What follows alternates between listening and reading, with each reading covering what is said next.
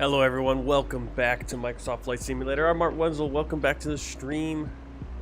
I feel like my camera is off to the side or something here. I don't know. Hey, Atc is here. Alright, welcome in. You're the first one here. Yeah, the plan was to fly at 7, but I got off of work early today, and this is actually a pretty decent length flight, so... hey, Creepy Kirk, welcome to the stream. Alright, so we are in... let's pull it up here. Let's pull up my description. That's not what I wanted. We're on the wrong screen. There we go. Alright, so we are in Tbilisi, Georgia. Or Tbilisi, Georgia. At Shota Rustaveli Tbilisi International Airport. In Tbilisi, Georgia. And we're going to be flying to Vienna International Airport in Szewachat, Vienna, Austria. This flight's based on Georgian Airways 681, flown using the Boeing 737-800, but I will be using the Airbus A320 with FlyByWire's A32NX mod and the Georgian Airways livery created by Selçuk Nikolitas. And as always, Alpha India Group's Traffic and Bajan Habashi's 4-season pack. And there are links below for all of that stuff on the YouTube description.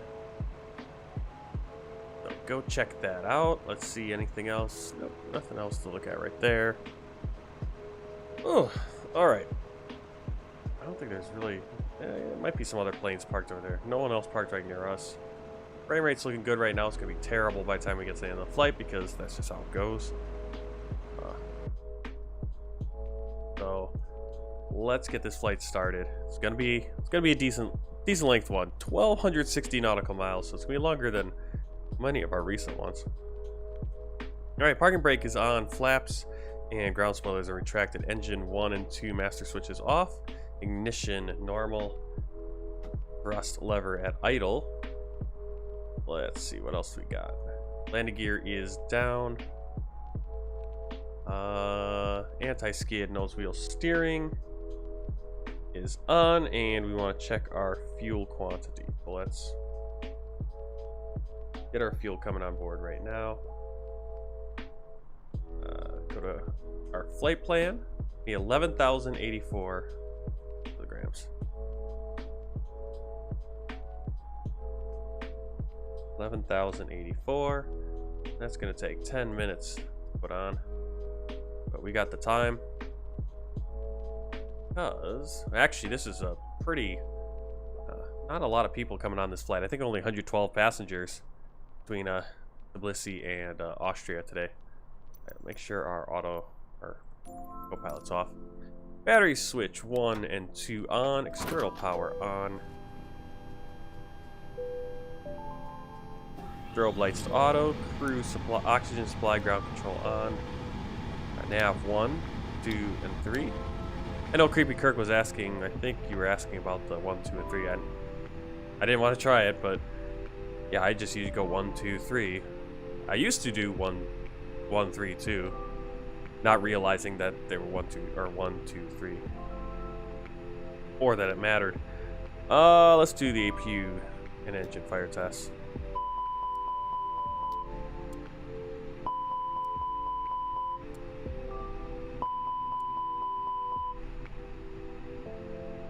Alright, instruments and displays brightness set.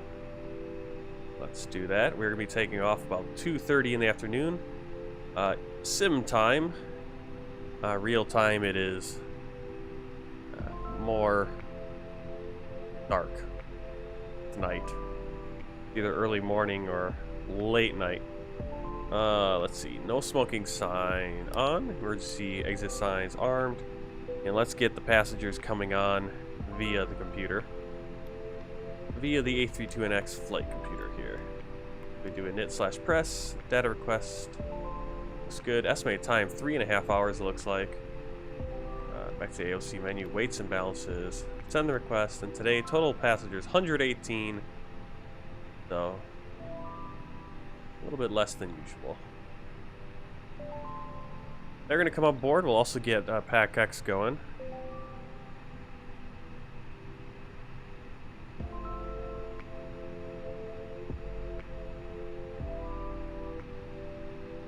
Flight time, we're going to add a little bit just so we don't end up late. Seems to be the case. We'll give them Wi-Fi. Yeah, we'll give them Wi-Fi and an inflator and the system. Well, how about that? No custom safety brief or boarding music, unfortunately. Well, there come the passengers. We see all the Georgian and Austrian mix of names.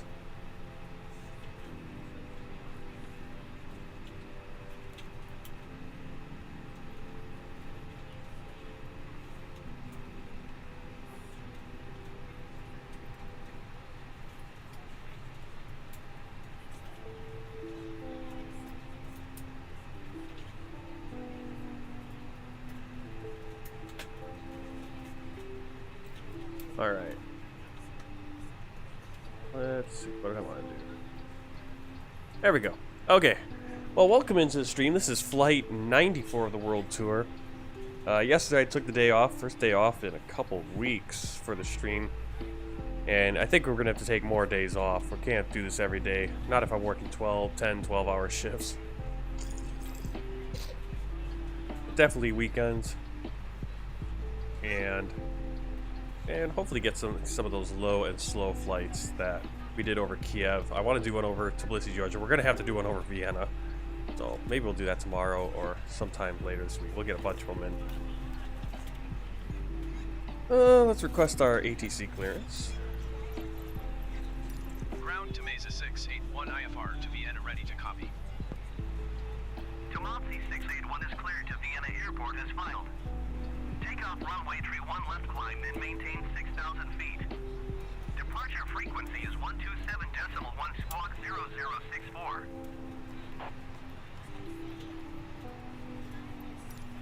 To Mesa 681 cleared to Vienna Airport as filed. Takeoff runway 31 left climb and maintain 6,000 feet. Departure on 127.1 squawk 0064. Tbilisi 681 read back correct. Contact ground on 131.7. Good day. The FO first officer MCDU to do all that? I haven't been able to find where you can do it like in here. Like they used to. I know they used to on the flight pad have calculator for now they just have top of descent and landing. So I don't know where that is. And obviously it used to be you could just do that, but I get a format error, so I don't know why it's doing that for me. Why I can't. I'll have to look around. I'll have to go see why, what the deal is. All right, let's put on the flight plan overlay. Oh, where's my flight plan? Did I not open my flight plan? Oh, that's silly. Did. There we go. Alright, there's the flight plan. Today our alternate is Lima Hotel Bravo Papa. No idea where that is. Definitely over more in the Austrian area though. Let's see, flight 681. Cost index 11. Our cruise is going to be flight level 380. We'll go to our flight plan and we'll put that in. Yeah, it was crazy and I want to figure it out. It was Flightzilla. Was it on Microsoft Flight Simulator or was it like an X-Plane? Because sometimes that's X-Plane planes are a little bit more advanced at this point still. Alright, let's see. I think our first waypoint is going to be the VOR Delta Foxtrot. It's going to be that closest one, 23 nautical miles, 42 north, 45 east. That makes sense. It wouldn't be this one. It wouldn't be that one. Too far away, right? So, Delta Foxtrot. We're going to take Airway, November 11. And then we'll go to Roland. And we'll take Uniform, November, 644. And to Carde.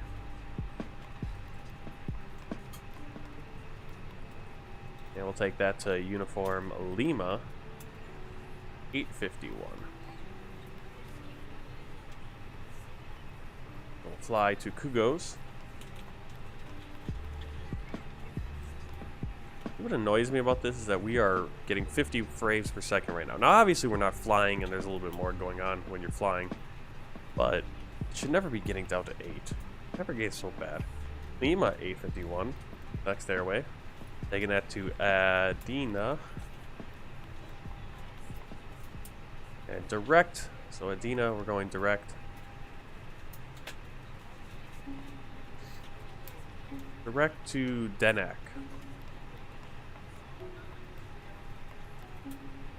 Okay, from Denak, direct to Bupop.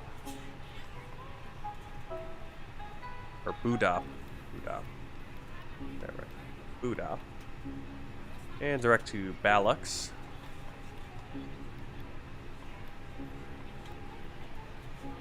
And that take that direct to Torno.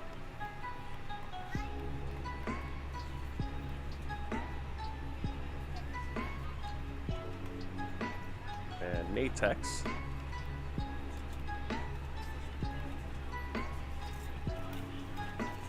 That's it. There's our flight plan.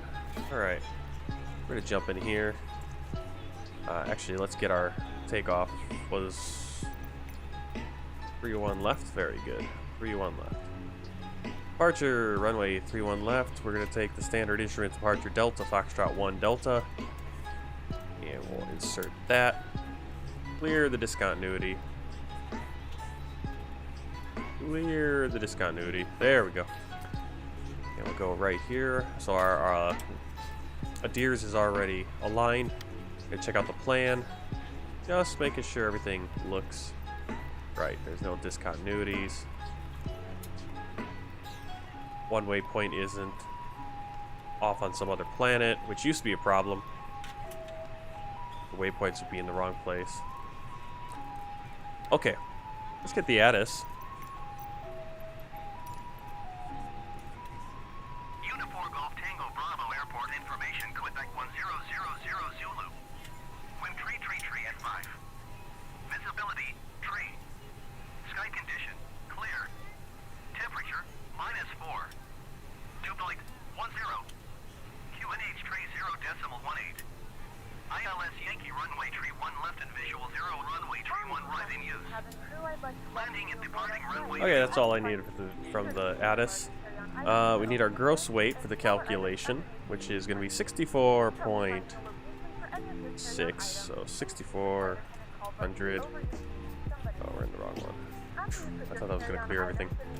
Okay, I usually take off with the air conditioning on. Airport. Weird. 31 left is 310 degrees. 3,000 meters. Oops.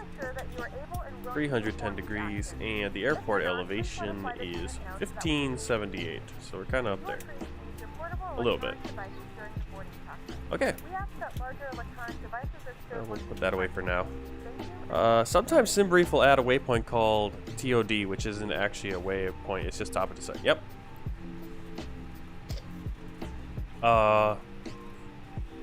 But it usually doesn't show up as a waypoint. I don't think. I've never had it show up as a waypoint. Unless you're importing directly from SimBrief, then maybe it does, I don't know.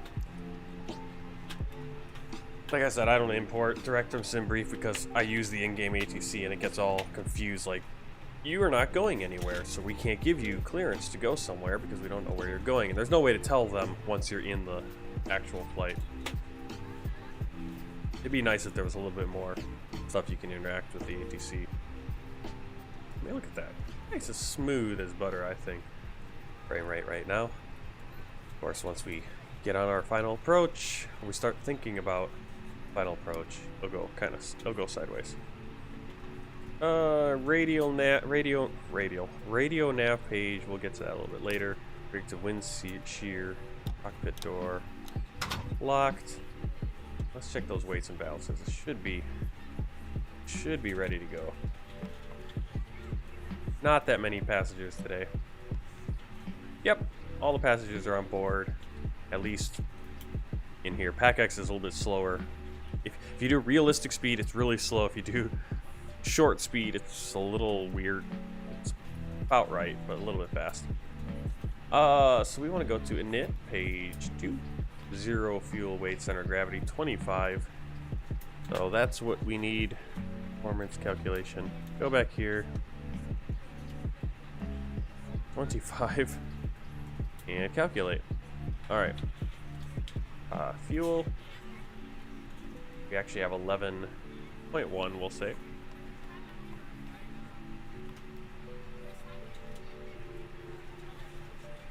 On the map it does, so if you're counting waypoints to fix an error, it can confuse things.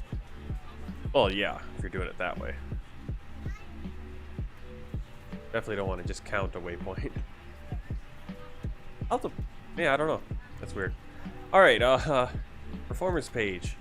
V1 speeds, 135 today. It's kind of weird that we have to have so much more speed, even though we should be lighter than we were last flight. I only have 118 passengers. Hope we just have a lot of extra cargo or something.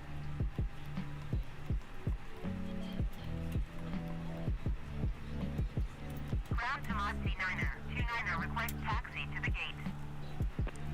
20 degrees for flex point. 1 flaps, 1 up. 0.8. Seems like I'm getting that all the time now. And transition altitude for Georgian airspace is 11,000. 11,000. Okay. All set there. Goodbye, calculator. Let's see, what did I want? I keep getting kind of lost. Barometric reference is set. BOR, ADF if required. We don't need it right now. FCU. Initial altitude. Speed and heading dashed. IRS alignment check. EFIS is ARC and 10. Flight directors are both on. Check. Let's get the APU started.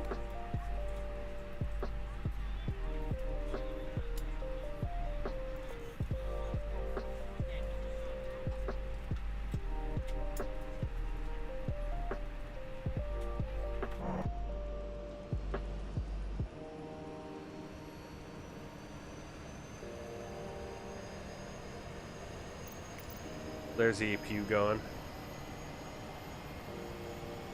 There's a little engine back there to generate power, auxiliary power.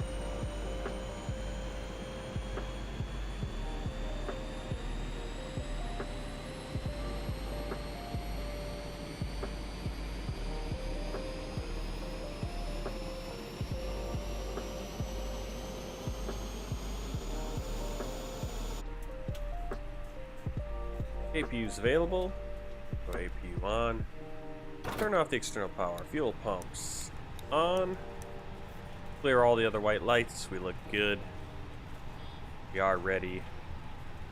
Gonna get rid of our services, power, catering, and baggage. Catering was already gone. Baggage was already gone. So hopefully they don't show up in a hacker plane. Oh, okay, we do have another plane coming in and taxiing. Who was that? Tamazi, so that's another Georgian Airways. Georgian Airways call sign is Tamazi. Tamazi, so that's Tamazi 921. We're Tamazi 681 today. Or 929. 929. Oh. I don't know if that's 12-hour shift talking or just I'm becoming dyslexic now or something. Passengers are all on board, so let's get rid of the jetway. And we're ready for pushback. By jetway. And we'll call for pushback. There's the pushback tug magically appears.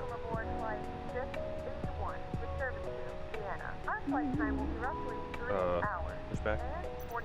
I want to start the pushback.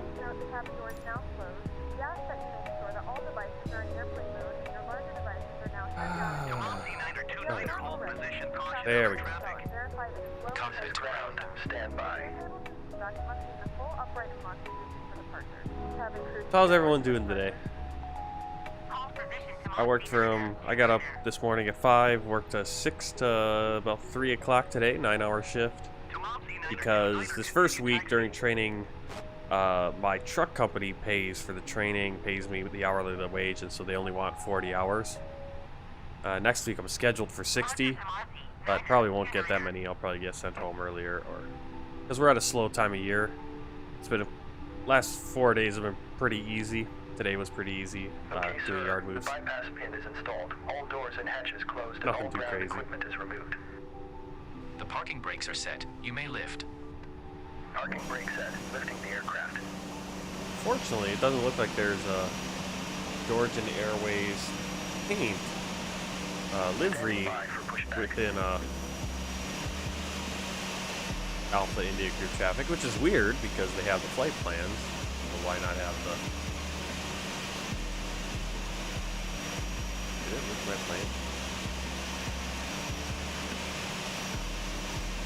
Easy day today. Happy the weekend is here. Yeah, I'm happy the weekend is here now because I'm working, back to work, and working a job where I'm working during the week. I get 2 days off.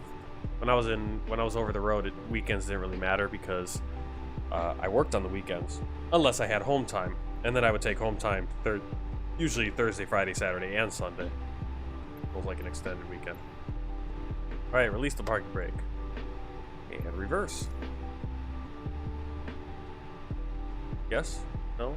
Maybe? Okay.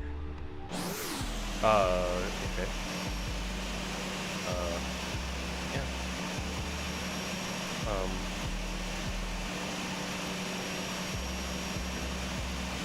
Hey, invisible pushback today, I guess.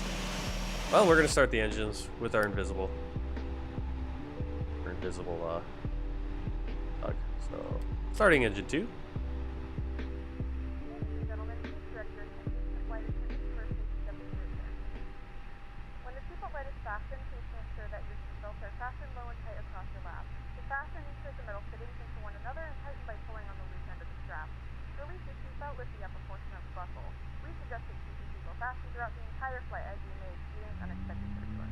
There are several emergency exits on this aircraft.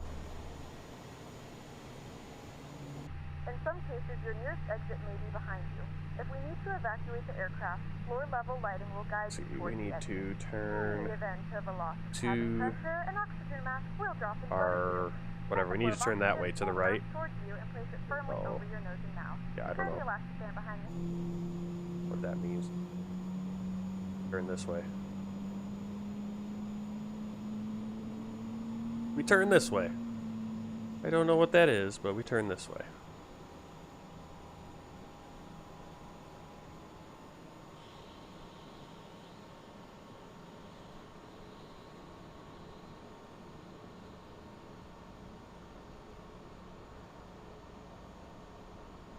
The vest.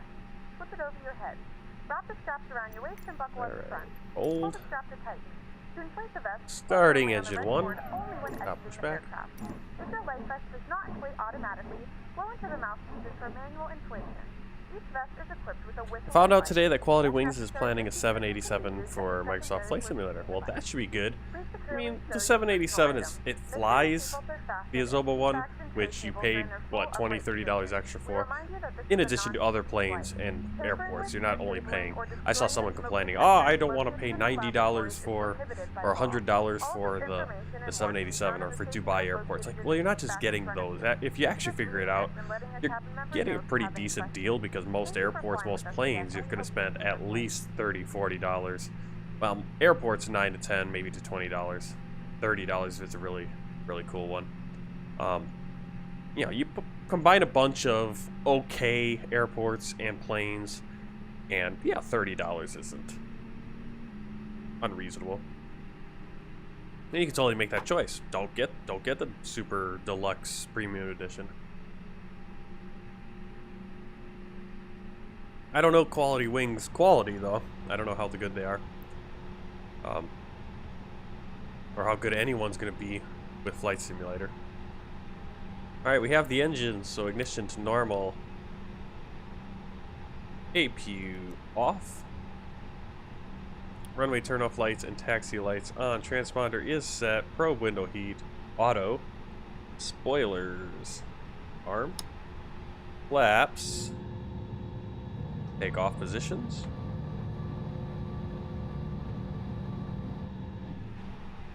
Auto brake. I believe you have to have max. Parking brake. Let's put the weather radar on first, which is inoperable. And get our taxi clearance.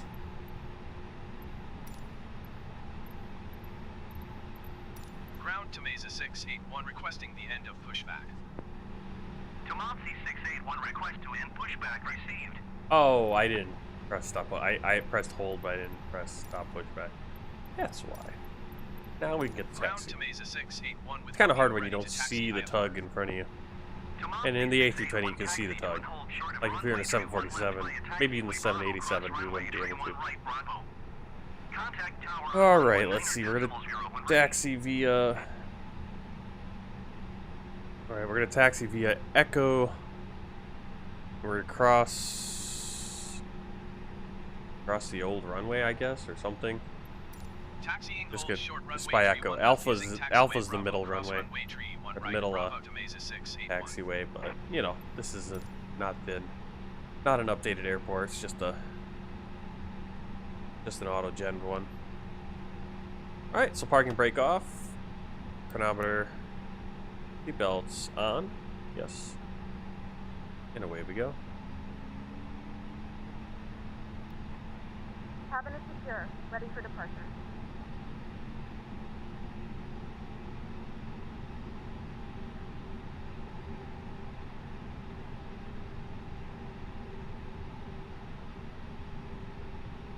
I guess we have to release the parking brake.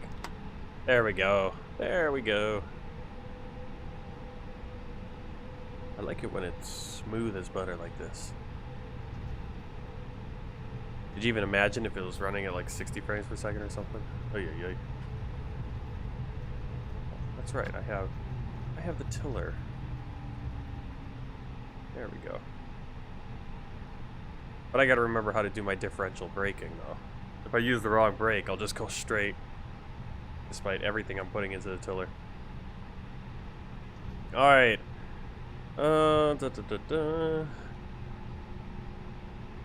Taxiing. Oh, I was gonna turn up the music again. There we go. All right, so we're on Taxiway Echo. And we're gonna cross this defunct runway, is what I'm assuming it is. Yep. Like an old 3-1 right, which isn't in use anymore.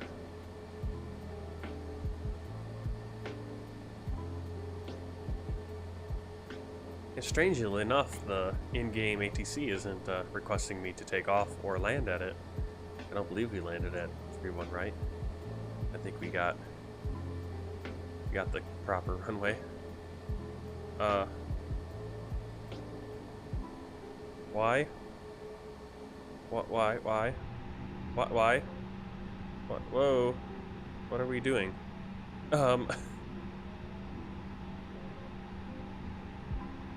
Why did my plane? Why did? I was literally turning. You see that? It keeps locking up.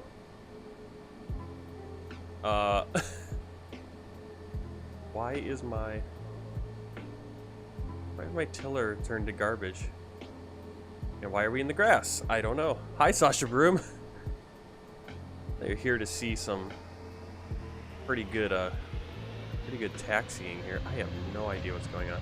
I also have no idea where the wheel decided to freak out.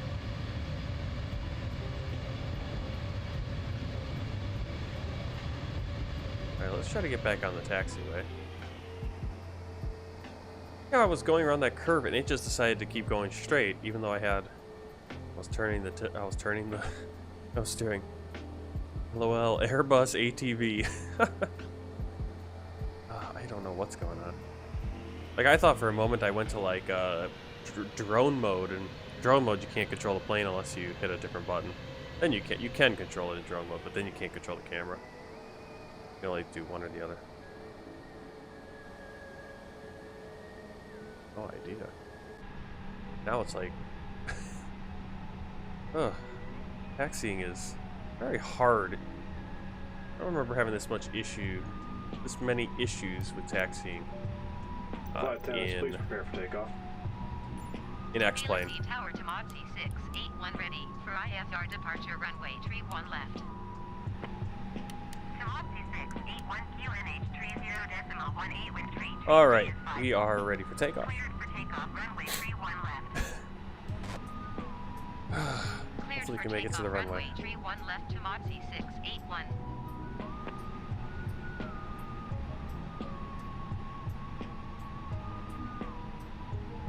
All right, so this is gonna be a decent length flight, probably 3.5 hours.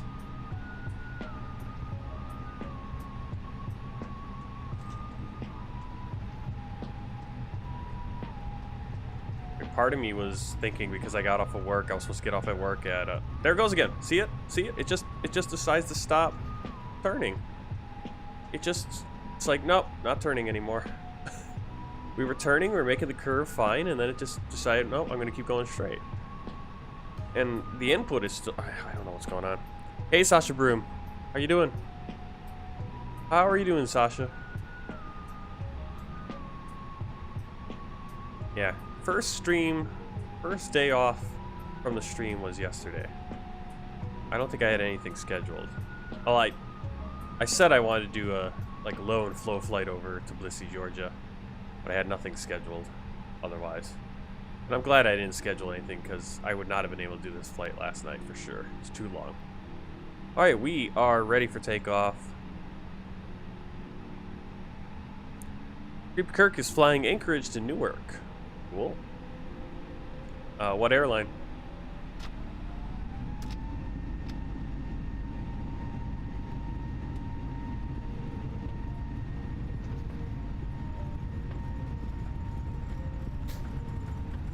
I feel like my rudder sensitivity is way too high, but at the same time, yeah, we're gonna still have to mess with that. I've been messing with rudder since I haven't messed with it in a while.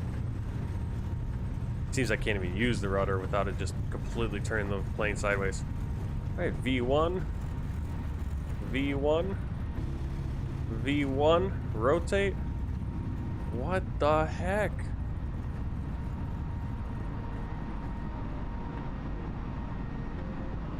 Wow. That was crazy. I was pulling completely back on the stick. It does nothing. What is wrong with my stick? To Mod C681 contact Tbilisi Center on 127.1. Good day. Yeah, my stick, I have no, like... 127.1 to Mod C681. Seems alright. Tbilisi Center to Mod C681 is at Alright, let's go autopilot then. climbing 6,000 feet. To Mod C681 Tbilisi Center QNH 30.18 continuous land. Guys, this really cool radio tower, this tall building right there. Not a ton. I downloaded a landmarks pack. It's not a... What in the heck is going on? Here we have... I'm kind of glad. I set up the stream yesterday. I set up the flight, and I can't remember which plane I used, but it wasn't really...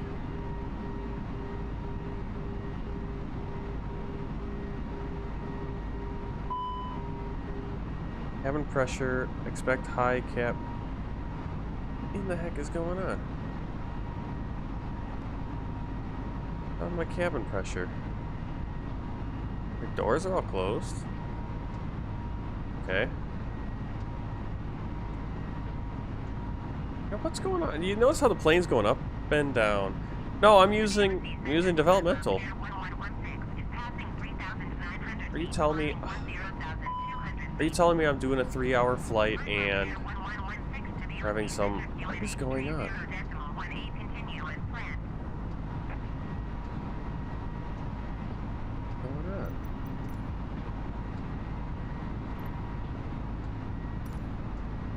You telling me I'm gonna have like a crappy flight here of this thing just going unable to fly properly? Request flight level 200. So I hit update and now I'm screwed on this 3-hour flight. Oh no! Ah! What is this plane doing? It keeps going up and down, up and down. Why is it descending? What is the problem with my plane? Hippie Kirk, what's going on? Why is it not staying on this? It's like, I'm gonna dive for a while here and overspeed. What is going on? What is going on with my plane? I literally did nothing, and like yesterday, I tried to take off in the little plane that I was flying. It would not take off. I could not pull the stick back. It would never gain speed. What is it doing? What is it doing? Why are you diving? Why is what's wrong with the flight director? What is going on with my flight computer here? Where are you going? This is the... What?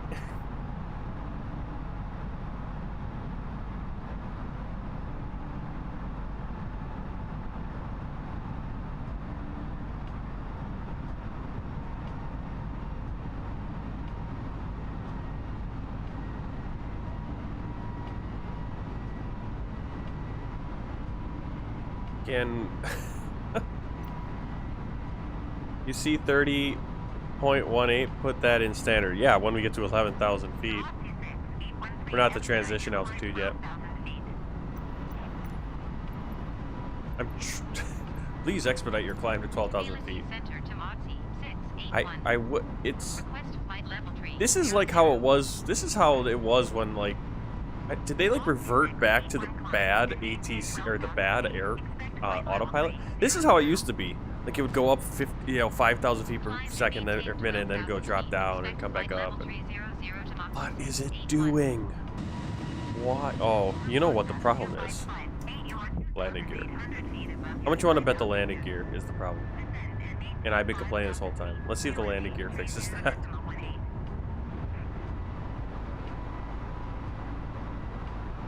Alright, let's see. Let's see if that fixes everything. So now it's gonna climb it. It's gonna climb at an incredibly insane rate because it's got a lot of speed to burn off. But it should start balancing here. There we go.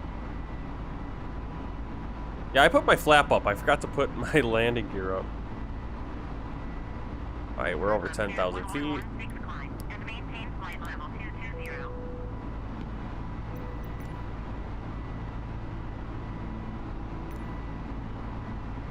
Okay, that might have been the problem. That might have been a problem.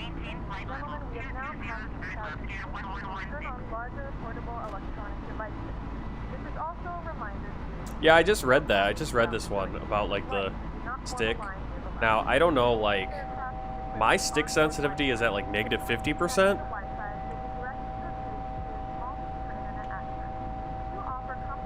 So I don't know if that's an issue. But yeah, when I tried to take off today, it's like I pulled back and it did nothing.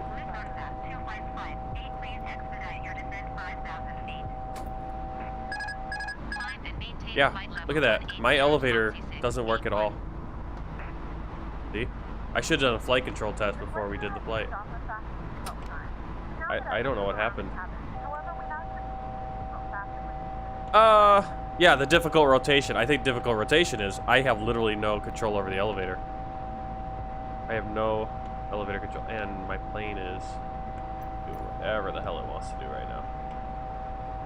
What in the heck is going on? Oh. This plane is getting really goofy. Alright. Let's see. We're going to do... What I'm going to do is I'm going to disconnect my joystick here. We're going to disconnect everything. Reconnect. That should reset it. It should make it fine. Yeah, see? Gotta reset my... There we go. There we go. What is going on? Yeah, we're gonna see. Hey, Patarek. Yeah, you look at it. At least it's an exciting stream. I'm hoping it starts balancing out here. See, it keeps... Why can't it maintain, You notice that there's something wrong with the autopilot. Because see, now it's starting to descend. See that? Why? Why is it descending? Just go up to 18,000 feet. Why are you... Okay, I'm gonna go in to just go to 18,000. I don't know if that's managed.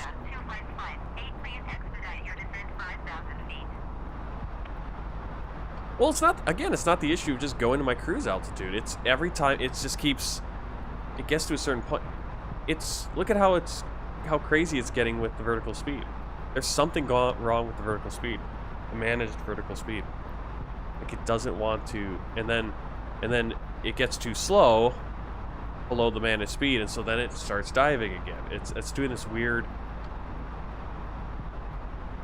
I know, I'm gonna eventually do it myself if it doesn't figure this out. I'm trying to let it figure out how to fly again here. Alright, let's see. It's gonna do it. There.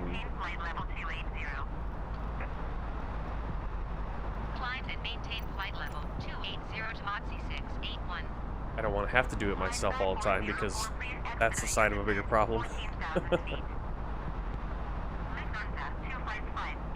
That was a really, really awkward line.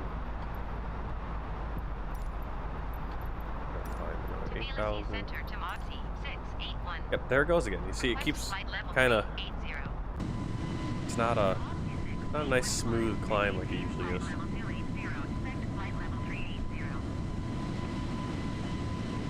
Unfortunately, we didn't get to see the climb out of Tbilisi because we were trying to figure out what was going on. Look at that. Nice and smooth as butter right now. Well, not perfectly smooth, but...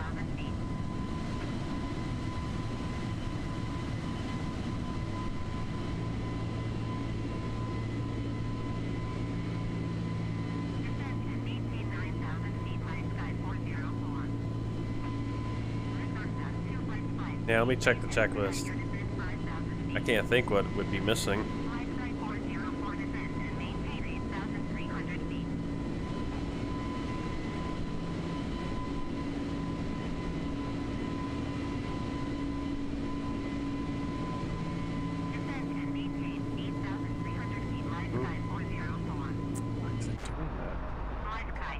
Oh my god. Just stay at the... You know, it's like that's the whole point of the managed speed, and it can't figure it out. Like broken. Sacrificed aircraft performance for frame rate. I guess. I don't know what happened.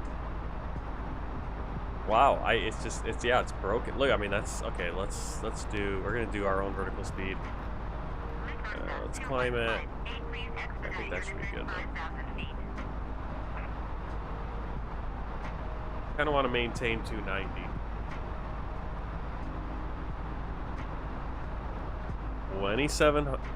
Well, see, now it's not even going to 27. It's just like...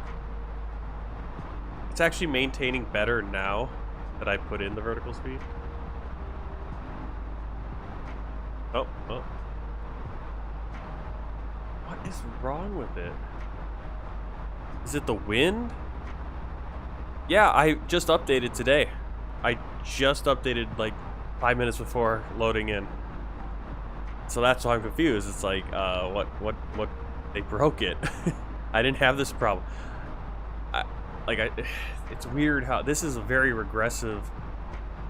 Yeah, let's do that. It's so weird. It will not maintain a, like I even have I'm now doing vertical speed. And it's doing whatever it wants to do. It's all over the place. I don't know if it's the wind. I mean, yeah, we have a headwind, but that usually doesn't cause this weird bobbing sensation.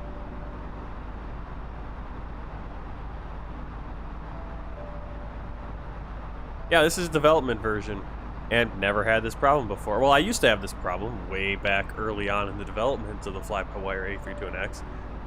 Didn't have this problem last flight. Well, you can see right now it's sticking right on the flight director. That's probably because that's my own. I have no idea. We're losing speed because of the rate. So let's go. 255, please expedite your descent 5,000 feet.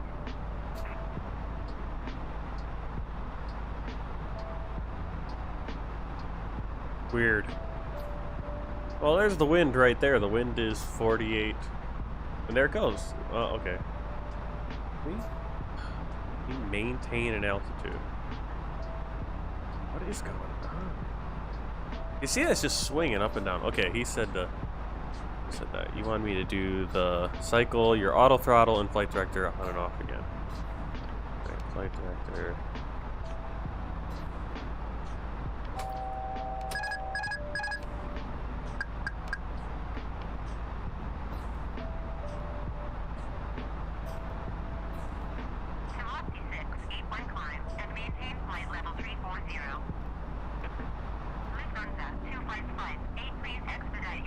Maybe we're thrust climb.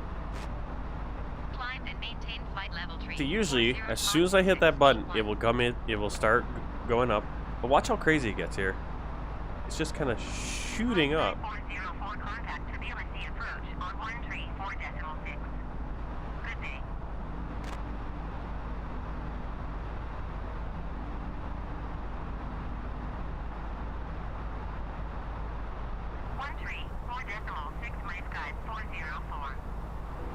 I don't know what's going on.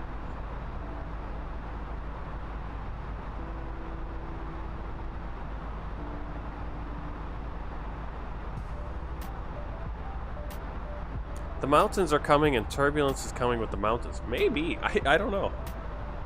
I've never... Well, look, but it's not even trying to climb. That's the issue. You see that? It's not even trying to climb. It's like getting confused. Like, it doesn't understand I want to climb. I understand some of this turbulence we're getting, but there's so much turbulence that's driving my plane down. Why can't I climb?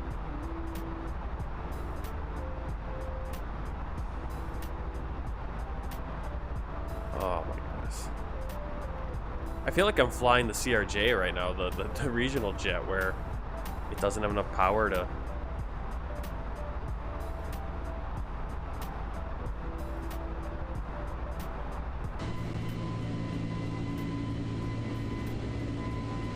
Well, we're flying Georgian Airlines today. The plane has got some messed up stuff. I was getting an error message on the screen, like on the computer screen, the computer FMS, you know, status page, saying it's like we had like a cabin pressure. There was something wrong with the cabin pressure. I have no idea what's going on, but.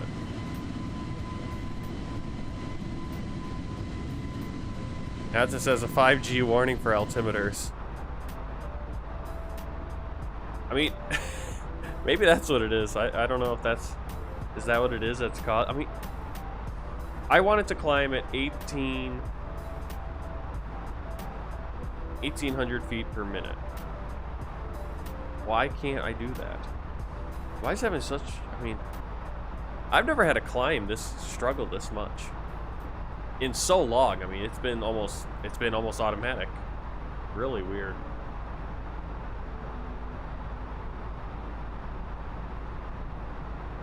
This thing keeps changing. What a toga. There, see, it's like Mach and then it's speed, then it's Mach. It's like bouncing all over the place.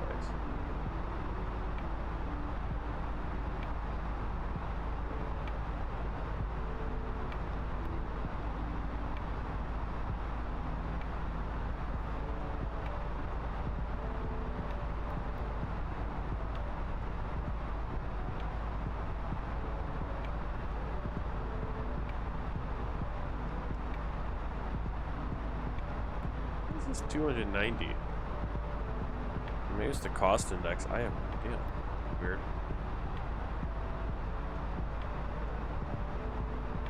This is the hardest it's ever. This is the hardest it's ever taken to get up to 38,000 feet.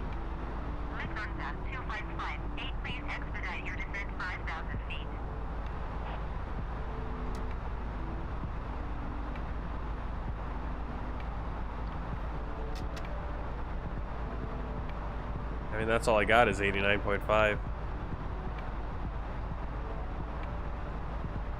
Speed brakes disarmed, flaps are retracted. Wait, look at the speed just drop off. It's so weird. It must be the pressure or something. I don't know. And we do have a cost index of 11, but heck, I had a cost index of 50 something before. Let's see, put more power in. Hey, Alex. I'm new on YouTube. Okay.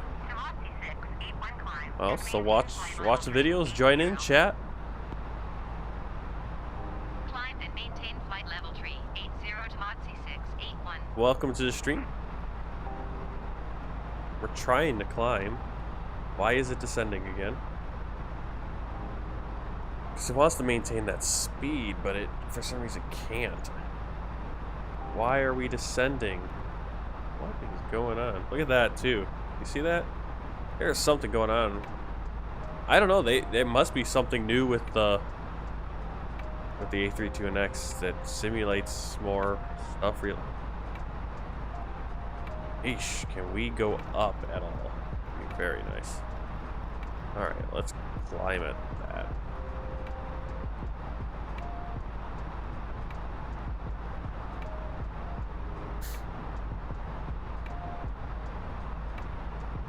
Gears up. Gear is up. Throttle. We'll go to auto throttle again. Not much difference.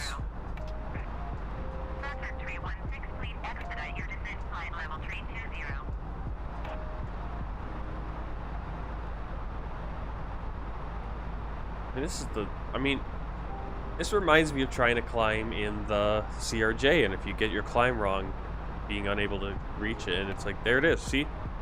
As soon as we get going, it goes and starts.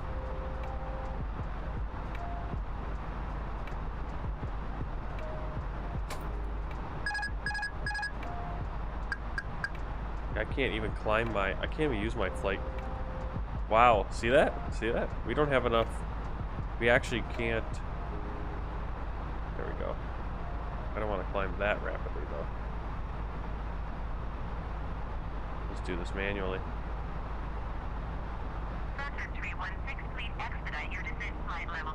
Holy cow, we're losing speed.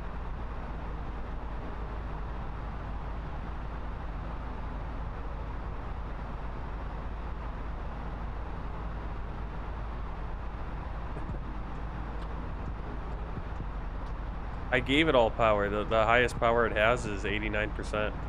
I think that's the cost index, or the...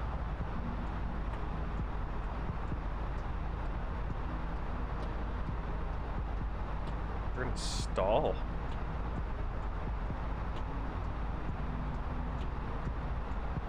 I don't know about a burst strike.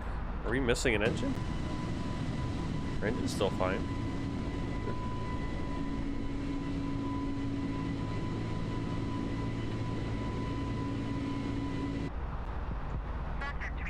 Oh my goodness.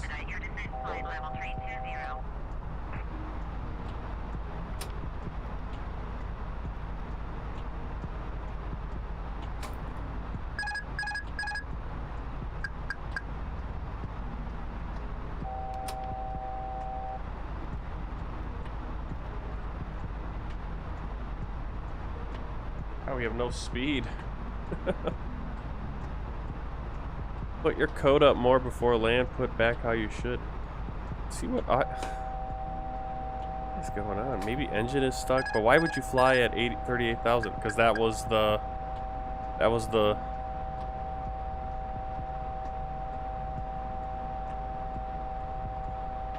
Man, what is going on? Oh, now I have no autopilot.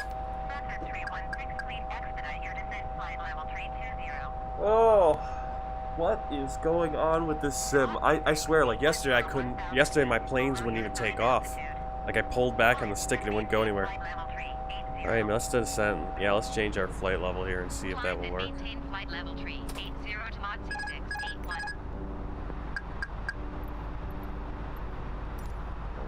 Decrease this. Tbilisi Mhz 681. Request flight level tree 40. Oh, go down. Mhz 681 descent. I have literally zero control over this plane. My elevators are frozen. Descend and maintain flight level tree 40 to Mhz 681. You see that? My elevator's frozen. Oh my god. Enter destination data. I'm not that close yet. Please expedite your descent flight level tree 20.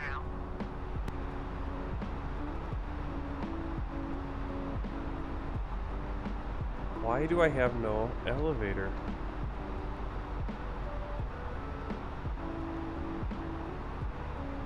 All right. Well, I think the.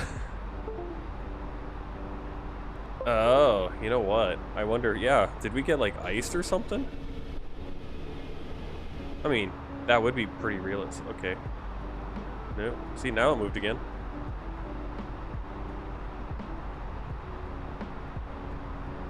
Yes.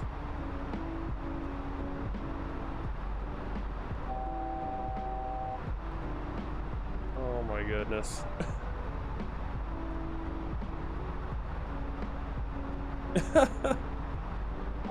Alright, let's put on the. Expedite your descent flight level tree 20.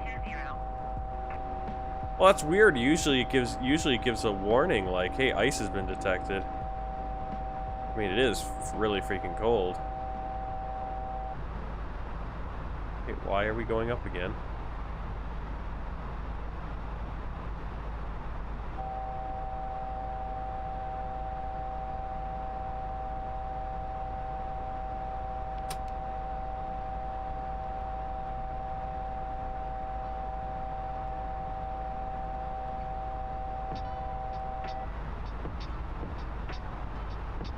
Negative 58 degrees, under negative 40, you don't need anti-ice? Maybe you can't cruise at 38,000, Throttle. Mustafa, good flights, thank you. Negative 40, no icing, too cold. No clouds. Maybe you're using autopilot or something that is controlling the plane. Yeah, I am using autopilot, and it's garbage. It's not working today. Not autopilot, MS. I know. Goodness, this plane is all broken. I press escape and see my settings. Again, nothing's changed. That's the issue. Literally nothing changed with my settings. It just broke. I literally was just in my settings 5 seconds ago and looked at my... Here, let's go look and just I don't know what happened. Look here, my flight control services. Or no, my sensitivity. Same as it was 5 seconds ago, same as it's been forever. And it has nothing, I mean, the autopilot is broken. Yeah, I get. Well, I don't even know how to control the plane on descent. Make an emergency landing. I mean, we're better off just flying until... I mean, if I try to do something rapid, I'm just gonna end up falling into the ground. It's live weather. Press rest. Just press rest.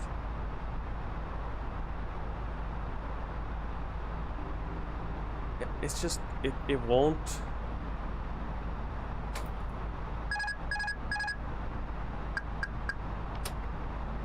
It won't just maintain the altitude. It refuses to maintain 34,000.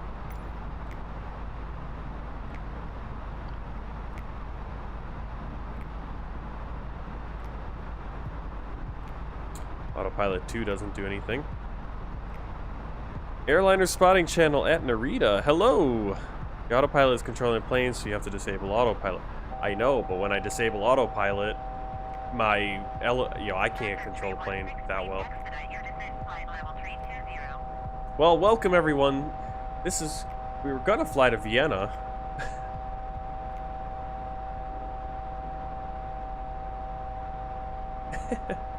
Nah, it's alright. I mean, we're just trying to figure out what to do here.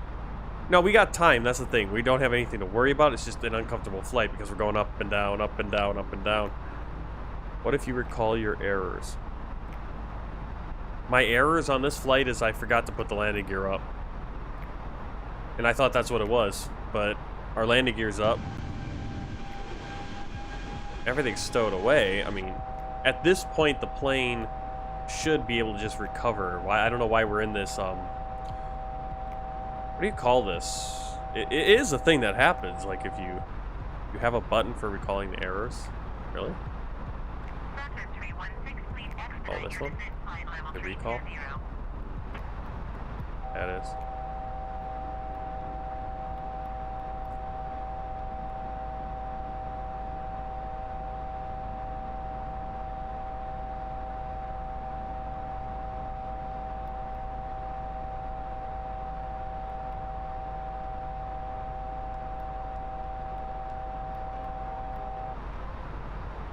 Flight controls are just messed up. The pitch, you know what's going on is the pitch trim is freaking out too much, I think. Vertical stall.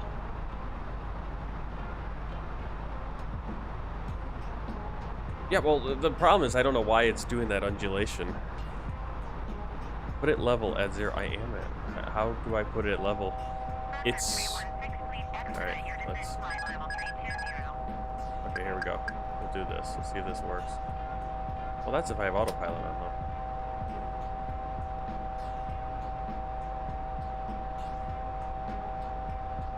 Well, you can see my trim is going down. I'll get to a certain point, and then it comes back up. We're in this undulation. Oh, okay, I see what you're saying. Here, let me get my trim to stop. Wait.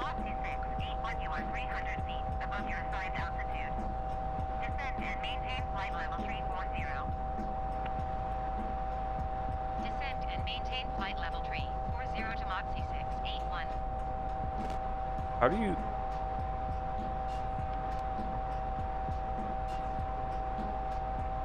Yeah, I have matched my trim. I can't even... There we go. I think... no.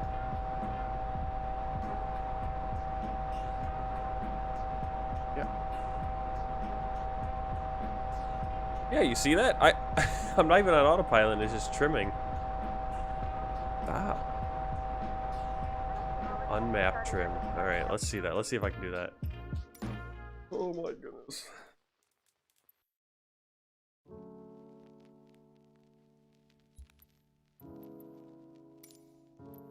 Clear that for now. Whoops. Oh, what is going on? Alright, let's see if that does anything. Save. Yeah, just to try. Service. Please look in your Spectra menu, and one of our crew members will stop by shortly for your order. If you'd like to order additional menu items, you may hit the flight attendant call button at any Yep, I hear the sound. I hear the sound. It's the plane saying you're near your selected altitude, but you're not at it.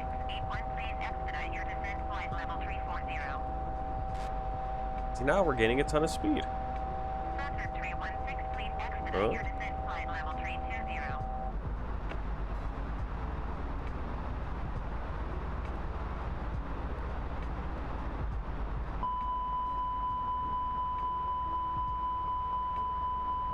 Well, now we're going too fast. Now the trim wheel's just doing whatever it wants to do. I can't do anything with it on the mouse. See that? It doesn't respond. It's the trim wheel is completely broken.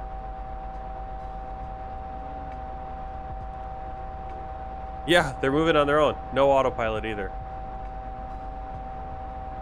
All right, let me put the trim back. Let me map my trim again.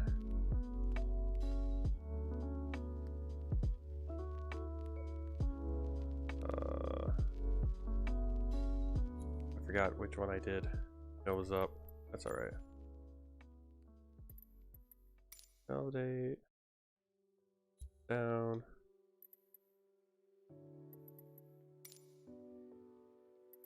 All right. Yeah, this has been a What do you want me to do? And go to every... Search for trim and go to every input device you have. Flight level 340. Cessna 316, please expedite your descent. Flight level 320. Descend and maintain flight level 340 to Mach 681.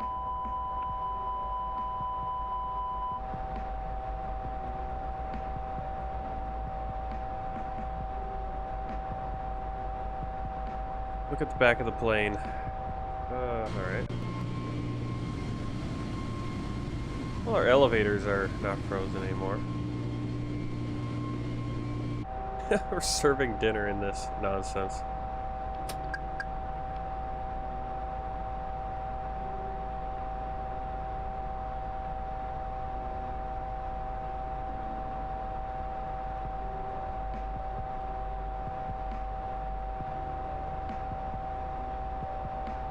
Something is wrong, I know that. Alright, maybe... Alright, let's try trim. I know I have trim. I think I have trim on here too. Let's see. Trim.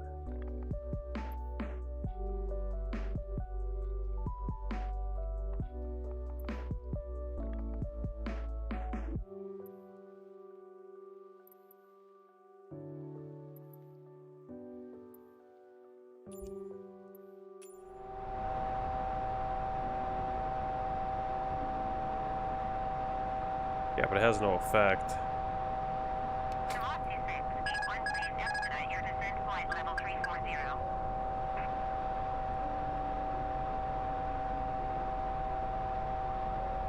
It can be, but that's the thing, it never did before, and even now I'm switching it, it's not doing it. It's like completely unresponsive. So it's just like there doing nothing. Yeah. Alright, let's take that off. This is not really doing anything. Like I said, it's not like something I just added either.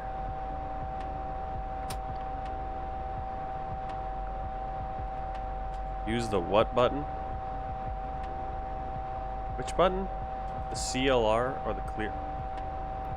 Which button do you want me to use to stop that sound? Center pedestal.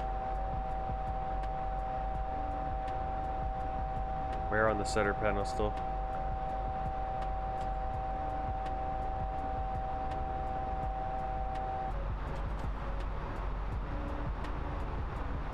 Right down. Right here? That's for the ATC. Where electric? Oh. So I'll clear that?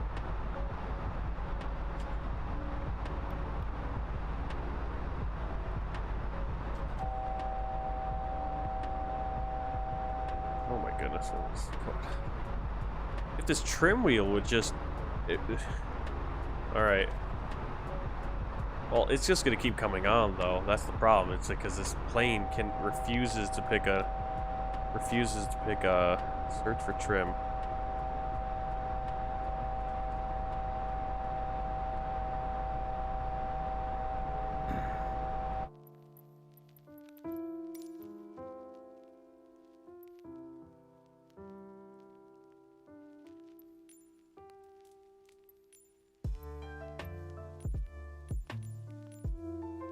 All devices. It goes... There's no way to search all devices. Not that I know of.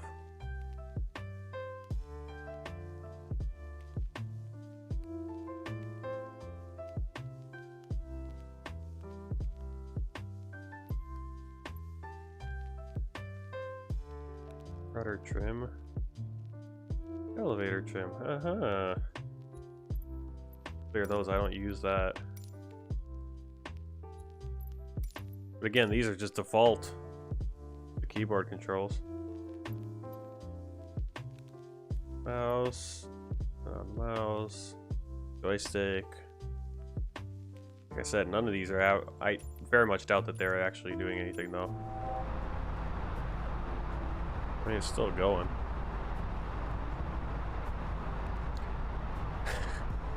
Hide your weed, hide your beer, the police is here. No, the plane's broken. The trim shouldn't move, I know. Descend and maintain flight level 340 to Mach 681.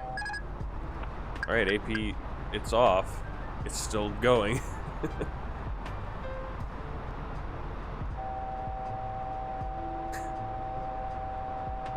How can I deactivate all trims? I mean, it's like you just want me to get take all my controls off, and then I have no way to control it anyway. I'll disconnect my keyboard right now. It doesn't matter. It's the plane. It's trimming right now. Nothing else is doing it. The only thing that's doing it right now is the joystick. I'm going to disconnect the joystick right now. There. Joystick's disconnected. Oh no, that was the wrong one. Right, this joystick is disconnected. There's literally nothing. I just took it off the numpad, so there is no.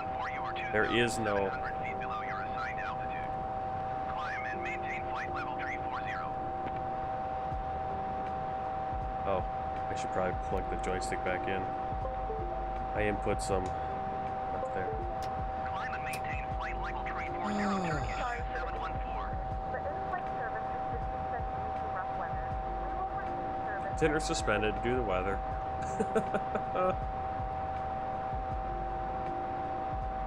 This is terrible. Move it yourself. Move what myself? I can't fly the plane because the trim wheel is out of control, so any movements I try to put in, the trim wheel's counteracting me. Yeah, it's just it's stuck in this weird Climb and maintain flight level up and down, 340 up and to Mach down. 681.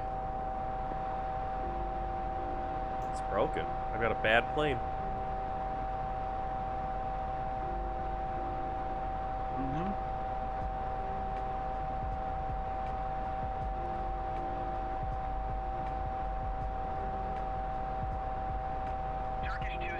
Well, we can't land anywhere right now anyway because we're... Well, we can. We have to go off. We'll have to go off into Turkey because we're going to be crossing the Black Sea for a while now. Turkey's off over there. Just barely see it. Nice shiny cups again.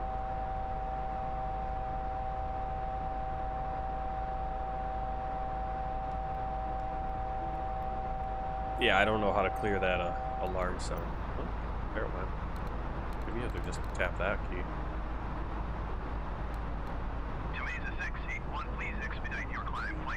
See, now watch. It's climbing, it's climbing, it's fine, that's good. And now it's going to start correcting, and it's over-correcting. The trim is like, whoa, we can't go up, because if we do that, we'll...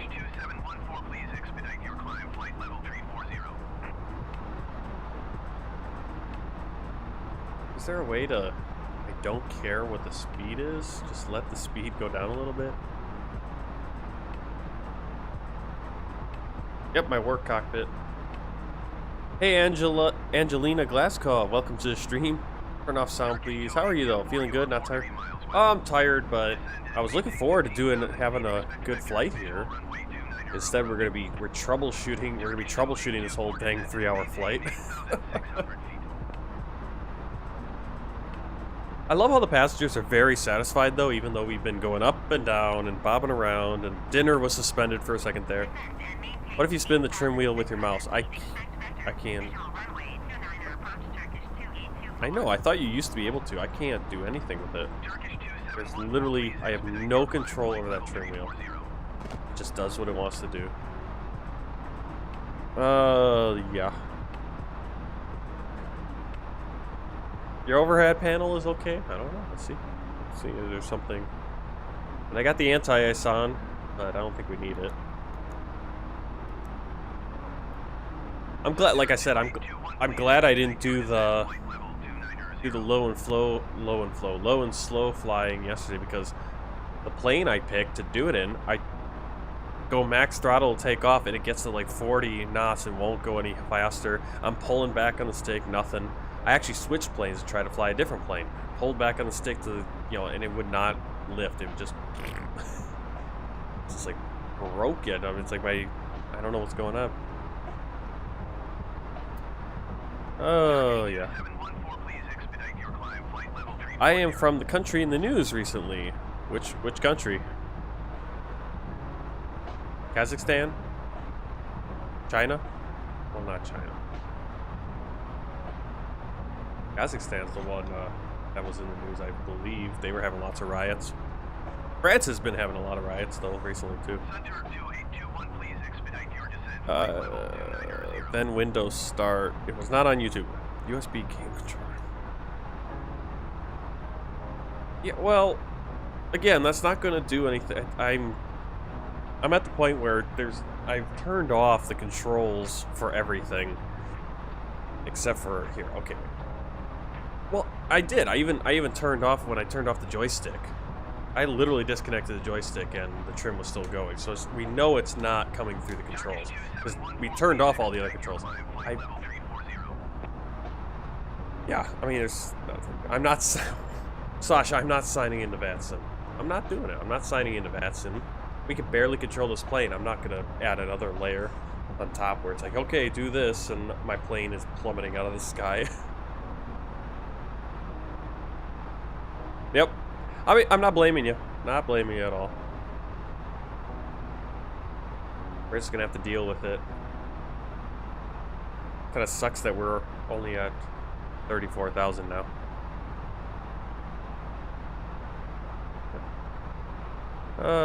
Let's see.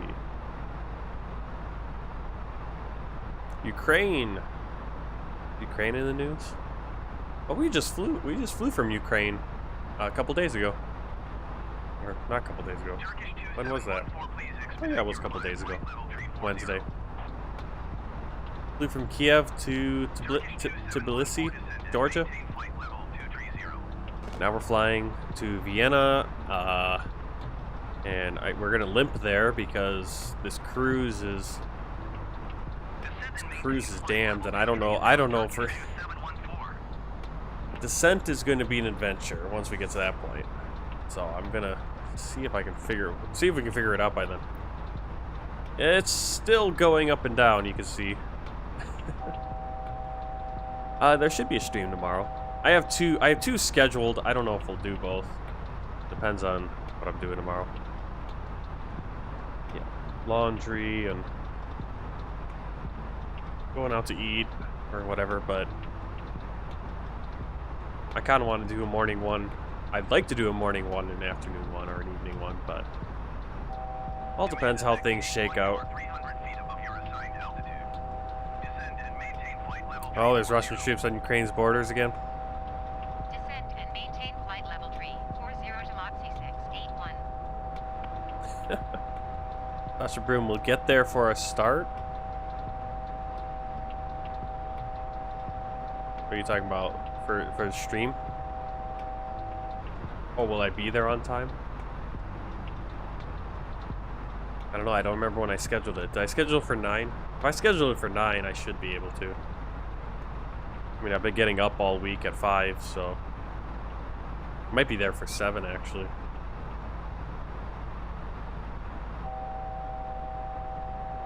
Like I said, we're kind of feeling out the schedule right now, just based on how things are going to work, and it's going to all flip over next week because I'm going to be working nights, and so I don't think I'll be doing a stream at this point because I'll be at work right now.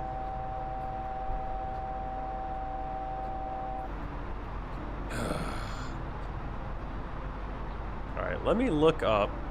I'm going to have to do a little search about this. Man, if I were to smoke some weed right now, I'd fall asleep. I'd be completely out. My passengers are 100% satisfied right now, as you can see. They got their dinner. They don't mind this roller coaster.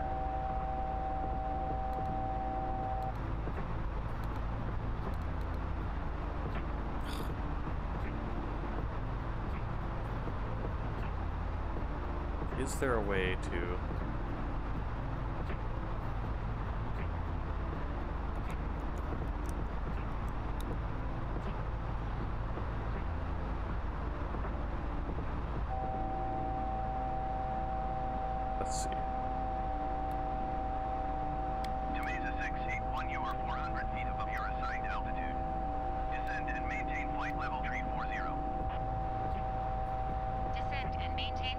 to do anything. 40 to Mod C681.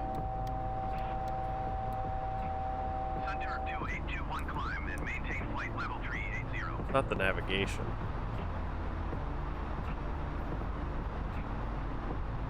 I'm not satisfied. I give you a negative 100. Oh. Maintain flight level 380. Alright, let's take a wing view. See, kind of going up a little bit and then down a little bit. Up and down.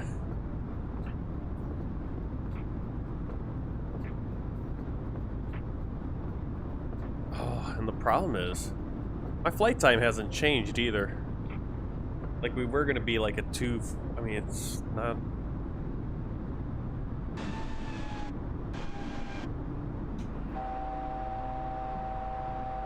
I almost wonder if I should just struggle at 38,000. Look at that, like we have this like speed ceiling. That's weird. Well, it is the Mach speed, I guess. It's so weird. Oh no. Which add-ons do I use? Well, I'm using for this plane the FlyByWire A32NX. I got this texture thing. I don't know if the texture thing is somehow screwing up with the trim. And then what changed from my last stream is I added some Vienna scenery. And that's about it. Again, that's what drives me nuts, is that it's like, how does... You know, there was no update to Flight Simulator. It was just to A32NX. See, let's turn this off. I did read that if you have like, if you use autopilot and stuff, that can mess with it. We're not using autopilot though, or the AI piloting. We're just using the radio communications, which they said could also mess with it, which is weird because I've done it for a long time and had no problem. So.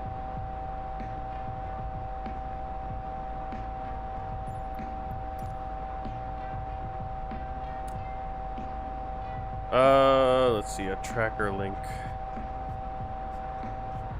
If you're on Volanta, you can track it. I don't think I have any other tracking thing. Are there any other good ways to track flight other than like being on VATSIM? But that you guys could see, you could track? You know, if you're not on VATSIM?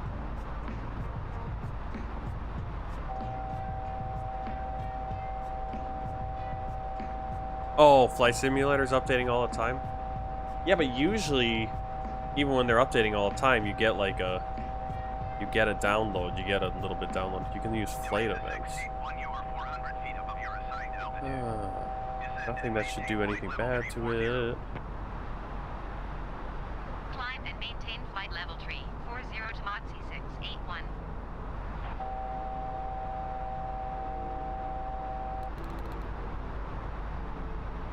Getting kind of annoying. It's up and down, up and down. It's gonna be a long flight because it's just not cruising nicely.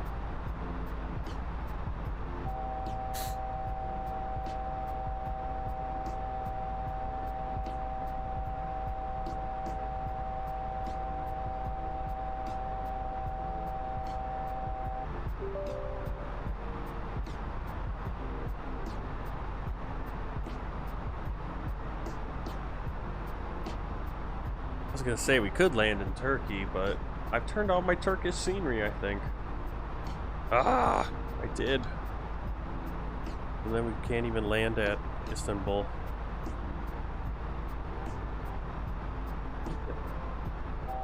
Well, I guess if I do an emergency landing, I'll land like a lot sooner.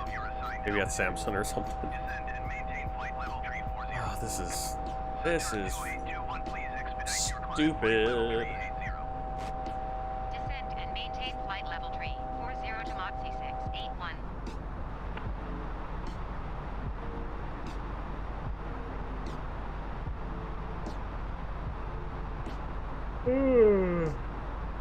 Do we have, I'm assuming, tailwind? No, we have a headwind.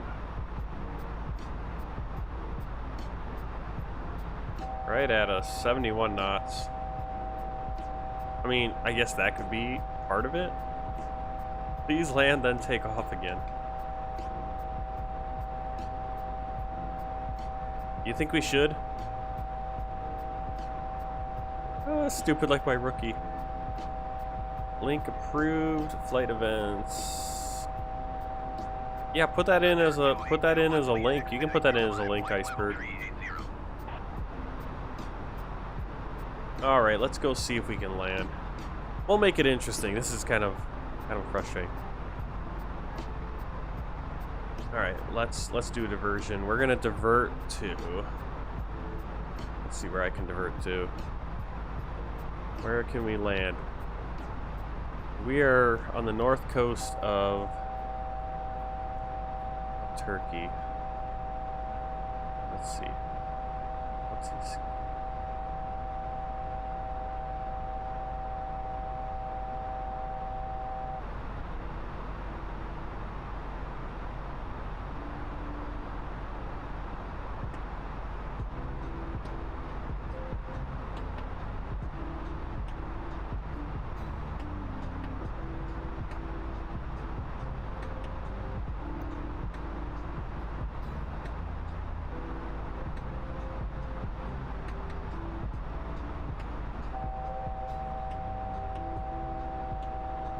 I'm just looking up the charts for this one. Make sure it's a big enough airport for us. It's only at 2,000.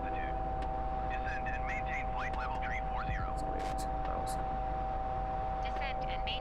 level tree 40 to Mach C681. Center 2821 climb and maintain flight level tree 80. Turkish 743-2 traffic is 11 o'clock, 4 miles at flight level tree 40, Boeing 737. Report them in sight.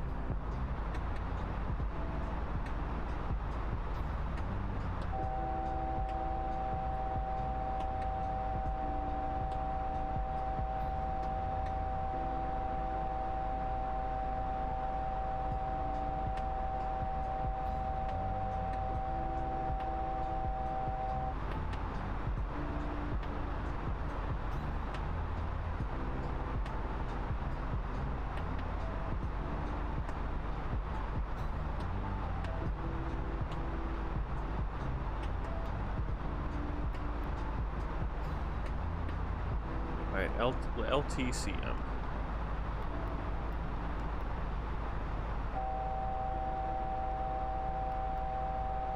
Uniform Golf, Tango, Bravo, Flash,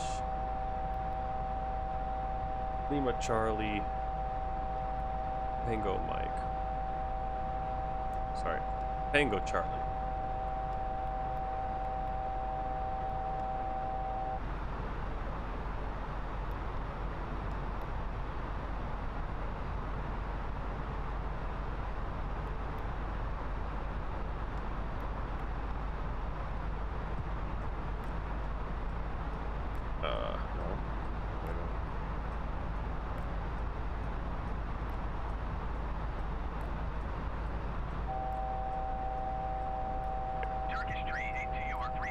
Let's see, we want to land at runway. I have to figure out which way the wind's going. Well, which way is the wind going right now?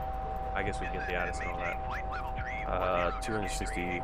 We're probably going to want to land at runway 5, I would think.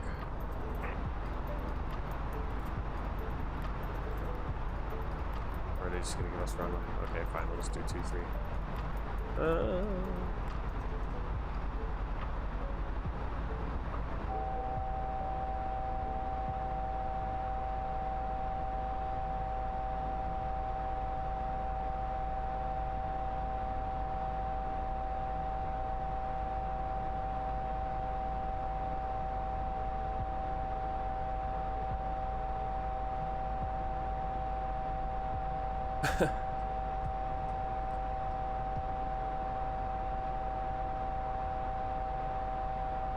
Call sign. Call sign on Volanta. The call sign is Tango Golf Zulu 681. So Tamazi. Tango Golf Zulu. All right. Right there, Tbilisi. Level tree 40. All right, we're gonna go insert. Descend and maintain flight level tree 40 to Mach C681.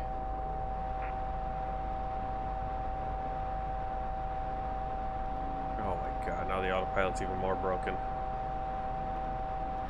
What is wrong with this thing?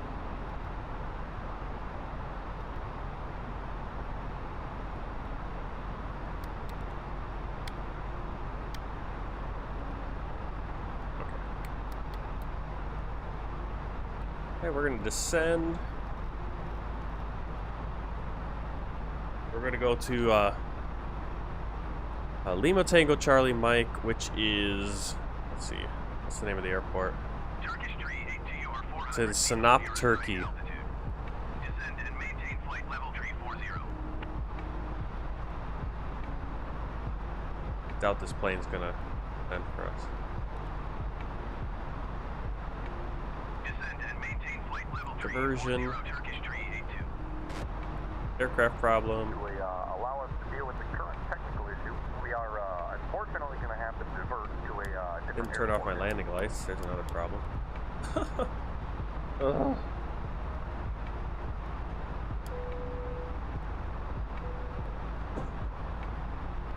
The plane isn't gonna descend. Oh, maybe I didn't tell it to descend. How about that? Let's see if it descends. If I tell it to descend, if it does, I'm gonna chuck it out. Oh, like I said, we're gonna be fighting the trim wheel down. Ladies and gentlemen, the seatbelt sign is now turned on, so it's time to return to your seats and fasten your seatbelt. Okay, so we're 112 miles out. To our calculator. Target altitude. Go pain in the butt. Okay, our target is going to be, let's go 2,000 feet. Alright, so we are basically on that.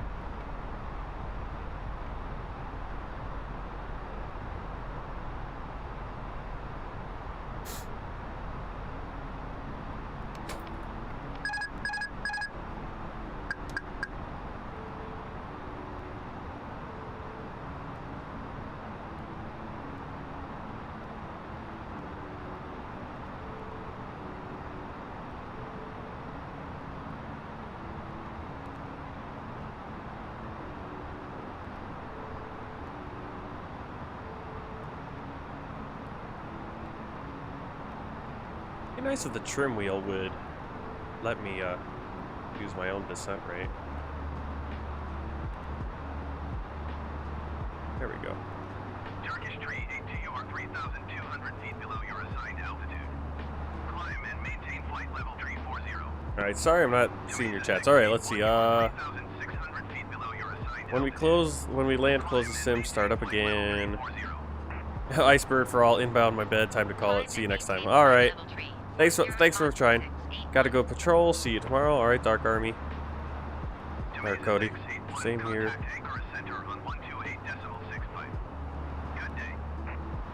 Everyone has to like go right now, tonight. Yeah, we'll try it. I'm gonna land, I'll shut it down, and then we'll take off from this airport we're going to, and we'll try to complete it. Yep, baby's doing okay. Thank you for asking. Baby's doing okay, right?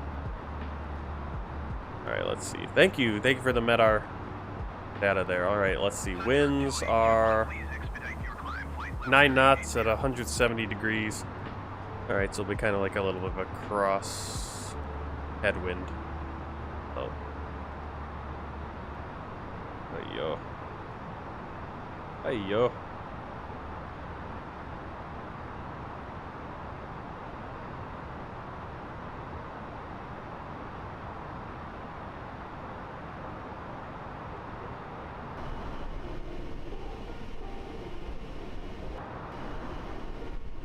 Whoa, that's a kind of scary looking camera view.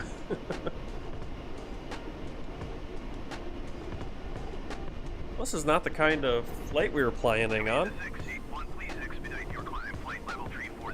But basically, we're gonna have this is gonna be part A of this world tour flight, and then we'll have a part B. I'm not gonna change all the numbering, considering this is like a weird emergency issue we're having. 4 passengers.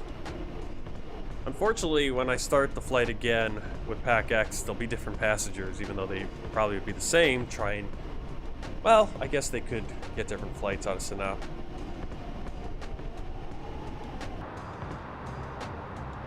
Oh, I don't want to be descending at that rate. Why are we descending? Oh, freaking trim.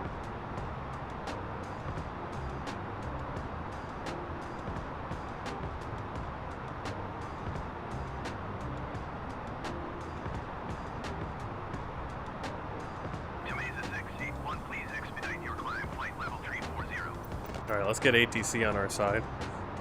That'd be nice. The plane will not listen to you touchdown. Well, we are in the fog. Speed breakout. Yeah, probably.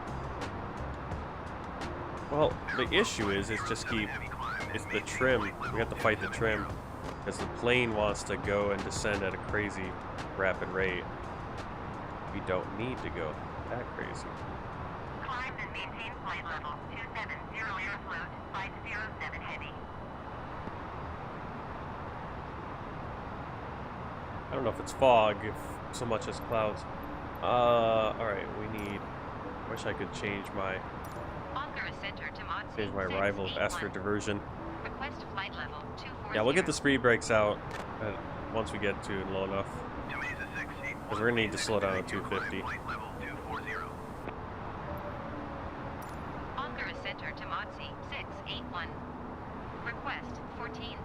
Let's make sure our radio information is 108.9 is the ILS, our VOR if we need it. 114.0 and the course 229. Then we also have an ADF, which is 465.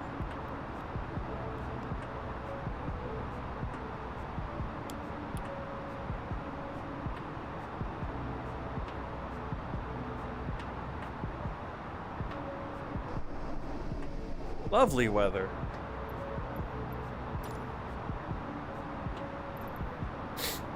Center to Motzi 681. Request 4,000 feet. Center 2821, please expedite your climb. Flight level 380. To Mesa 681, descend and maintain 14,000 feet. Expect 4,000 feet.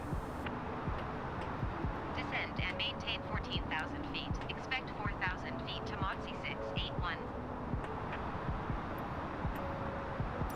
Ankara Center to Motzi 681. Cancel IFR at this time. To Mesa 681, IFR flight plan is canceled. Radar service terminated. Squawk 7000. Beautiful clouds as we come through.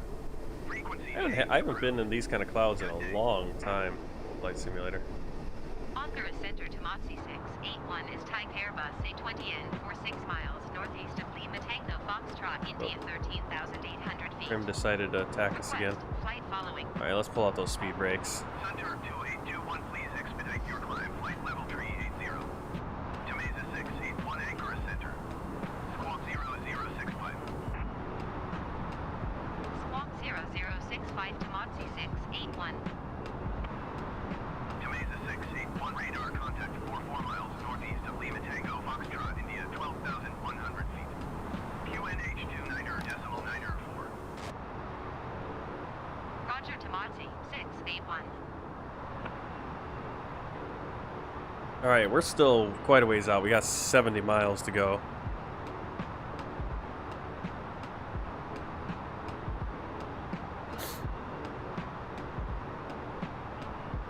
Prayer Warriors, welcome to the stream. We're on a diversion. We're going to be landing in Sinop, Turkey. Because, there you go. Have some clouds, why don't you? Beautiful. Beautiful. Really nice. Still over the Black Sea. You see the North Turkish coast off to our left, and a lot of fluffy clouds. Yeah, we just went through a huge layer of clouds right there. Peripherals had a lot of tenant visits. Okay. Thanks for all coming along and sticking around for this crazy little flight we're doing.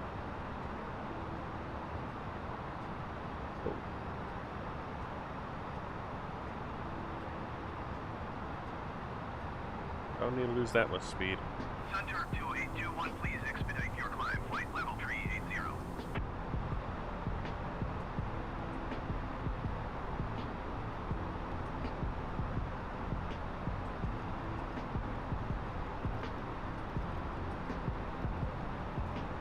Yeah, we're all flying it manually because basically the trim wheel is out of control.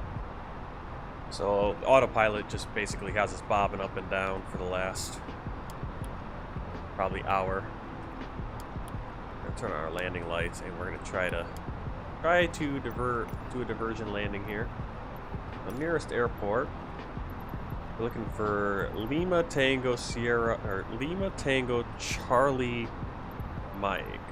Airflow 507 heavy, please There it is. expedite your climb. Flight level 270. Or not. Turkish 7300 climb and maintain 17,000 feet. Center 2821, please expedite your climb. Flight level 380. Sanok Tower to Motsi, 68166 miles, east 10. Creepy Kirk, I started a nice long flight on my A32NX and left it on autopilot and went to my daughter's volleyball practice. Just got home and my plane crashed while I was gone. Autopilot's struggling today, sounds like. We're having some autopilot Fly struggles. straight and runway 23 to Motsi 681. Alright, so we're making straight for runway 23. This is what we have programmed in.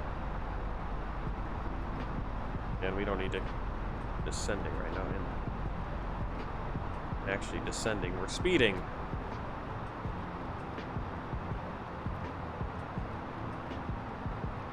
But the trim is fighting us. It's just scrolling and I can't stop it.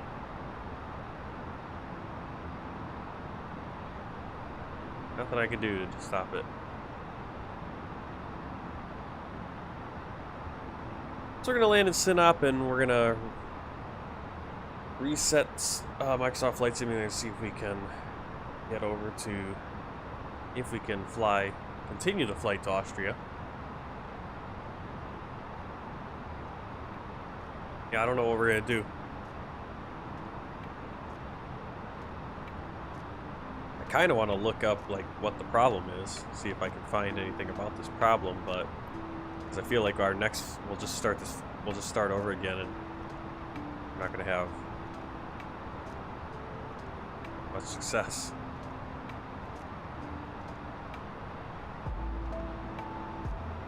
Do I need to program my fuel level from SimBrief into Microsoft Flight Simulator in the flight setup screen?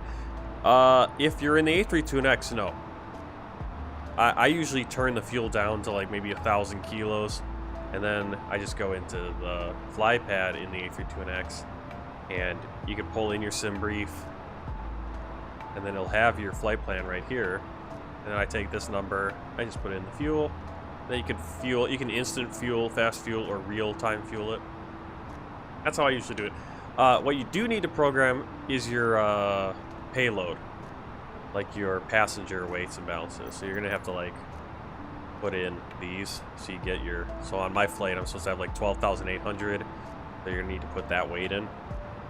But the fuel you can actually put in later, and it will actually go in and the simulator will recognize it. The problem is for some reason there's no way for it to recognize the payload through through A32NX. Flight sims is starting to suck. What do you mean by that?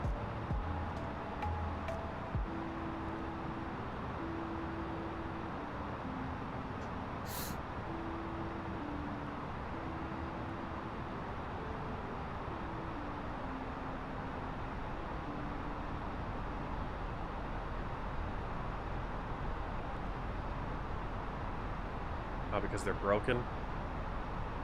I mean, explain X-Plane's doing fine, and Flight Simulator does fine until something goes wrong. And I don't know, maybe I did something wrong. Maybe I did something wrong, broke the autopilot. It's quite possible. I have no idea. That's why Sasha suggested we land. Alex, who was on earlier, I hope he's still here. I hope we didn't get scared off by Sasha.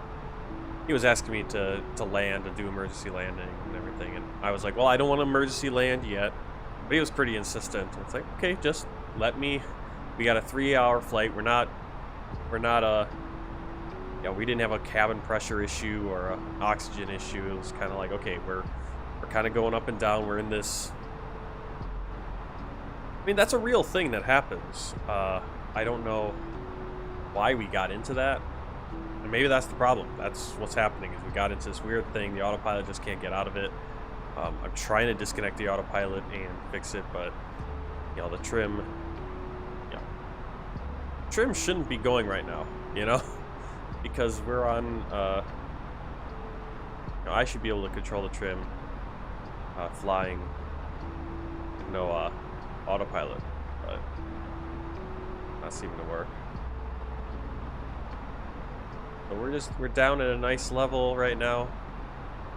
We probably could have stayed higher. We didn't need to descend so quick, but we got down here, and we're gonna land at Danube Airport. What we need to do, calculate that landing, because let's see, wind direction.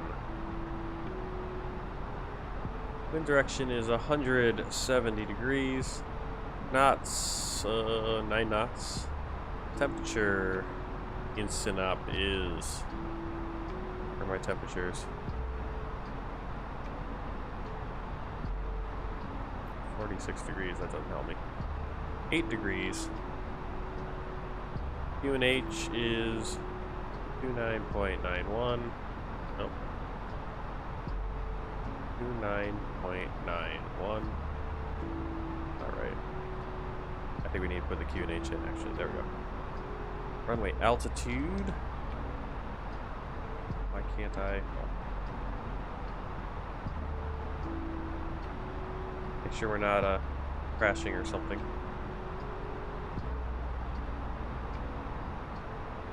It's flying through the pretty clouds right now.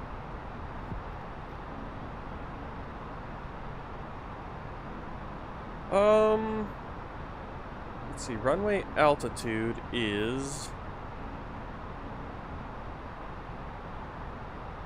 12 feet.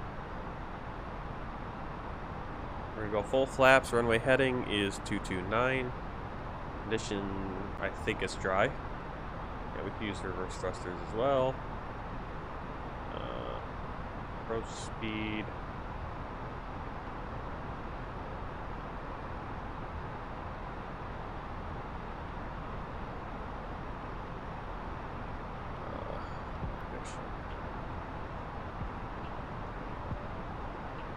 That's our field prediction right there, yeah. 63.4.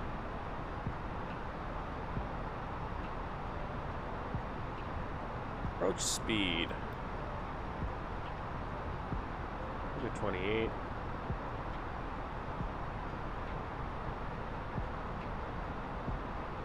LTA. Oh, the length of it. Alright. 2,000 meters. Calculate. Alright, so we're gonna need at least medium brake or max. Okay, we're way too low. Well, not really. We're actually pretty fine. We're way too fast though, because the plane is descending too quickly. Breaking the rules, breaking the speed limit. All right, we're getting there. It'll be 1900 at 6 miles out from the ILS.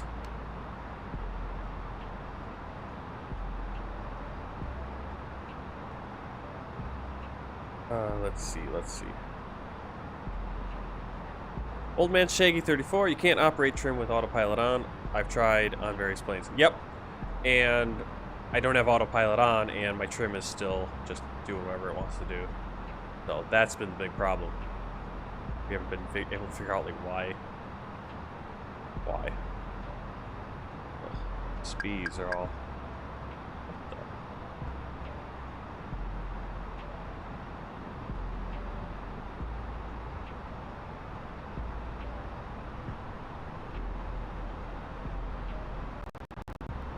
Oh, okay. And now it's glitching out because we're getting near. Whoa. Oh, look at that! Look at that! Notice the auto thrust kicked in. Look at that, because we're at the airspeed floor, and so it actually kicked in. The auto thrust wasn't even on; it just kicked in to keep us from crashing. So there's a nice little feature. But now we're climbing like crazy. So the auto thrust is actually gonna stall us out in a way.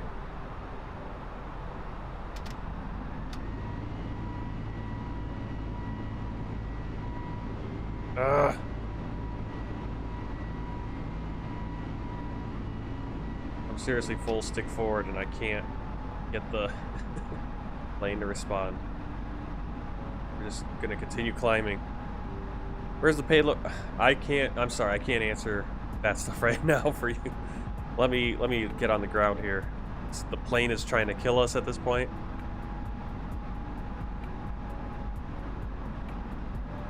I'm trying, but the plane is fighting me very hard. Alright, we're gonna extend flaps because I can't seem to get decent speed. Yeah.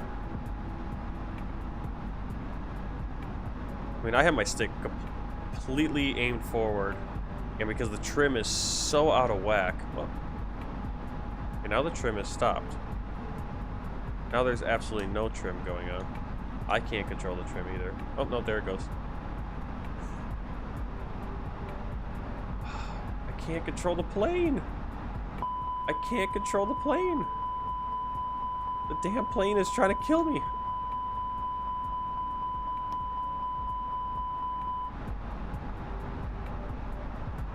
Oh my goodness, the trim is all over the place.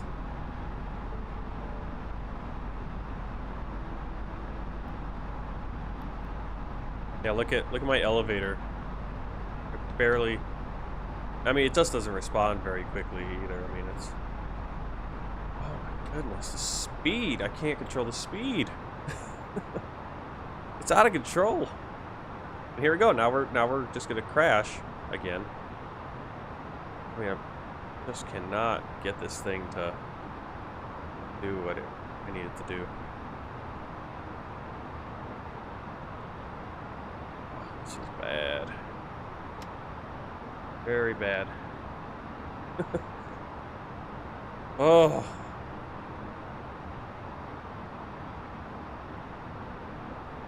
Trying to descend. I'm trying to lose speed. As soon as I lose speed, then it decides to, you know, it just loses all speed.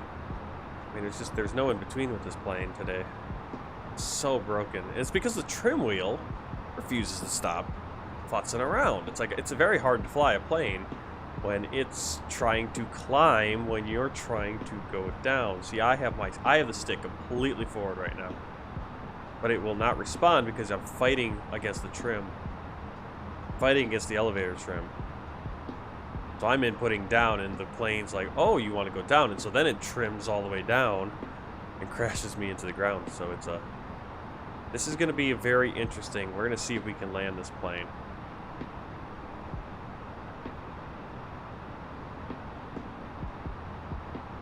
Watching our speed. Okay, we need to be at. And I'm not on autopilot either, so it's like we gotta get where we're flying correct. Hopefully we don't miss it. You make a turn here.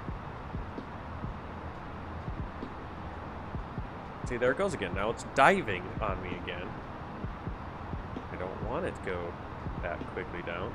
Now I got way too much speed again. Flight director's gone. That's what it is.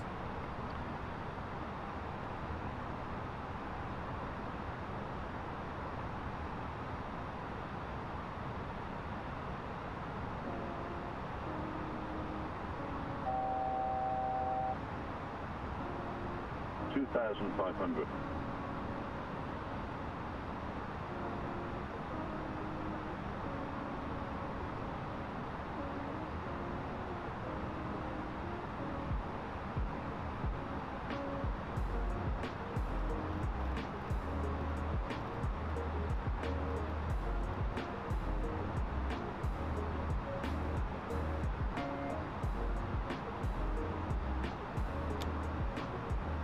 Alright, flaps 1. Do a cabin check.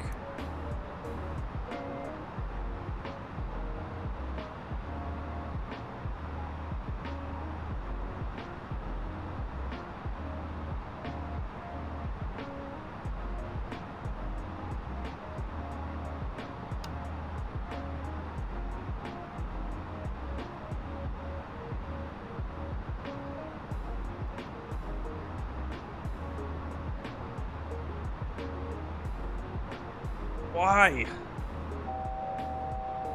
That damn trim's gonna crash me into the frickin' ocean or into the Black Sea.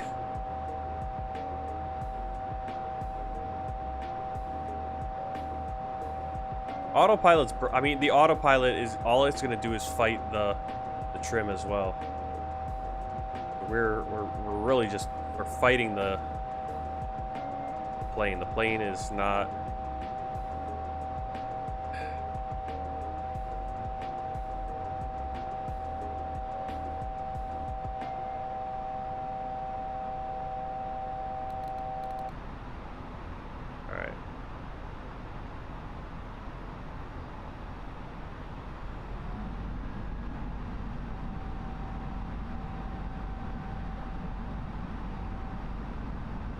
Getting close. Getting close. 10.5 miles out.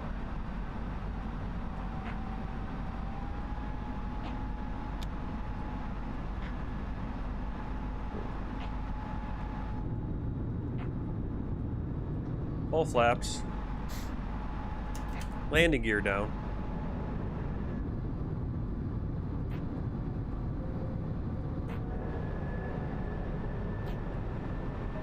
Now the plane is going to fly away on me.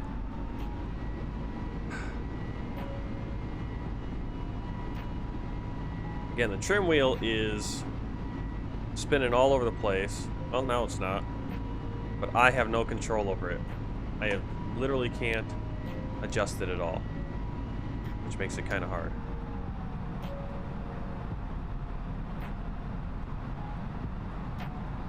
And my elevator controls are shot to hell.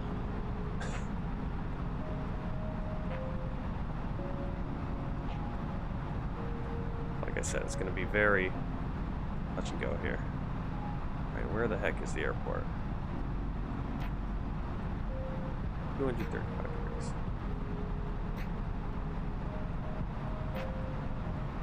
You can see it. Okay, there we got the ILS coming into range. We'll be able to follow those diamonds in. Actually, let's put it on here. There we go.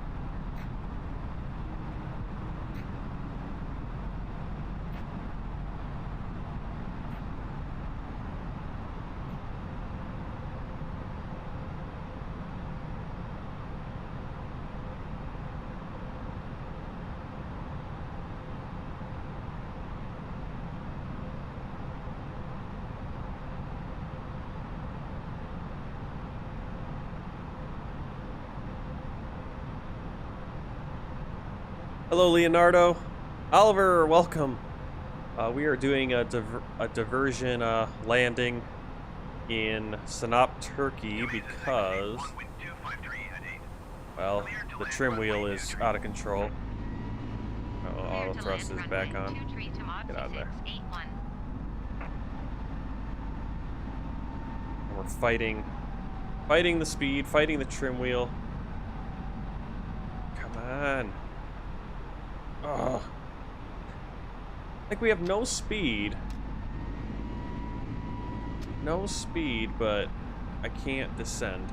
I cannot descend because the trim wheel refuses to let me go down. Where is the damn airport?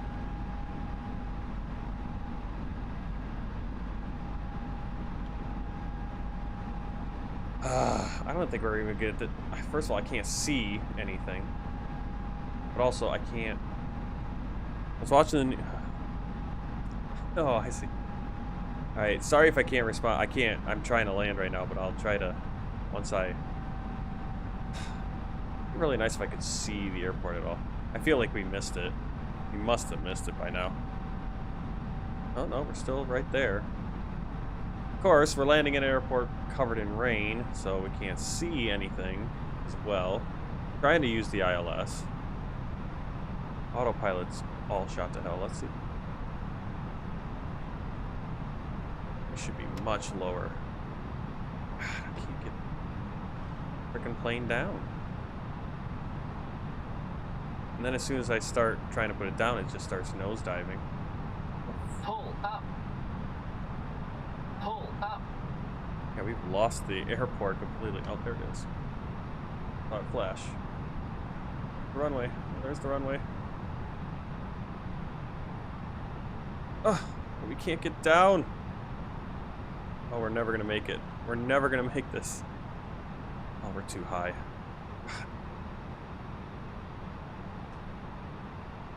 Well, it doesn't help that the trim refuses. I mean, I have no control over this plane. 400. Pull up. Pull up. I can't. I can't. I freaking can't. Pull up. Retard. Oh. Oh my goodness.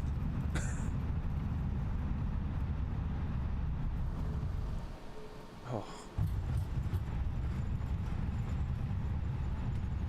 Jeez. Oh my goodness. Mesa 681, turn next taxiway. Oh my. Ah, what the hell?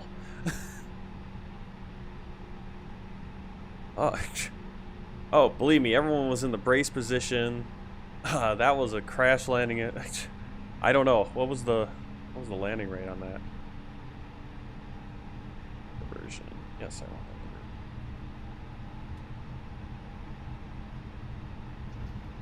What did I get for a landing rate? 1,500 feet per minute. Thank you. Smash the crap out of the plane. But it's just, I have no control over the plane.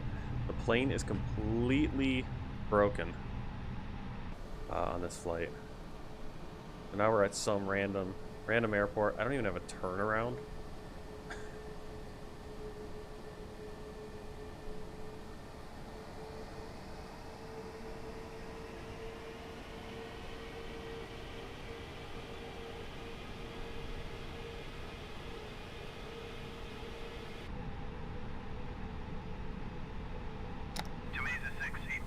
Oh, alright, let's turn on the APU.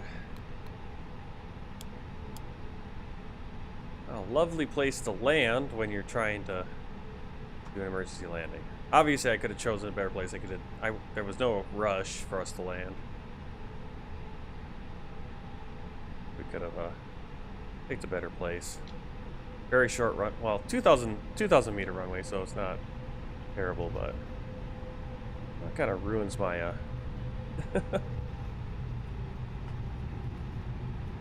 that's why I wasn't on that's why I wasn't on VATSIM, because this would have been a disaster the whole way. X George X dead. Yeah, probably. Please stay as we take off again. He's going to rest us and be off air. Yeah, we're gonna take a little intermission. I'll throw up the intermission screen. Can you say hello to Floor? I don't know what that means. It all started with a botched taxi before. Yeah, everything's just been messed up on this flight.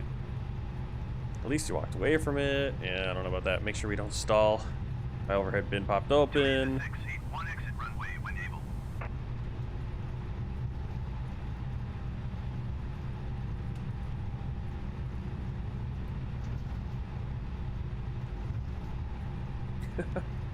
Oh man, if I had landed this at a decent landing rate, that would have been crazy. That would have been crazy. Alright, let's go to this tiny little airport. I don't even know where we are. Of course, we have some gnarly weather. To Mesa 681, contact ground on 121.6. I'm already on the ground. Why do I have to cancel landing 121.6 intentions? to Mozzie 681. Oh, why? Why does it start turning like that? Ah! Seriously, the plane has an idea of its own. No parking options. Turn off the landing lights. Trying to do this.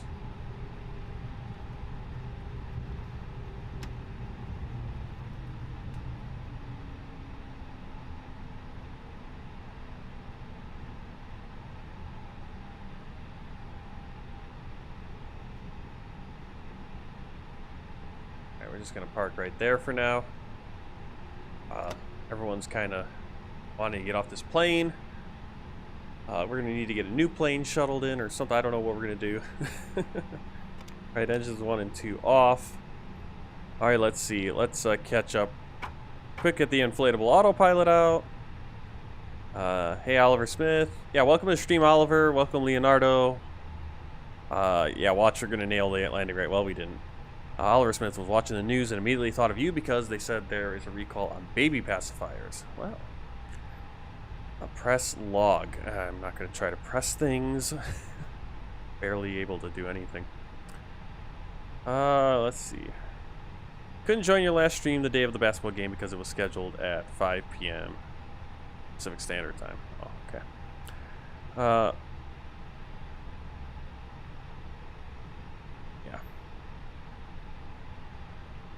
Long is the flight here to your place that we are going.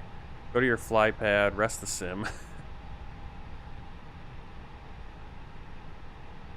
Yep, give me a quick second here.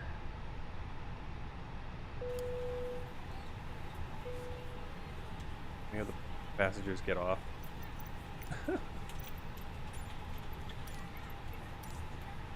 Alright, I think the passengers are getting off. Let's go look. They were so happy even though we were having such a bouncy flight, and then it got worse. Yep, they're not happy. They're upset and afraid. Everyone is kind of afraid. Well, I think we died. In a way, they're not even getting off the plane. They're like, I'm not even taking the seatbelt off. Alright. So we did a diversion here. Complete the flight. Welcome to Sinop Airport. Yeah, we're dead. 1500 landing rate. Well, at least we busted something off. Yeah, barely got halfway on our flight. That kind of, like I said, we could have probably spent a little more time figuring it out. Well, that's annoying. Yeah, that's annoying. But we're gonna try again. We're gonna take off. Well, actually, take off from Sinop. We'll keep it realistic. We'll take off from Sinop. We'll try to fly and see, hopefully, if it works. If it doesn't, we'll have to divert again and land again and just call it and figure out what's going on. All right, so give me a few minutes. I'm gonna reset the flight.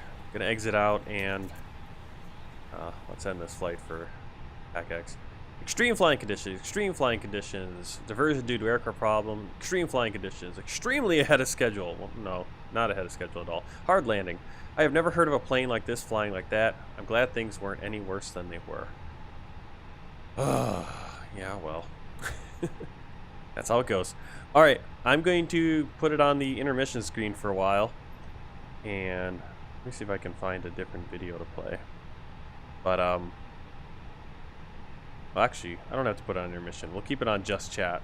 Let's do that while I change it. Right, so let's go over here.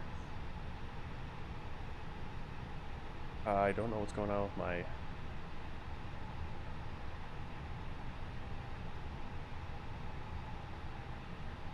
my background.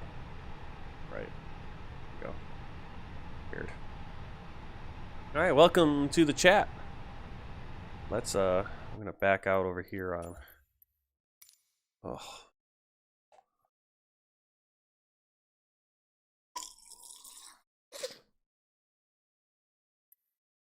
wasn't ready for a crappy flight like that.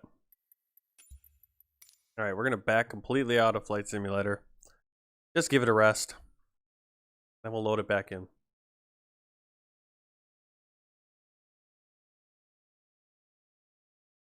Alright.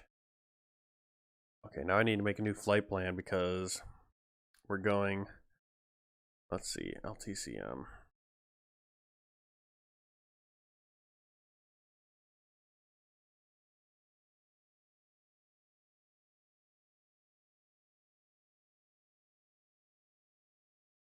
Man, still another 3 hours on this flight. Yeesh. It's never gonna end.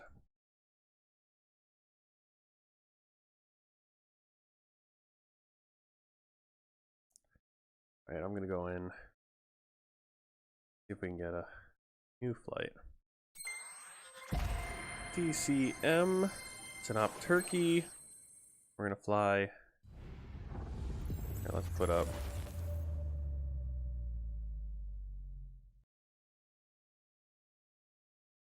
Oh, yeah, I changed to 5. Sorry. Yeah, I was scheduled for 7, but I actually got off today. Work at 3 o'clock. So, like I said, I'm still trying to figure out the set schedule, and it's gonna be kind of. Oh, yeah. You know, that's how it is. We're gonna try. I'm gonna try. Hopefully, once we get kind of figured out how the schedule's gonna work next week with work and everything. Okay, let's put on. Let's do that. You guys can see what's going on my screen. All right, so we're gonna go to Sim Brief. Here's Sim Brief, and I'm also gonna use Navigraph. We're gonna do Navigraph because Sim Brief isn't giving me a good flight plan. Because how many people fly from this airport to that airport? Auto generate my route. Hi Airways, create. Let's see what it gives me. And we'll throw it into Sim Brief and then we'll work the other way around. Great. So I like read all this in. What the? Okay, well, I'll just kind of skip. What waypoint is that? Anfa, Bulgak, Igam. Alright. So we're gonna fly out.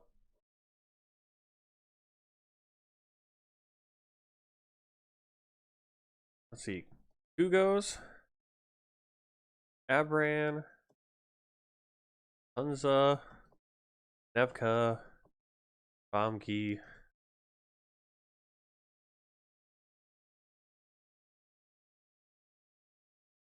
Where's that weird one? Digam. So we're gonna skip Digam. We're just gonna go straight to Bagri. Bagri. Narca. And Natex. Alright. Alright, there we go. I think everything else is good on Sim Brief. We're going to generate flight. Yes.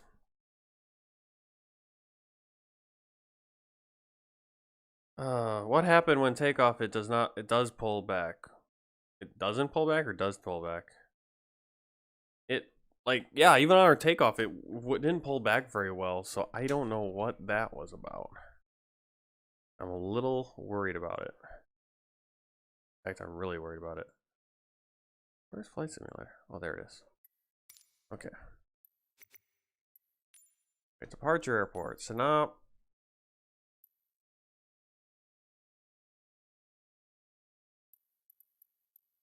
Go ramp 2 right here. Then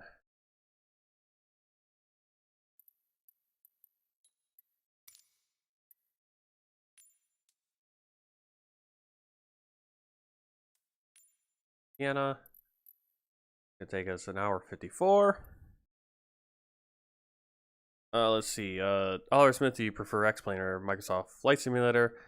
X-Plane is a lot, just overall, I think better right now. Microsoft Flight Simulator shines in out-of-the-box visuals. It looks great without having to do anything. X-Plane, you can make X-Plane look really, really, really good. But even then, it's not going to look as good as Microsoft Flight Simulator. But it works. It's a simulator. It's got the best flight model of any simulator out there. It's what the pros use, basically. That's what professionals use. And then, and visuals are not the main thing with it.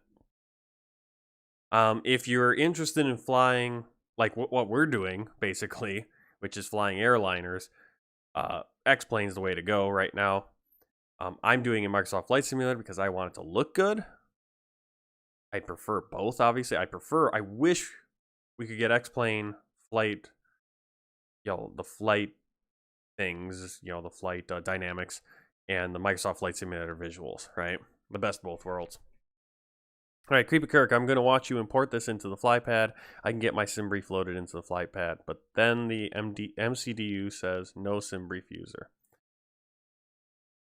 Yeah. Like I said, I don't import usually, because if you put in your airport, if you do it like this, if you put in your departure and your arrival, you will not be able to import everything from SimBrief using the FlyByWire A32NX FMS. It'll import a few things, but it will not import your entire flight plan. It will not import all the important stuff. You're going to put that stuff in manually. If you want that stuff to all be imported, don't put in your destination airport, but then your ATC's not, the in-game ATC won't know where you're going. But again, if you're using VATSIM or something else, or you don't care about the in-game ATC, then, and you'd rather just have it easy, just don't put in the to airport, the destination. All right, let's get the weights and balances. The passengers are probably, see, here's what I do. I put in the fuel. I just put in a little bit of fuel. I have to download this PDF. In there. All right. So today, why is this so far? Oh, I opened the wrong one. I'm gonna say it. Why is the fuel the same as exactly as the last flight? It isn't. All right, we need a lot less fuel. Passengers has changed. So now there's a bunch more passengers have gotten on board, I guess. They're like, oh, there's a flight going from Sinop to Austria? Let's get on. And of course, I mean, there's probably not a real-life flight going from this point to Vienna. So now we're going to have 154 passengers. Our payload's going to go up to 16,200. So what I do is I just use... And it does that for some reason now. You click on it and it jumps out. I usually just kind of go like this. You want more weight in the back so your center of gravity isn't so far forward. And then I just kind of add a little bit here and there. You can see the max you can put. And these back two rows, these are economy. They say economy rows, but these are probably your, first class. I don't know. It says all economy rows. I don't know. Put in your own weight, put in a co-pilot weight. There you go. 16,200. Pull back the fuel again. The fuel will pop back up. Do whatever you want with the fuel. Customization, we got all that. Close. Navlog. We are going to be flying at, again, it wants to go 38,000. And now we will fly. All right. Oliver Smith, question. Was thinking about starting videos on my other channel once I get a PC and Microsoft Flight Simulator or X-Plane. How do I get like the information on screen that you have, such as route, social, speed? Well, the stuff that that is flight related, besides the flags and the airport names, and then like the airline logo, all that you can do through it's called, what I'm using is, I'll show you right here, is BenA Overlay. And it, look up BenA Overlay, find it, read how to do it. It's all modular, so you can move it wherever you want on the screen. It doesn't have to be set up like I have it. All my socials and everything, that's all a graphic overlay I made. That's just something I made. You can make your own. You don't have to have all those socials sticking up there. If you want those, you can pay someone or ask someone if they're really nice. All right, we're gonna go, because we were,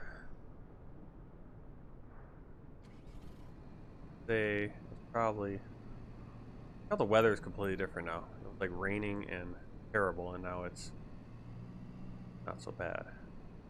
Okay. Or is he gonna come over here and be bad? Whatever.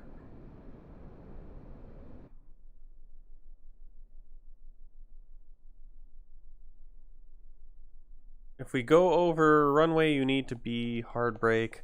Yeah, I don't put in arrival. Yeah, so if you do that, it's gonna load everything in for you. All right.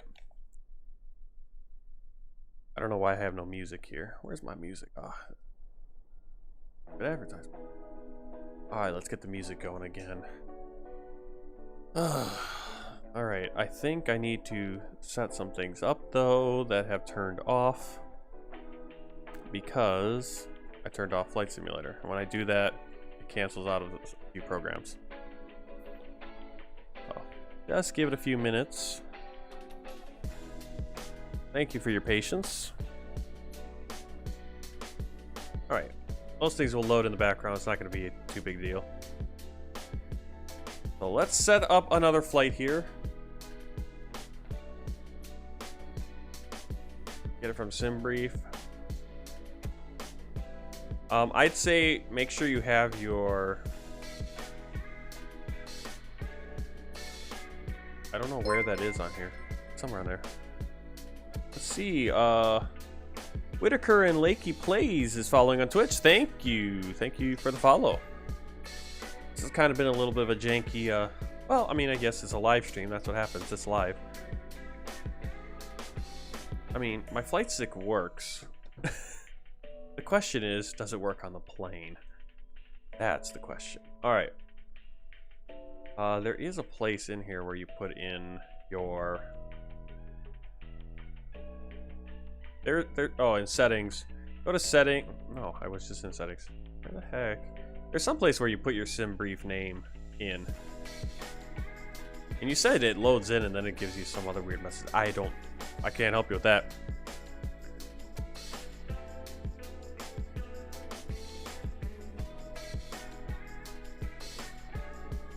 Well, I mean, you could cover Oliver. You could cover aviation news if you want to do that.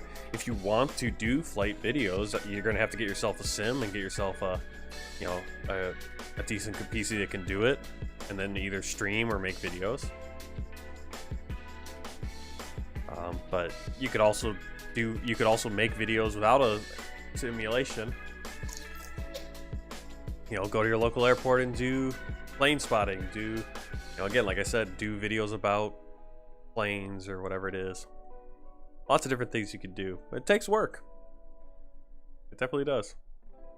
That's why I'm just streaming, because I don't have the time. All right, 8639 is our fuel today, or for this flight. 8639. Get it on board.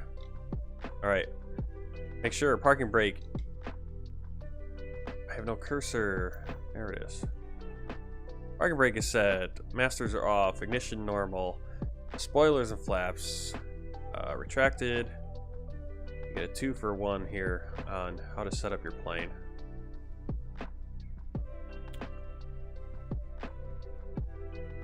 Thank you. You're a big inspiration. You're the best. Thank you.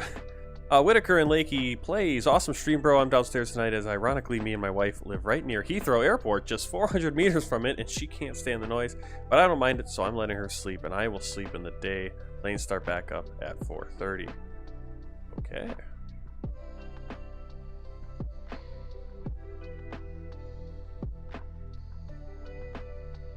Well, I love how the live weather, we had rain before, and now the live weather, I'm putting the live in quotes, because where did the rain go? We landed in heavy rain, and now it's a clear day. So, very weird. Very weird how that live weather works in Microsoft Flight Simulator. Alright. Let's get this plane going, because...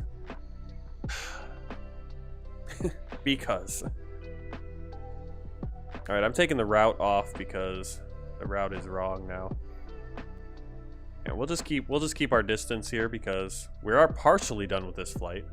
Our original flight. Alright, strobes auto. Well, let's turn on the battery switches first. Oh no. Oh no.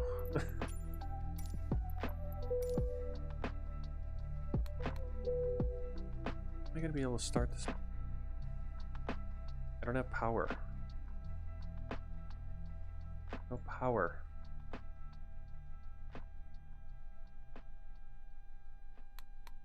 Ugh. I hate these stupid small airports because they don't have any power. And it's stupid.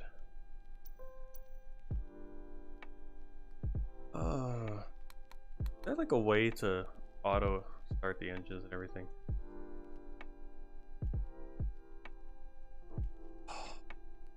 Just this week has been just miserable for my flights.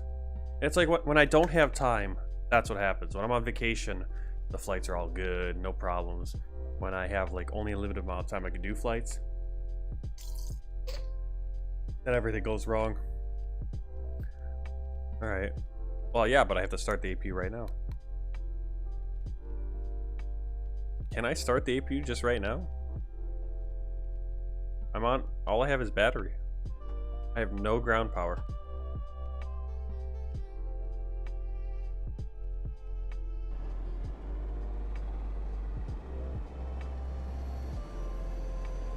Oh, it is started.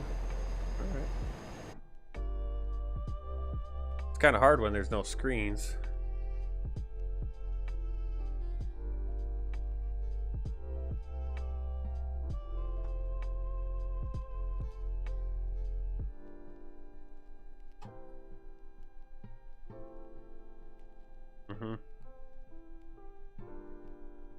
All right, we're gonna see if we can start this plane up. This is all just an adventure today, isn't it? There we go. Sanok ground to Motzi 681 requesting pushback. Sanok ground to Motzi 681, no pushback duck is available to answer your request.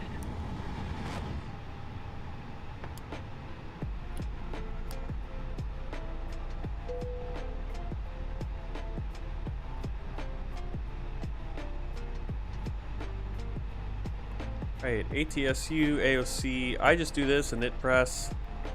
And so it'll fill in this for me.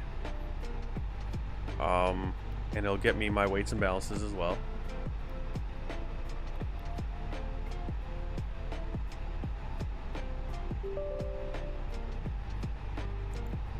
Or Pack X. Alright, I'm gonna start Pack X over here. Alright. 2:35 for flight time. Alright, passengers are boarding over there. Alright, so now we go to our NIT page. The NIT page, alternate airport on this flight is going to be Lima, Delta, Zulu, Alpha. Now, if you don't put in your destination, this will not be filled in, and you'll get a little, data request button here, and it'll fill your whole flight plan in, everything, flight number, all the way on down. But I like to do it manually because I like to have that destination in so the ATC knows what it's doing. Alright, cost index today is 6 for this flight. Cruise 380, we're going to try that again. Flight plan, we're going to have to do this manually. And let me put up the flight plan. Yeah. Alright, so it's all direct, so we're just going to put in our waypoints. Kugos.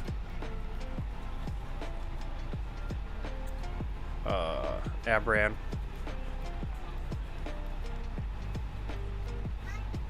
Tunza.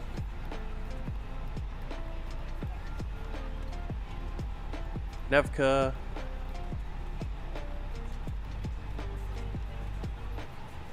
Bamki. Bagri.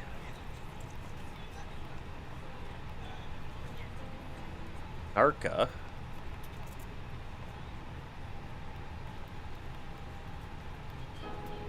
Natex.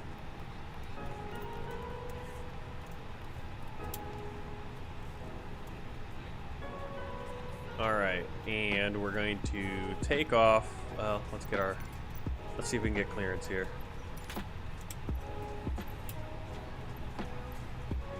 Sanok ground to Motzi 681 ready. We're gonna shut up our co-pilot, otherwise she'll have us dive into. Tomatsi 681 is cleared to Vienna Airport as filed.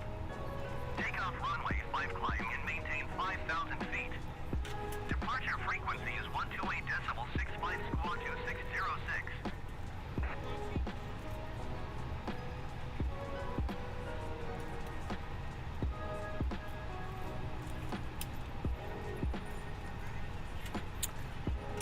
Right, APU generating. Tomatsi 681, did you hear my last transmission? Does that keep going down? I hope that doesn't keep going down. Should we start the Mesa engines? 681 cleared to Vienna Airport. Yeah, there's as filed. ATC. Takeoff runway Oh 5 my climb, goodness, let me maintain see. 5,000 feet. Departure Start on the engine, wait until go. Oliver Smith, trust me, talk about not having time. I better get my flight simulator now because when I'm older, probably going to be an EMT. Yep, when I press init data request, it says no sim brief user. You need to go into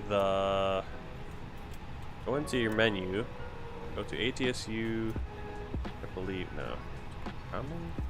Let me find it here. It's in one of these menus. Go back. Oh, how? Okay, let's go back to this one. Might be an AIDS. No. The CFDS, I think. Where was that? There is a setting. Does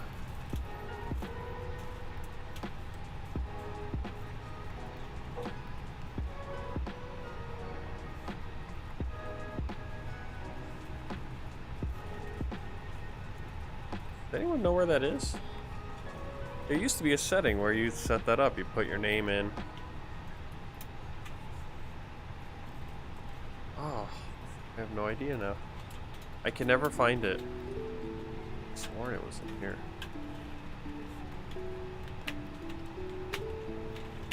Hello, ladies and There used to be a gentlemen. place where you would I would like put to your welcome name you in to When you near find your your sim please brief. place Now I your can't large find it for some carry-on reason. items in the overhead bins and smaller items underneath the seat in front of you. Unless you're Very in the front weird. row, please place all of your items in the overhead bin. He's about right that I If you can't have find any trouble anything. finding the location for your carry-on items, please let the flight attendant Sorry. know who has the seat. If the overhead bin is full after you put your carry-on Do a inside, fire please test. close Yep, let's the do the bin fire as a test. courtesy to other passengers. Let's get Once in. all your items are put away, please clear the aisle and sit down in your seat to allow other passengers to find their seats as well.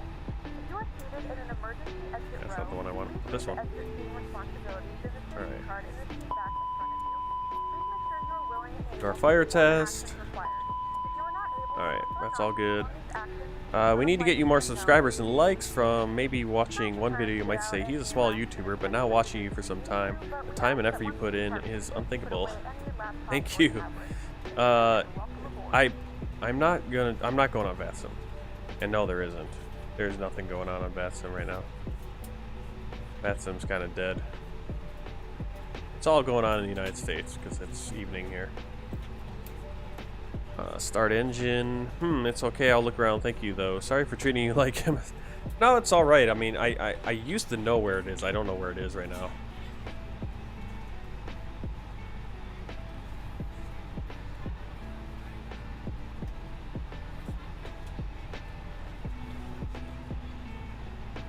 All right, give me a minute. I have to put the clothes in the dryer.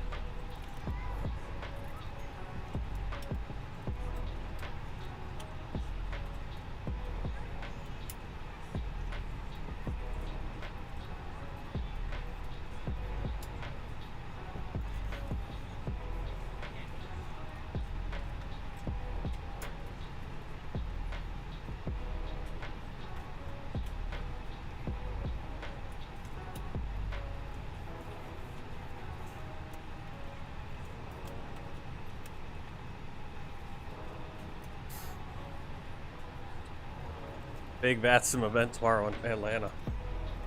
I'm sure that'd be fun. It's just, I don't want to be flying around in circles. It really is for people that have time. We're ready to go when you are. If you're kind of trying to fit a flight in, you don't want to go to an event. An event is like, hey, I'm doing this. All right, Good afternoon, ladies and let's gentlemen, and back out welcome of the aboard flight Flight plan because we need to 61, do that service performance to crap. Vienna. Our flight time will be roughly 2 hours and 35 Oh, it's for minutes. newbies only. Now that the Oh, cabin door is that's closed, gonna be please interesting. ensure that all devices are in airplane mode That would and your be- large devices are now shut down and Dang. closed.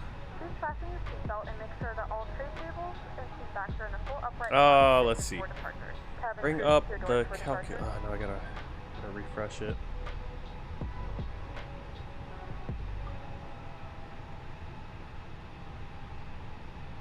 Okay. Well, let's bring up the calculator and insert the information we need for this flight. And hopefully everything actually works. Okay. First, our total takeoff weight is going to be 65.6. Center of gravity, don't know yet. Runway length is 2,000, I remember that.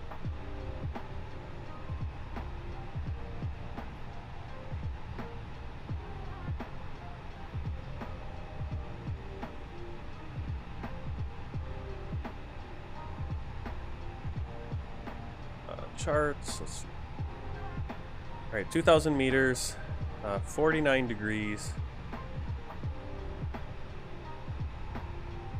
49 degrees. It is dry now for some reason. Well, let's say it's wet, just to have fun, because it was raining. 32 feet. Wet runway. UNH. We'll just jump over here and look. We'll just go on the fly pad. 10. Oh, you can even change it. That's crazy. 1013. 8 degrees. Winds 170 at 9 knots. You should do it with your best plane in the world. My only doubt about starting an aviation news channel is getting news wrong and finding news is harder. Yep. Well, you just got to figure out what you're really interested in, what you want to put the time in to do. That's how it works. Why can't I? Oh no.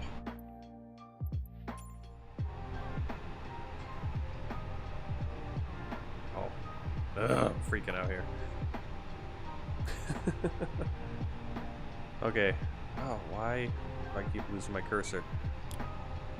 Man, this is like the flight from hell. Okay. Should have that weights and balances in. Let's see. Light going. Hopefully it works. Oh, 16 more passengers. Let's go. Let's go. Decided I'm going to get, let's say, getting plane spotting videos and making inspirational cinematic videos. Of course, giving credits to the plane spotter. Yeah, I mean, you could do that too. You just put together some cool videos. There's so many different things you can try. Can we just start engine? Yeah, let's start the engines. We should probably do that. There's no reason we can't. We're not really going to push back. I want to go over here.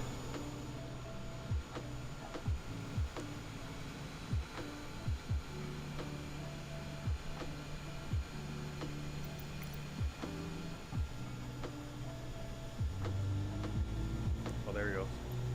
I thought it was going to stop. I was like, no. Did you read my message about VATSIM? The one... is it true VATSIM will help you if you know? Yes, they will. They will. VATSIM is very professional, but also very helpful. Pilot Edge is something you have to pay. Like Pilot Edge is another kind of thing, and that's one you have to pay for. And they're a little bit less, you know, welcoming. You know, if you're just a newbie, you know, you need to kind of know what you're doing because people are paying to be on that service. and that's the point. Whereas VATSIM is free, but it is pretty professional, and so they want you to know what you're doing, but they will help you get to that point. And if you have questions, just ask, and that's better than just flying around and doing something stupid. IVAO is another one. I think that's they're kind of similar in that sense. IVAO might be a little bit more laid back even. Alright, we got engine 2, engine 1. What was I doing? Oh, we were looking at the weights and balances. Now's the time to pick your favorite one, but secure your mask and then assist others. Keep your mask on until a member. Why is this taking so long? In the unlikely event of a water landing, a life vest. These 6 passengers are taking longer and When longer. instructed to do so, open the Longer. plastic pouch and remove your vest. Flip it over your head. Wrap the straps around your waist and buckle at the front. What happens if you can't take off as it too short? Is it too short? Red cord only when exiting the aircraft. If your life vest does not inflate automatically, Yeah, Drya does a lot of IVAO. This vest is equipped with a whistle and Alright, I don't know why it's not still loading. Why are you not still loading? Because we started the engines? Oh, fine, we'll just go with 20. Fine, whatever. Being stupid. Things just being stupid today. I guess because we started the engines already, so we didn't get all the passengers on board. Alright, so officially 26.9. Calculate. Performance. B1. 121. Why are the speeds so low now? It's so weird how it was higher. You'd think they'd be, well, I guess they're so low because of the runway. You need to get to just, you need to take off. 832, 832, 832. Flex takeoff, no flex takeoff. 1/ up 0.3. I don't get it. It's like we're so much heavier, I feel like. Or it should be so much heavier. Transition altitude. Let's see. 10,000 feet. Okay. We are ready to go. So let's go. Goodbye, performance calculator. Beacon light on. Runway turn off light, taxi lights on, APU off. Fuel pumps are all on. Everything is white. Spoilers armed. Flaps 1+F. Ignition normal. ATC on. Para on. A lot of the stuff we do on the runway, but we'll do it this way. Alright, where's the runway? Airport map. Show me where the runway is. Alright, we need to go back. Just like in some random area on this airport, aren't we? Alright. Here we go.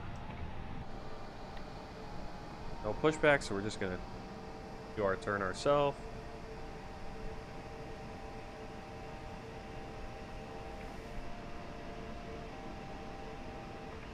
Be like a terminal over there, according to my map. What's this runway?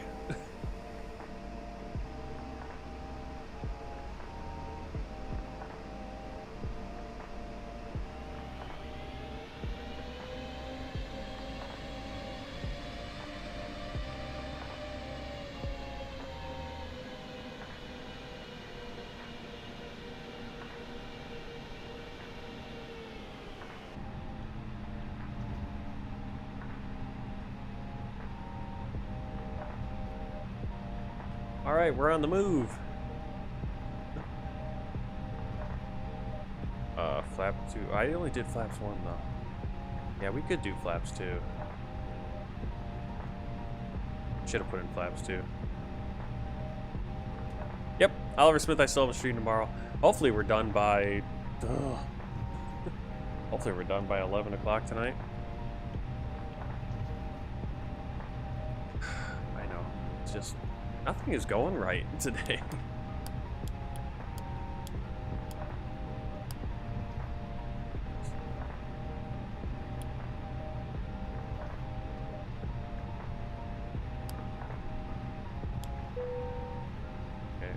can't I control things the way I want to control things?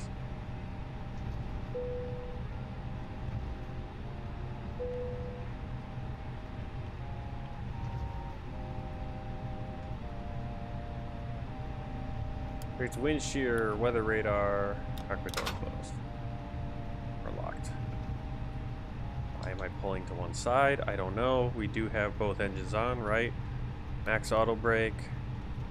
Takeoff config test. We should try the flight controls.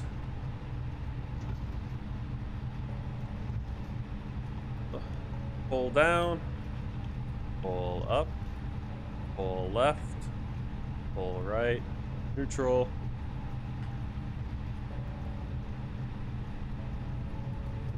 Rudders. I actually have a button set that I can separate them, but I don't know which one it is. I always forget mine. No.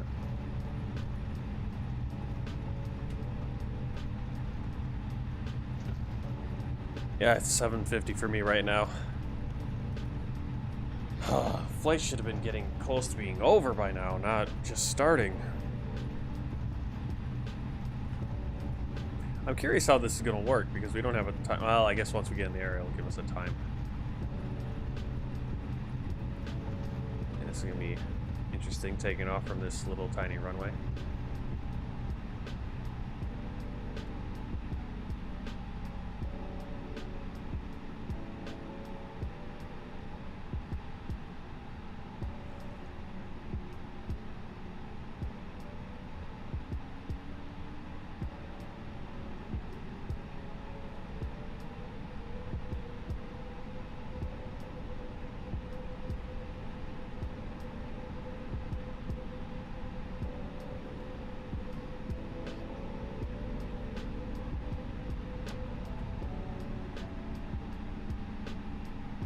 All right.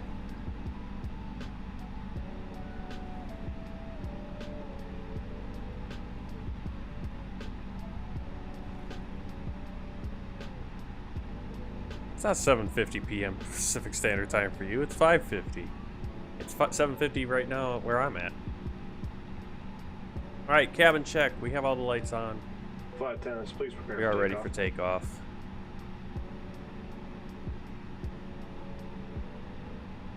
All right, here we go. Oh, there's the rain. Now it's coming in. Oh, how lovely. Just in time for our takeoff. Oh, I didn't go flaps 2.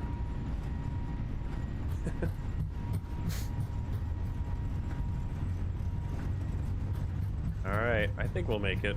I think we'll make it. If I can pull the stick back. Which was the problem last time. Alright, V1. There we go. Look at that. It took off this time. How about that? Alright, gear up. Whoa.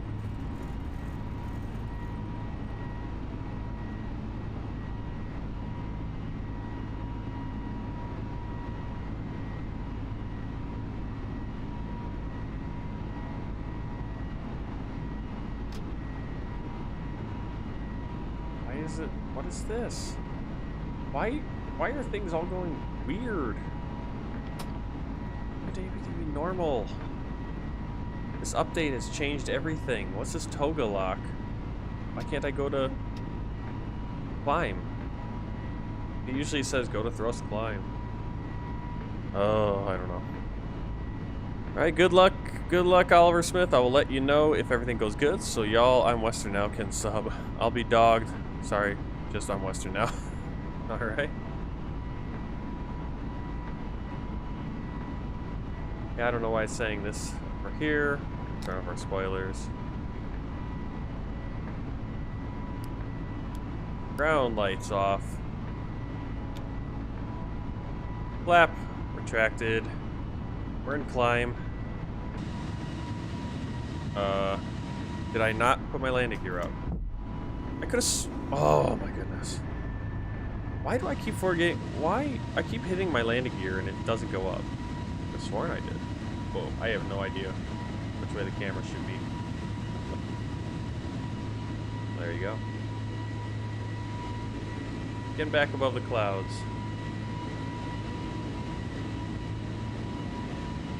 I think we're having a better takeoff here though. See ya, Oliver. Thanks for stopping by. Now, things are feeling a little bit better. I don't know what's going on with this.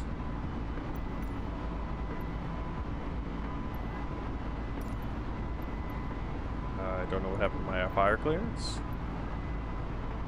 I guess we're just gonna fly this ourselves, so 38,000 feet. Here we come. Not sure what this toga lock is.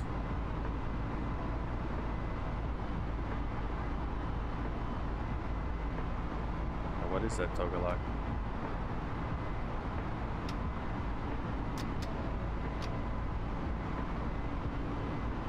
Why is it on toga lock now? Why is it locked on toga?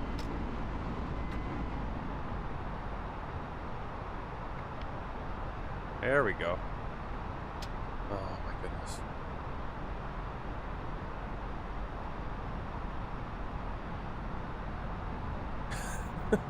Get it out of toga lock by dropping auto throttle and back to climb. Toga lock is an Airbus safety feature. Alright. I'm learning all kinds of new things today. And I wonder if they've just added all this stuff in the latest update, because I've never run into some of this stuff like toga lock and that the auto thrust airspeed floor thing. Is it stuck so when you land?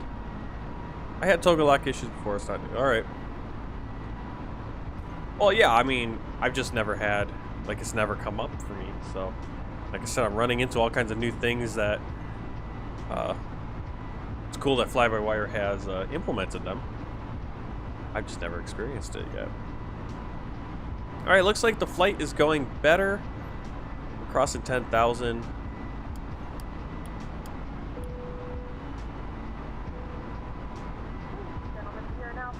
We're not doing the little up and downs. Almost forgot to put the landing gear up again, but I think we're gonna do it this time, everybody. I think we're gonna do it. All right. Now my flights on Volantar is gonna have this one extra flight, so my count's gonna be all confused. I'm not gonna change the count on the World Tour flight though. I'm still counting this as one flight, but with a little diversion in between, which is a good thing, because that flight, that would have been a miserable approach into Vienna like that.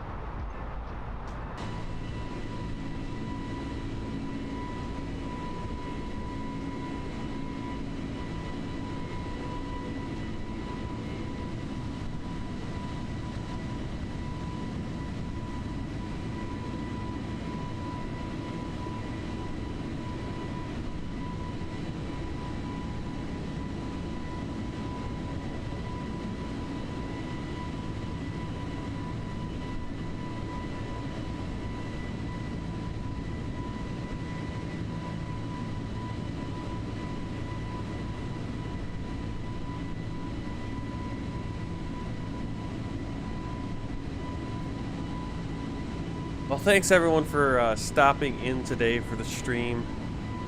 This has gone a lot longer than I was planning. It's already been 3 hours. That's what I'm saying. It's already been 3 hours. That's usually, we're usually already landing. This is going to be a longer one anyway because it's a longer flight, but now it's going to be like a really long one.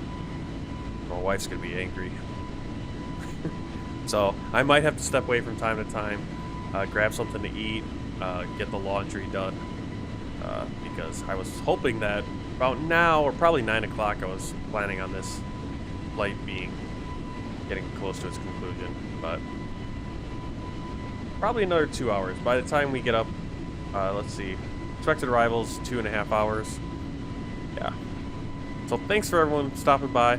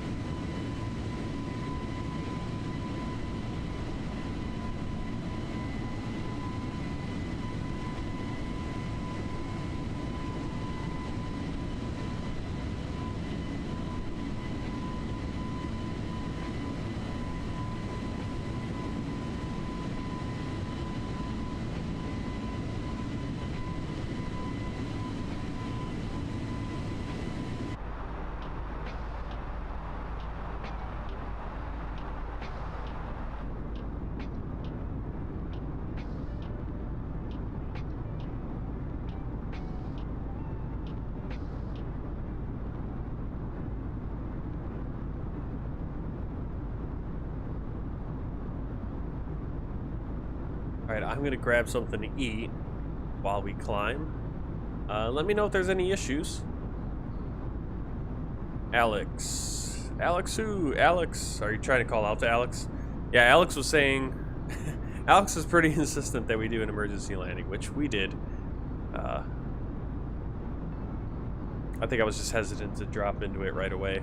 We had time, and I think we might have rushed it a little bit going into Sinop, but we're in a better place now.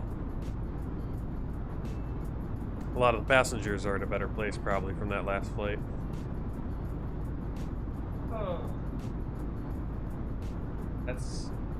That's my hardest landing. Well, I had a hard landing after the Kiev flight, or a little VFR flight. Actually, that's 2 landings in a row that have been garbage. So hopefully, our landing in Vienna is a nice return to form, because I was trying to do a dead stick landing because I was running out of fuel. No, I wasn't running out of fuel. Maybe Creepy Kirk, someone asked, it's like, hey, would you be able to make it if you ran out of fuel from here and land? So I cut the fuel and turned the engines off, and summarily ended up falling.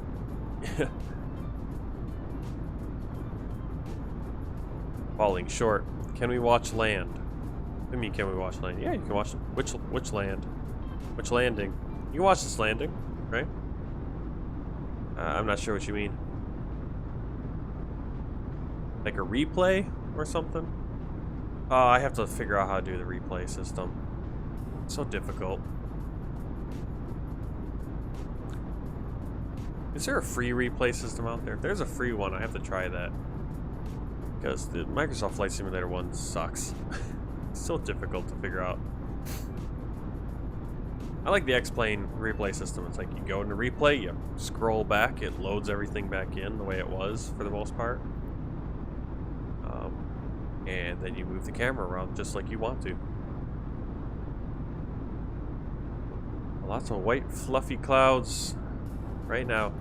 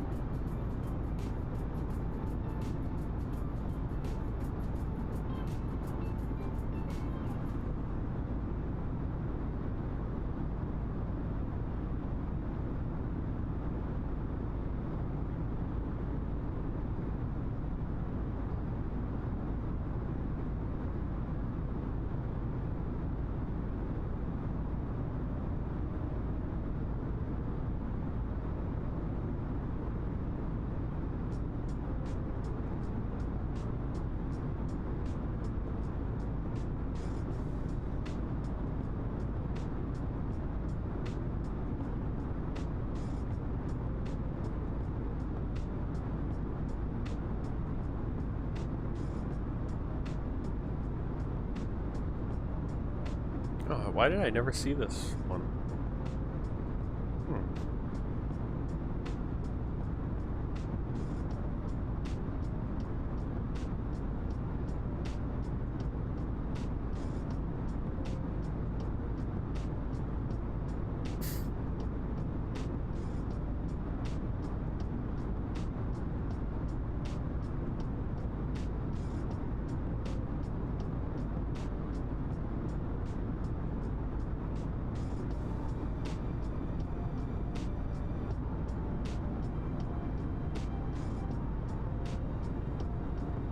Oh, I know I didn't use this one because there's issues with it, with the A32NX.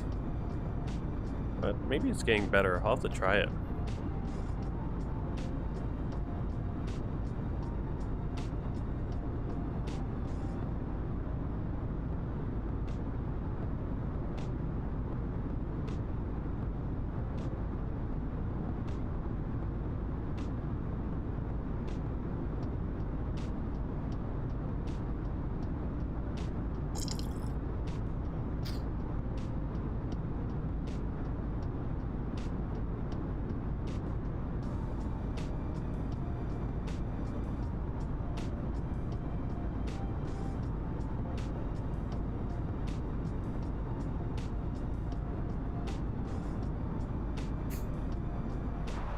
Yeah, they definitely need to. I don't know. I'm hoping they can. The flight, yeah, replay system kind of sucks. Please download one. Oh yeah, what is XP72?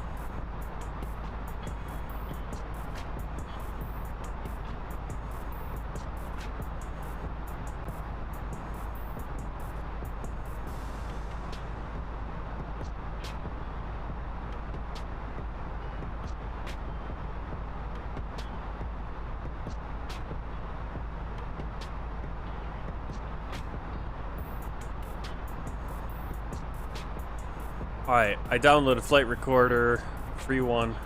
We'll see how it works. I'll try to record towards our final approach so we can rewatch that, because that's the part you want to rewatch, really. And I've heard there's some stability issues with it on long flights, and this is gonna be a long flight. I've watched a little bit of XP72. I know everyone uses. I know everyone. All the big guys use replays and stuff. I know. I've just never been able to figure it out. Like I said, you give me X-Plane, we'd be doing the replays. Microsoft Flight Simulator's been this kind of jumbled mess when it comes to replays, and then they release their thing, and it's just a confusing mess. It's like, I want to fly the flight. I don't want to have to, like, okay, well, I got to record it this way, and then I have to play it back and record it another way so then I can use the cameras. It's like, what?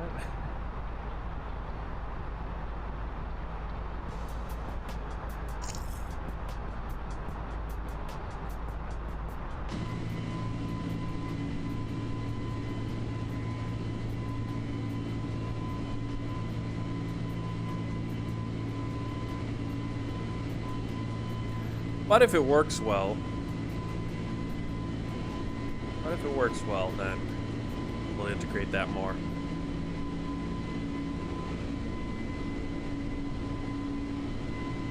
I know, but these people have a ton of time, it seems, to figure this stuff out. I'm constantly have someone staring over my shoulder, and I can't sit around and figure all these little intricacies out. That's what gets me with some of these guys, is like they're able to, you know, be investigating all this flight sim stuff and all these mods and comment on them. Like, well, cool. I have a job. I don't know what they're doing. I have to sleep sometimes, take care of a baby, all that stuff. And, you know, trying to figure out how a replay system works when I'm trying to do my flight also.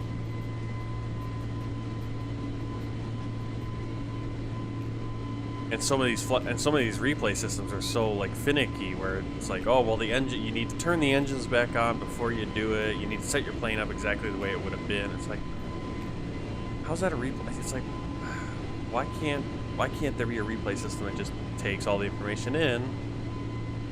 Well, like I said, X-Plane, you rewound, the lights came back on, you know. Try a work piggy world. I don't know what that is. It's Piggy World.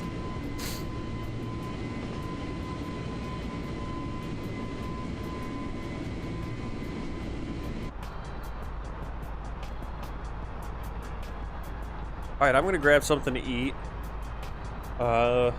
While we cruise. Should be a cruise. Oh, we're still slowly climbing. Well, we'll be a cruise soon, but I'm gonna grab something to eat, and then I'll come back and have a little bit more energy and hopefully get some more drinks. Classic Evil is hosting with one viewer. Well, thank you for the host. Thank you very much. Oh, this has been a very interesting flight. We should be far further than halfway, but we had to divert to Sanap, Turkey, on our flight from Tbilisi, Georgia to Vienna, Austria, because the trim wheel was going insane on this plane, and there was nothing we could do about it. Turn off the autopilot, trim wheel would still be doing auto trim. Everything. We disconnected controllers, did everything we couldn't, and basically we did a diverting landing and nice firm landing. Nice firm landing. 1,500 feet per minute.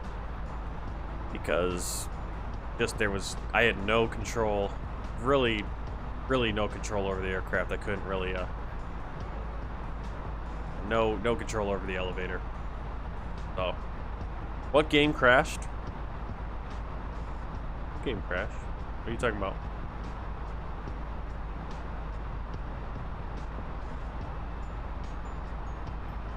I don't think anything crashed.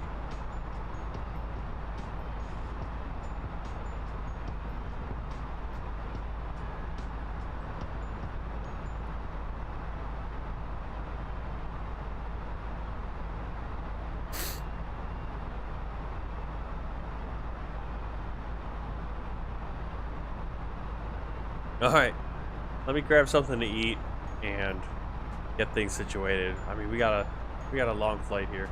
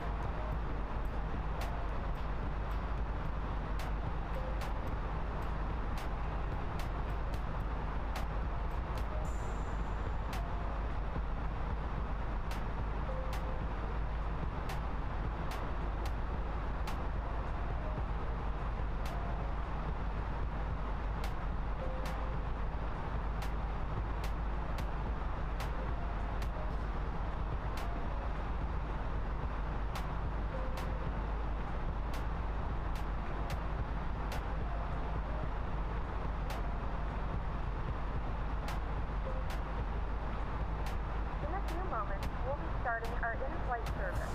We'll be serving complimentary drinks and snacks. Please look in your seat back for our list of complimentary and premium drinks. Premium drinks are available for a small charge. Please note that we only accept credit cards.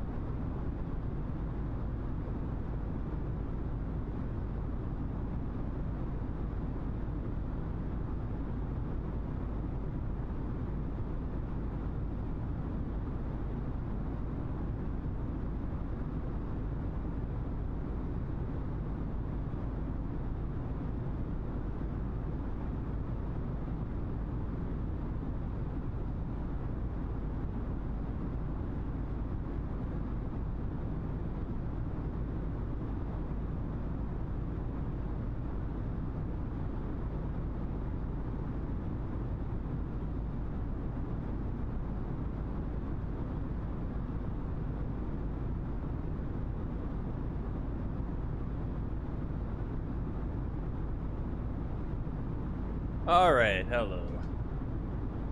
Hello, Hawkeye Aviation. Yeah, window view does look good. Flying over the Black Sea right now.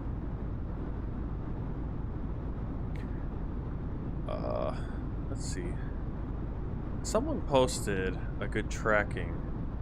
I don't think I ever clicked on the link though. Because we were dealing with all that other stuff.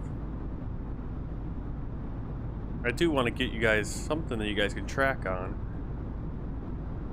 Obviously, I can put a map on the screen as well, but let's see. Oh, that's Medar. Let's see. There it is. All right. Let's see.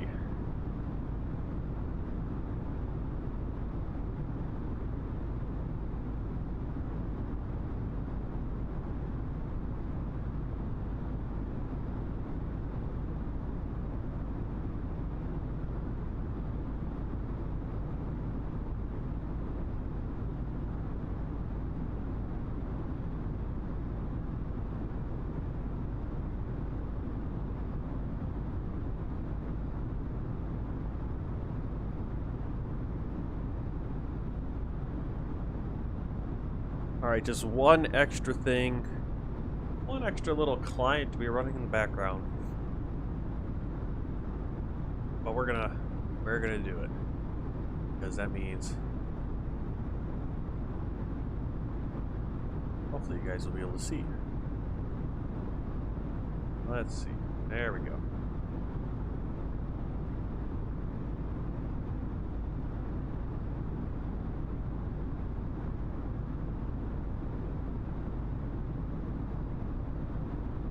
Alright, call sign. Let me put the call sign on for you guys. TGZ 681. Ident.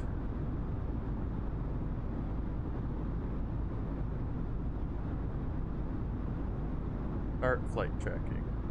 There we go.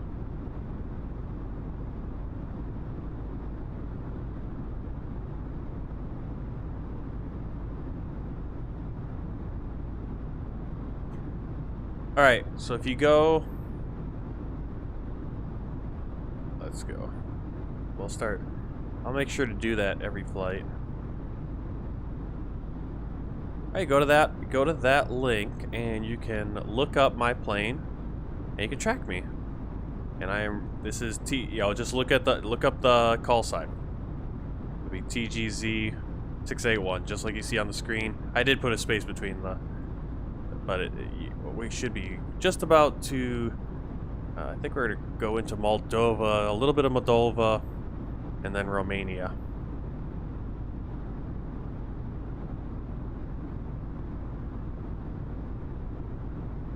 I know you say giveaway, but I have nothing to give away. And I can't just, you know. Okay, I'm retrying this flight from Anchorage to Newark after autopilot put us into a mountain on the last attempt. I'm in for a late night. Yeah, that sucks. It always sucks when you want to do a flight and you really want to do it. Sometimes you can just kind of throw it away. No big deal.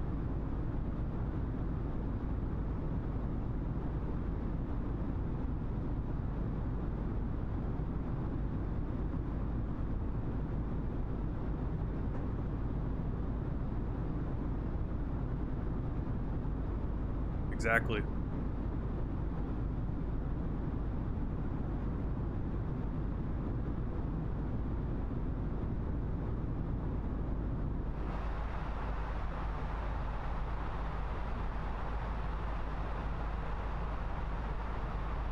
Alright, we can see land coming in the distance. Coming into view, that is Europe.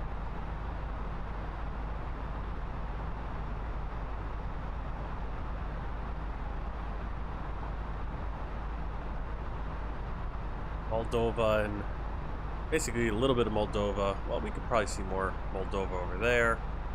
That's Moldova. And right in front of us, Romania. Further down there, Bulgaria.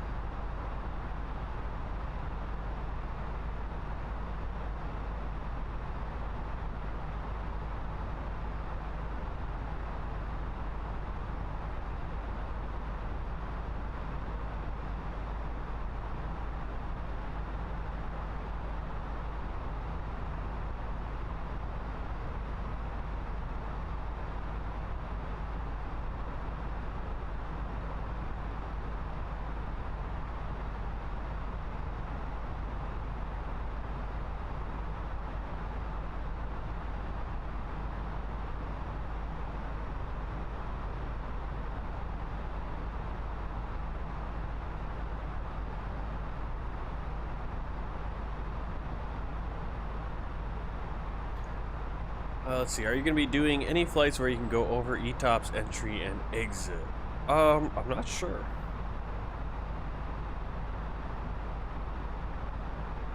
I'm not sure yet. I mean, my plan...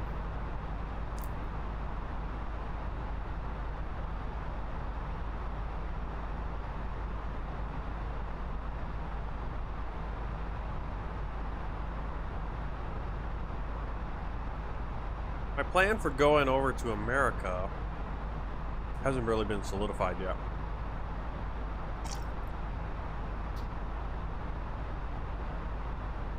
I'm just guessing logistically it would make sense to kind of do short hops up from over to Iceland, and then Iceland up to Greenland, and then Greenland over to Canada. You know, since I'm going to be trying to get to those places anyway, doesn't really make sense to go up to Greenland and then fly back to Iceland, fly back to Dublin or Heathrow, or you know, 5, 6, 7, 8 hour flight, you know, Heathrow to, you know, Toronto or to New York or whatever. So I don't know if I have to do ETOPS if I'm flying like just a short hop from Iceland to Greenland.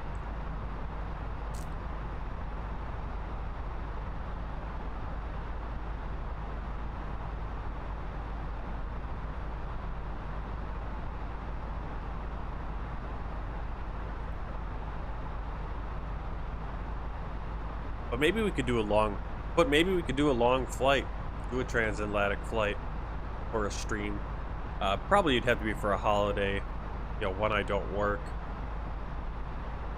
You know. Kind of like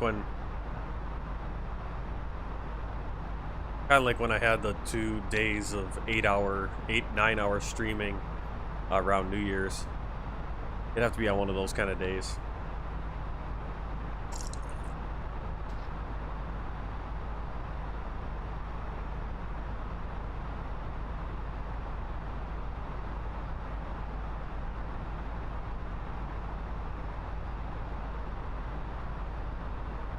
Just eating one of these like a Chinese product you can get, little green onions in it.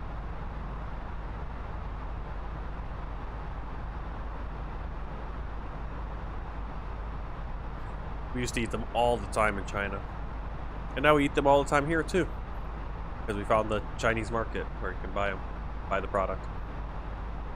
Do the 777ER and X-plane from New York to Singapore when you finish the world tour.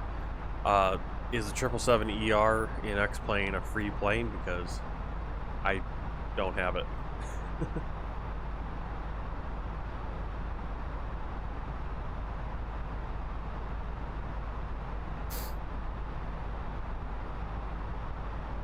I'm hoping by the time I finish the world tour, finish the world tour that there'll be some more really good airliners available for Flight Simulator, including a 777 or a, you know, whatever.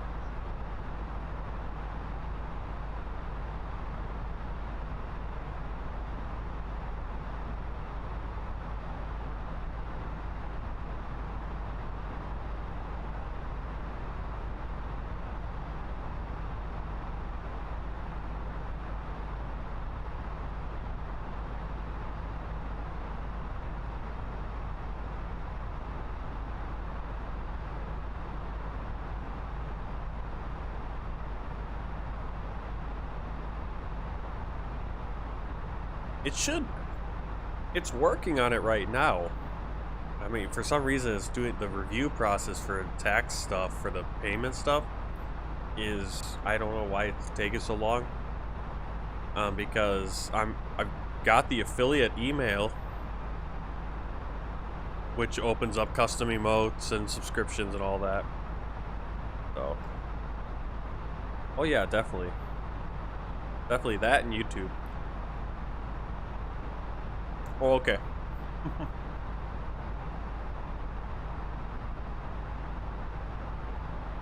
Well, I'm hoping it's not by the time I finish the world tour. I'm hoping it's by next month or by the end of this month. That'd be nice. Of course, then I have to kind of do some Twitch, Twitch exclusive streams versus streaming to both platforms at the same time.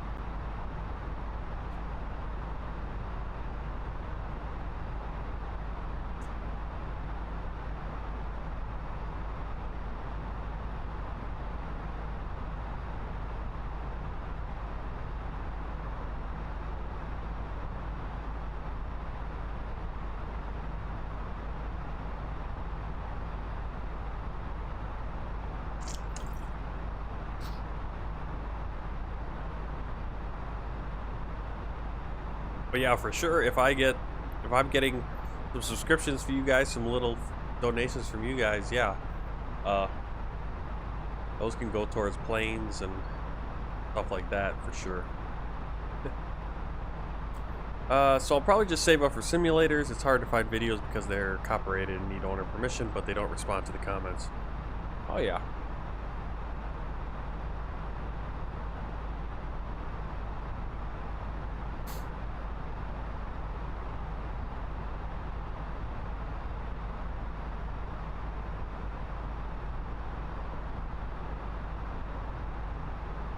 So we're looking at, oh, that's so interesting. I just looked at the map, but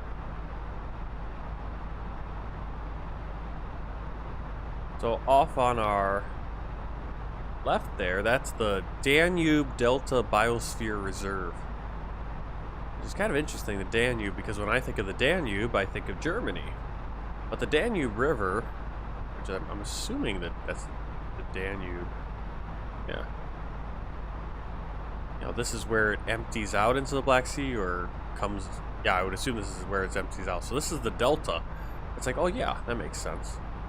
That's crazy how the Danube travels so much of Europe. It must go through Hungary and Romania. Obviously, borders Germany at some point. Pretty cool. The Danube Delta Biosphere Reserve. Flying over it right now. Camera's tilted. Let's get that. Get a good shot. Yeah, we're starting to get into Europe. A little bit more green.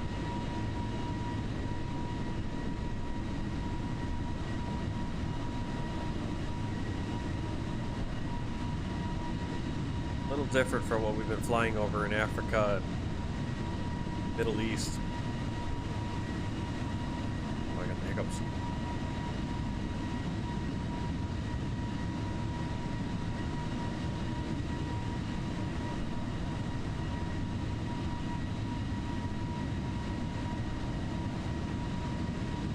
That's going to be the city of Vilkov.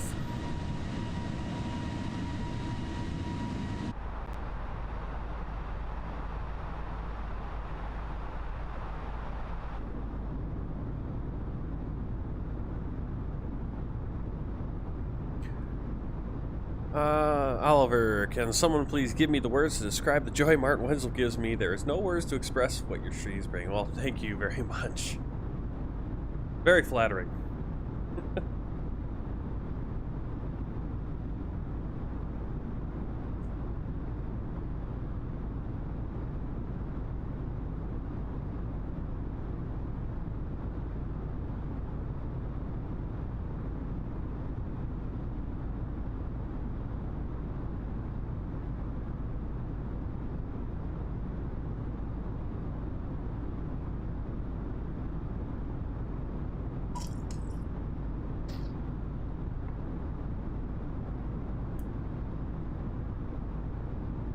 Oh, sorry if I'm a little tired and not so energetic today. I'm,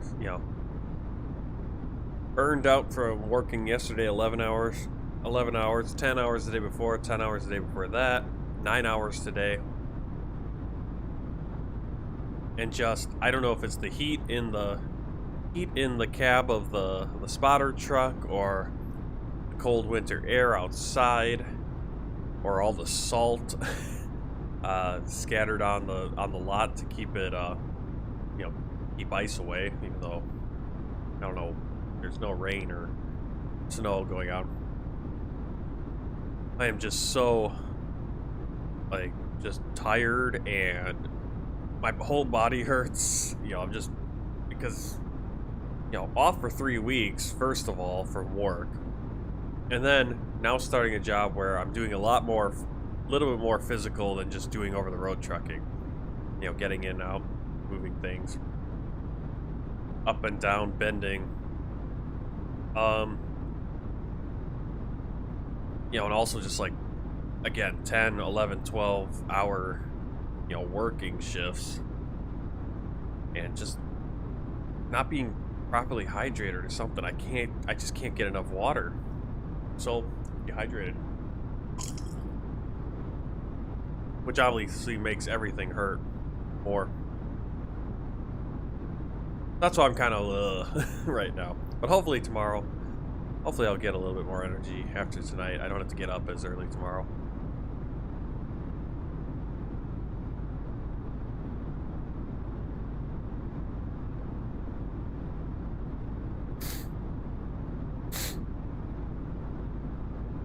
Well, trucking is a whole thing. I mean, it's depending on what you're doing. I mean, what I'm doing now is, it's kind of nice because I'm in a, you know, it's one place and moving stuff around. And it's kind of like just knocking out little jobs all day. And then you get to go home. But it is tiring, and it is long work. But you get to go home every night. It's not a lot of time every night, though. Because, you know, if you're on a 12-hour shift and then you're coming back for a 12-hour shift the next day, it means you're only home for, you know, 11 hours because, well, 11 and a half hours because I'm really close. It only takes me like 10-15 minutes to get to work, to and from work.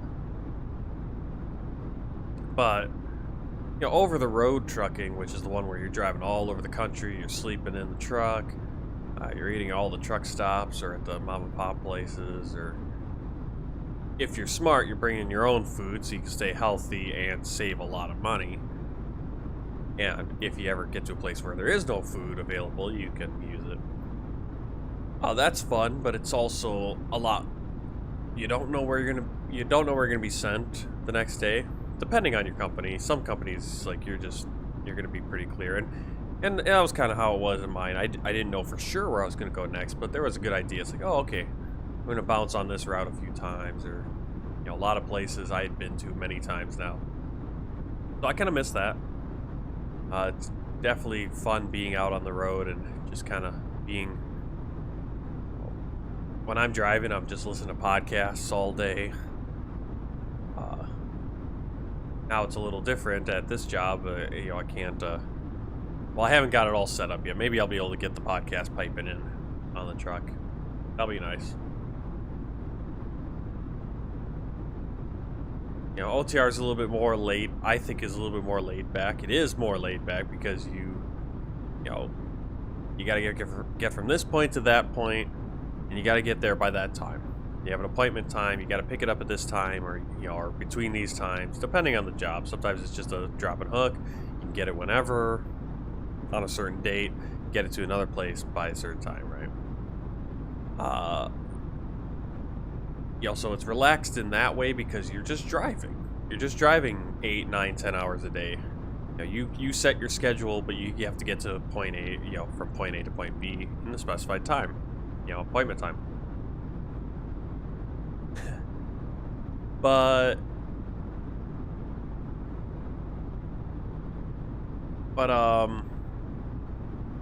you do. But the big things is you never know where you're going to be next, and you're away from home for 2, 3 or more. You know, luckily at my company, I was able to get home every other week. I just asked for home time. They'd be like, all right, we'll get you home. No big deal. The check that week would be smaller, and so every other week my check was smaller. But it was fun. You got to go all kinds of places and see all kinds of things. You got to see the sunrise, the sunset, depending. You decide how you want to set your schedule up. Gus and Perez, howdy! Welcome to the stream. It's been an eventful one.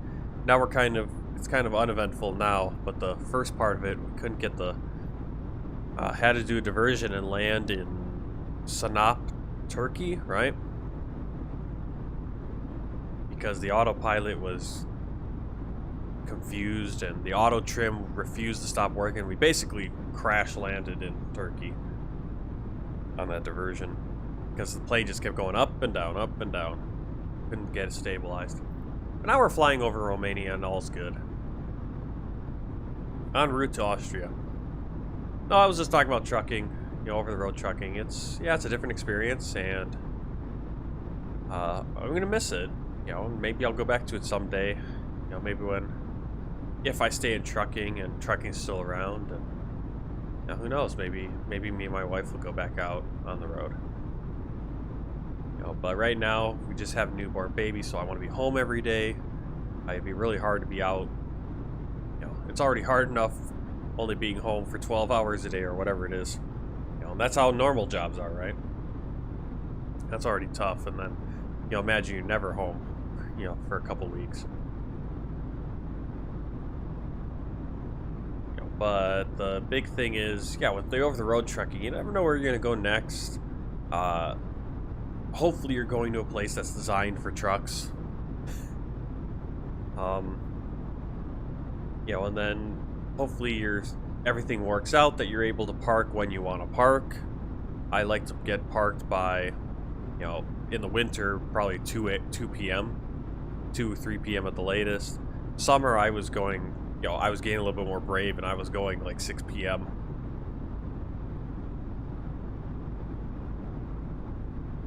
But no, that's the big thing, is always figuring out where you're going to be parked for the night. That's always the biggest thing I was always thinking about. Where am I going to park, and is it going to be a pain in the butt to get in that parking spot? Because you don't want to cause a wreck, you don't want to damage stuff, you don't want it to be difficult. I hate trying to back into a parking spot at a truck stop in the dark. I always wanted to park early. Creepy Kirk, your name has changed colors. That's why I was confused. I'm like, is Creepy Kirk a new person, or is that the same person? I like road trips but hate driving long distances. I admire long-haul truckers because I have no idea how they can drive for so long all the time. Yep, every week, if I was out a whole week and it was a good week, I'd get 3,600 miles. I had one day where I wanted, like, basically it was to get home. And I think I put in, it took me 10 hours, 50 minutes, I think, and I got my first 700 mile day. And I actually almost got 700 mile day in my second day of training with my trainer. I drove 699.4 miles or something before we switched out because my clock was down to 4 minutes. I could have made it, but, you know, where we pulled over on the side of the road, it was like, you know, when he checked my mileage, he was like, oh crap, I could have gotten you 700 miles if you had just driven a little bit longer, like another minute. So, my name color was too close to the restream bot. Oh, okay, yeah, it was on Twitch. I could see that. Kenzo Leandra, okay, Google Rayan Biocycle. What? Alright, I'm gonna Google this, but you better not.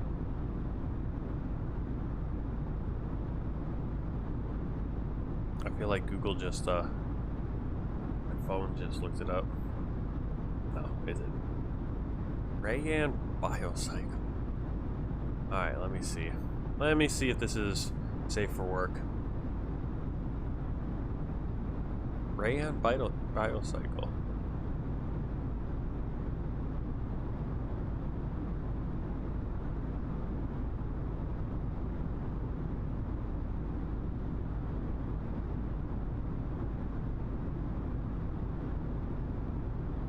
Okay.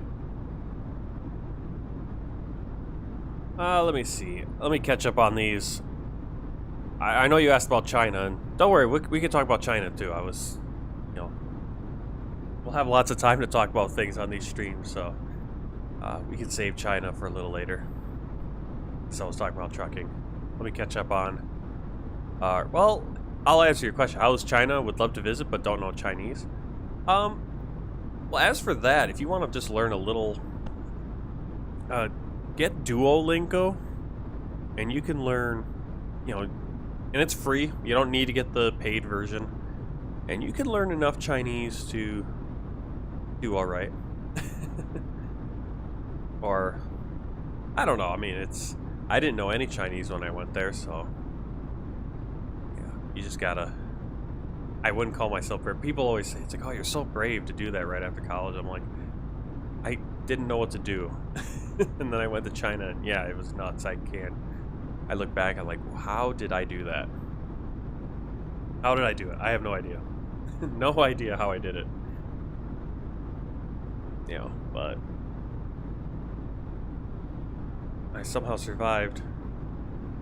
Of course, a lot of Chinese people, like in the work I was doing, spoke enough English, right?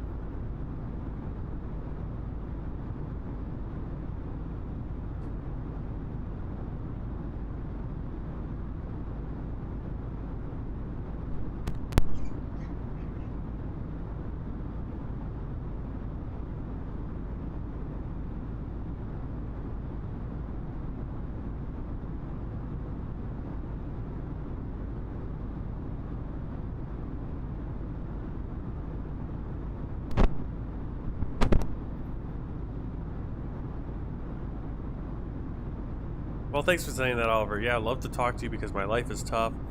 I look up to you, so I'll tell you I don't like the way I look or my weight, different things that your streams let me be happy instead of thinking about. Yeah, well, and that's, yeah, I understand that. I mean, I go through that too. You know, and I think everyone does to a certain extent. I think you just have to, you know, find things that you like to do. Find people that you like to be around. And that like to be around you, obviously, you know, find, you know, be you. Don't try to, you know, mold your way of being what you want to do to please a certain group of people, right? You know, if you like to play, you know, you like to, I mean, there's groups for everything now. And that's what's great about the internet. I think the internet can be a toxic place, but it also can be a great place where you can meet other people that that are interested in the same things as you. And you can kind of, yeah, you can just kind of gain confidence and, you know, really,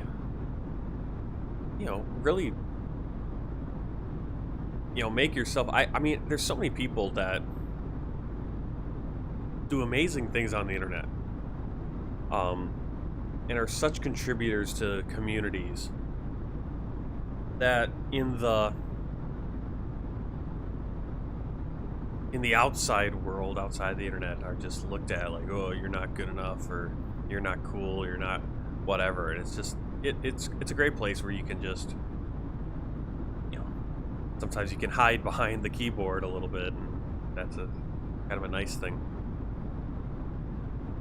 But you know, you gotta kind of also just accept, you know, the way you are, the way, you know, the way you look, or,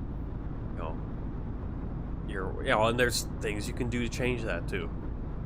You know, you can, you know, change your diet, you can exercise, you know, go out for hikes, go out for bike rides. I mean, believe me, you know, there are days where I get very, I still get, almost all the time, I'm very self-conscious when I'm self-conscious on the stream, right?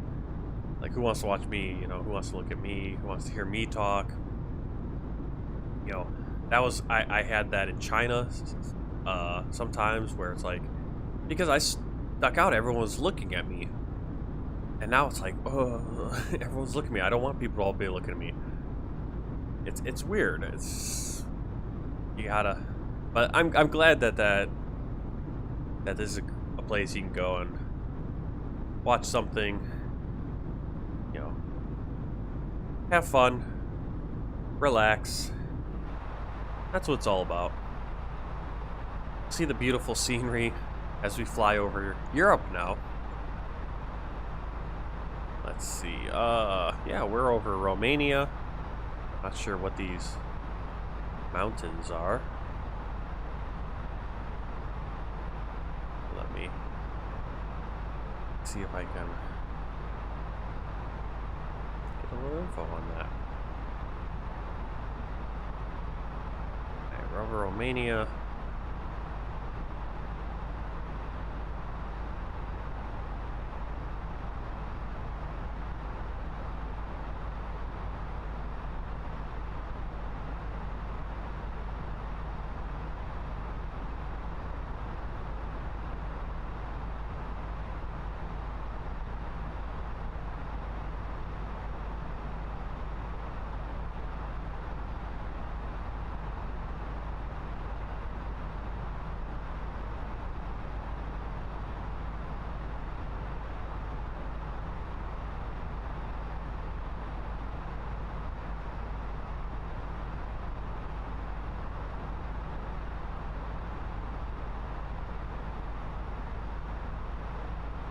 Why can't I ever...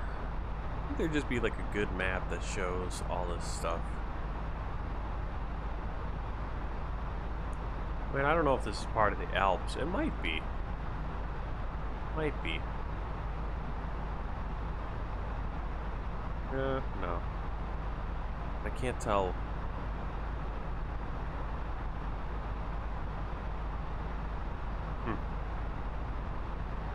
I used to be able to read maps, but now I can't find good maps. That's the big problem.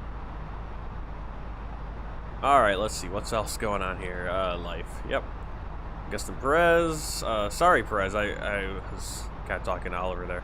Well, a bit sad. Also my favorite and by far most legendary one I've ever met and had a great relationship with and been teaching for 12 years has quit his job to be closer to family, and he's moving to Tennessee. Yeah, that sucks. Yeah, teacher. Okay, I was wondering if he was your teacher.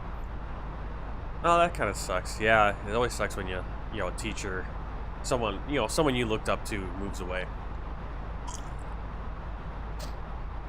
And it's not right there. Let's see. Creep Kirk. Name was good. 2 colors. Saw that. Thank you. Emotional moments, like I said, it makes me feel happy instead of thinking about my looks or weight. Okay, Creepy Kirk is talking about his ATC. His ATC is being weird. It's not showing anything they're saying, but I can acknowledge it, which sucks for my descent and approach phase. Yeah, you're basically, you can't hear what they're saying, but then your co-pilot or you acknowledge it. And that's, you kind of have to just work backwards, because you'll be like, okay, I need to, it'll say descend, because you'll respond and say descend to 14,000. Okay, take whatever it is, cleared for landing, runway, whatever. Yeah, it's very annoying. I don't know why it does that. It's broken. Oliver Smith, hope my life gets better eventually. I never had friends in school. I just look for streams and just talk, because if not, I'll just be in the dark, probably crying. Yeah, don't do that. Don't do that. You got to go out and, do exactly what you're doing. Socialize. And if it's online, do it right now. Get with a group of people. Find people that share interests with you. Make friends online. Because you're going to have interests, you're going to share interests with them, and it's not going to matter, other stuff's not going to matter, right?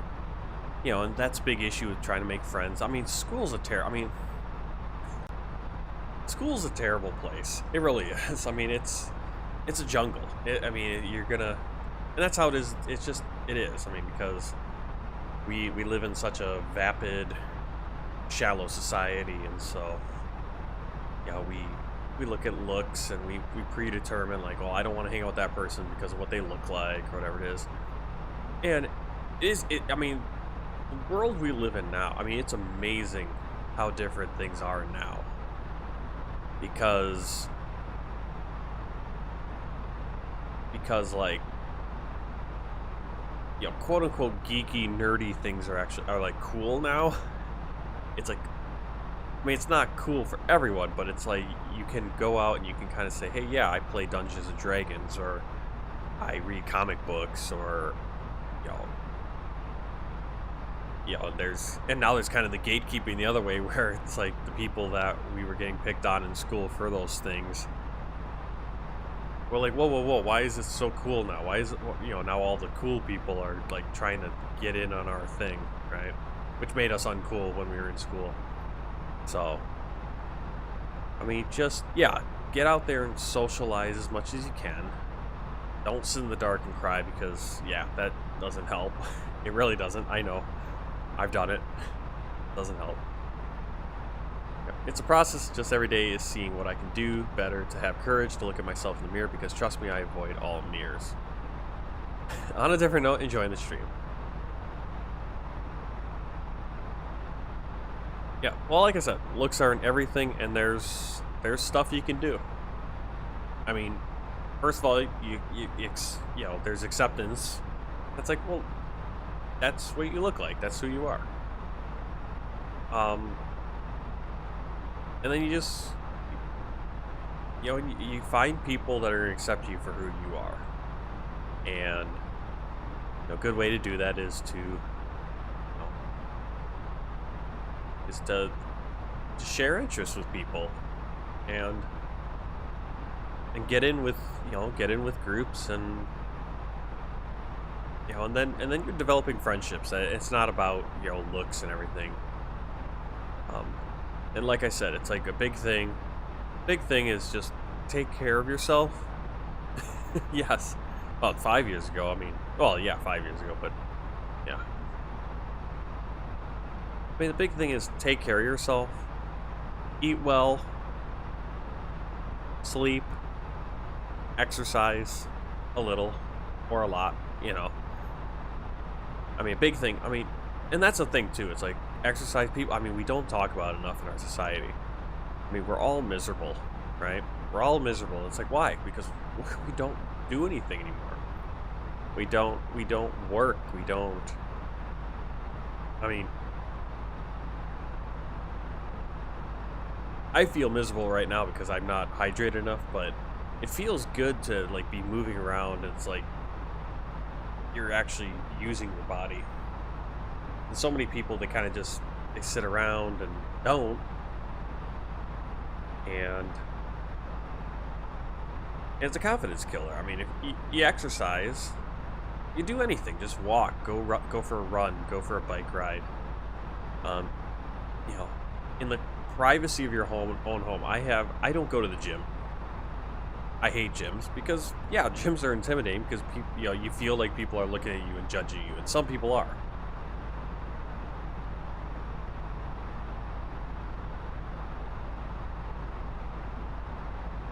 Yeah, I don't know how the whole weight losing thing goes, but and the big thing with that is, yeah, you plateau. You plateau with anything. It's the same with trying to, you know, yeah, whenever you're trying to lose weight or gain, you know, gain muscle and strength, there's always that point where it plateaus, and then that's where you give up.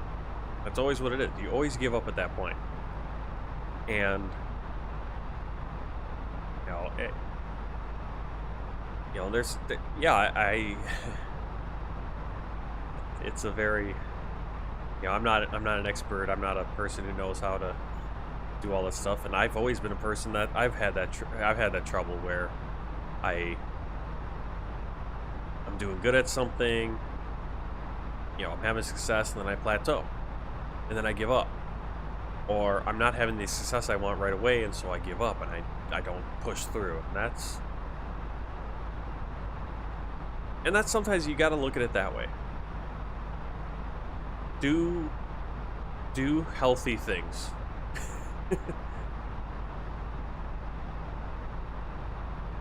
Well, it's do healthy things. Eat healthy. You know, there's so much on YouTube now. I mean, we live in an amazing time where there's so many resources. You know, not to mention there's these, you know, you can subscribe to like a food service that sends you awesome healthy food, right? Awesome real healthy food. I mean, so much of what we eat is garbage. You know, even the stuff that is supposedly, you know, healthy is still garbage because it's garbage vegetables, it's garbage, you know, fruit. It's not even the good stuff. I mean, you know, the good nutritious stuff. And I wish I could do, I need to do more of that too. My parents, as they've gotten older, have started to do that more and more, you know, working on their health. And eat healthy things. Well, it is. eat healthy things. You know, eat good food. It doesn't, again, eat healthy things. I'm not saying go out and you can only eat Brussels sprouts or only eat broccoli. Oh, I would hate that, right? Eat good things. Eat good things. Eat good food. Eat real food. And it's not always possible. I understand that. I definitely don't do it myself enough. But there are so many things out there, so many resources, so many YouTube videos and series. I'm like, okay, what do I do? You know, I want to lose weight. I want to get healthier, whatever it is. And the big thing is, and this is, you know, this is a big thing that we've been hearing so much now with like fat shaming and, you know, positive body image and all that. It's like, well, to a certain extent, it's like, let's be healthy. Do healthy things. Eat, you know, exercise and do healthy things with the goal of being healthy, right? And the other things may or may not come, because losing weight is not just about changing your diet. It's not just about exercising. It's about dieting and exercising and genetics, and there's so many different things, right? So you know, you're going to run into a plateau because it's like, okay, well, your body needs to catch up, and your metabolism and all that other things, all those other things. And I'm not an expert in any of that, but yeah, you just gotta. Yep, there's a lot of good doctors like that out there now. More and more like the full. They look at more than just that, like the.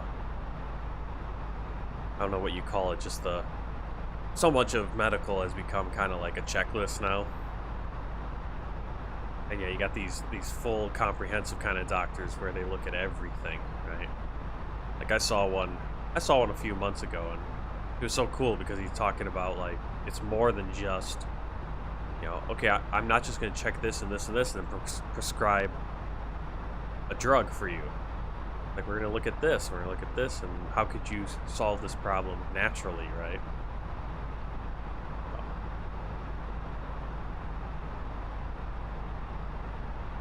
Stay positive. Try to stay as positive as you can. You're gonna have good days. You're gonna have bad days. Don't let the bad days. You know. If you have a bad day, it's okay to. You know, people have told me it's okay to, you know, just lay in bed. No, I've not. I haven't watched Dr. Mike, but yeah, I think I know the kind of doctor you're talking about. Like I said, there's a doctor here like that. You know, kind of trying to redefine the way we do medicine. And, you know, you have a bad day. Like I said, you have a bad day. This is what I do when I have a bad day. I try to, you know, I take a nap. I sleep. I usually, you know, I sleep or I just watch more YouTube videos or something. You know. But I find that doesn't always help, like watching YouTube videos, because then it's like you feel like, what am I doing, right? So a good way, something good to do if you're having a down day, is try to better yourself. It doesn't have to be, again, doesn't have to be, you know, going for a 50-mile bike ride. Doesn't have to be I mean, it could be that. It could be just ride your bike around the block 10 times, or take a walk, go jogging, whatever. You know, doing some.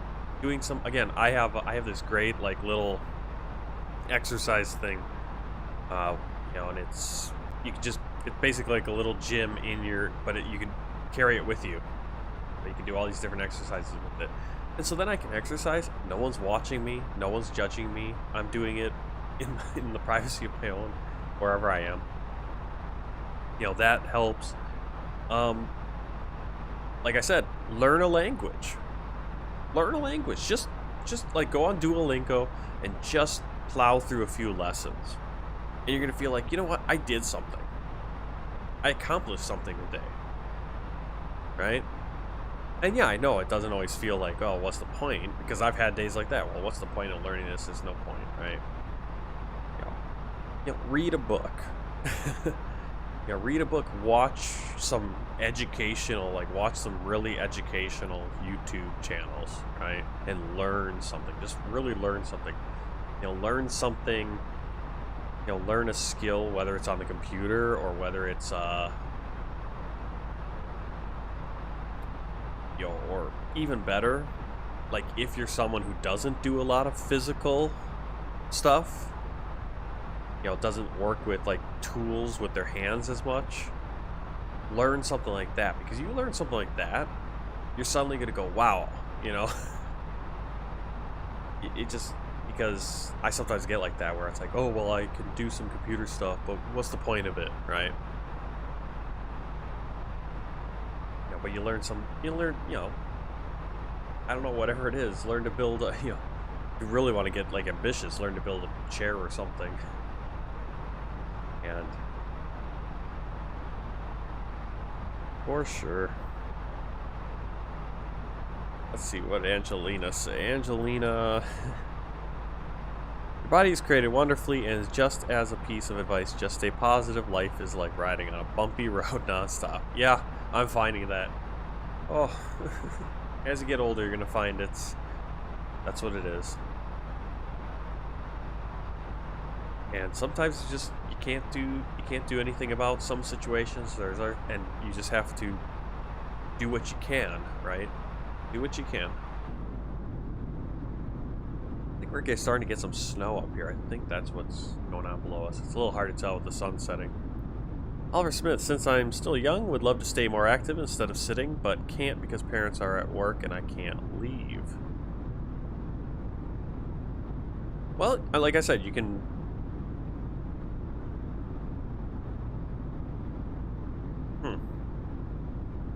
I mean, you can't leave the house at all? I mean, you can,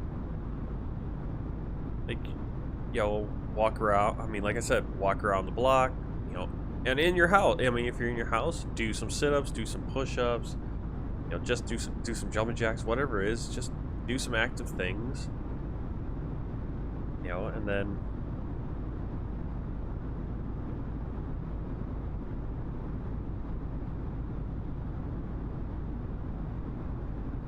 I am 34. I'm feeling really old today.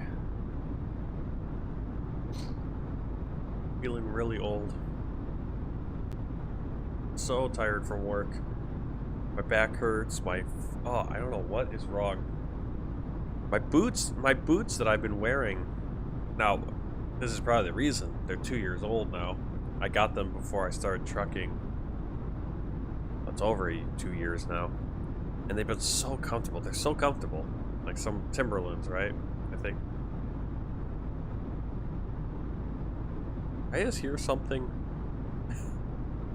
I just hear something click. 40, nearly 50. Well, congratulations. If you want congratulations. Let's see. Creepy Kirk, 34, me too. Oliver Smith, I realized that playing simulators made me happy, such as a game called Infinite Flight, but don't have the money to be paying monthly. Is Infinite Flight you have to pay for? I saw that there were in-app purchases. I wasn't sure what that was. Definitely going to save every penny to get Microsoft Flight Simulator. Yeah, I mean, I know it's hard when you're young and you don't have, you know, the money and...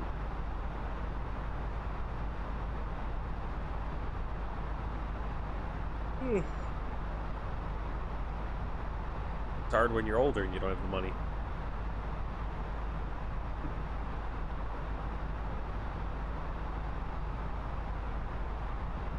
That's what I mean. It's also with that too. It's like, try to find things you can do that don't cost money, because those are always going to be available, and those are going to be the things that you're going to be able to rely on to do whenever, and pretty satisfying. I was going to say biking is, you don't need money, but get a bike. But once you have a bike, you don't need a ton of money to do it. Infinite Flight has a multiplayer mode. That's a subscription. That's divided between monthly and yearly. Well, you don't have to do multiplayer mode. I mean, yeah, it's fun to have other planes flying around, and that's why I use the Alpha India group traffic. But I don't think we've seen another plane on this whole flight.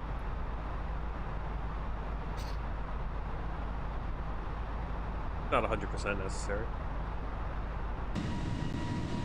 I love this drone camera.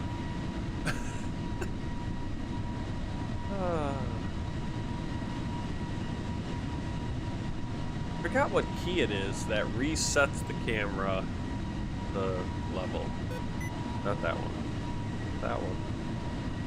Not that one.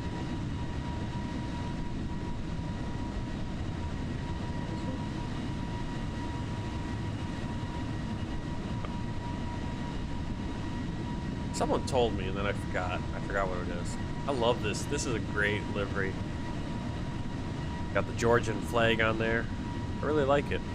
I like it. I like it. The thing is that they give me limited planes in the regions. It's just like LAX and San Francisco and very small restrictions. Ah, okay. I know when I saw it, I was like, wow, that looks pretty good actually for a mobile game. And it was free, but then, yeah, there's in-app purchases. I mean, they gotta make money somehow, right? Nothing's free.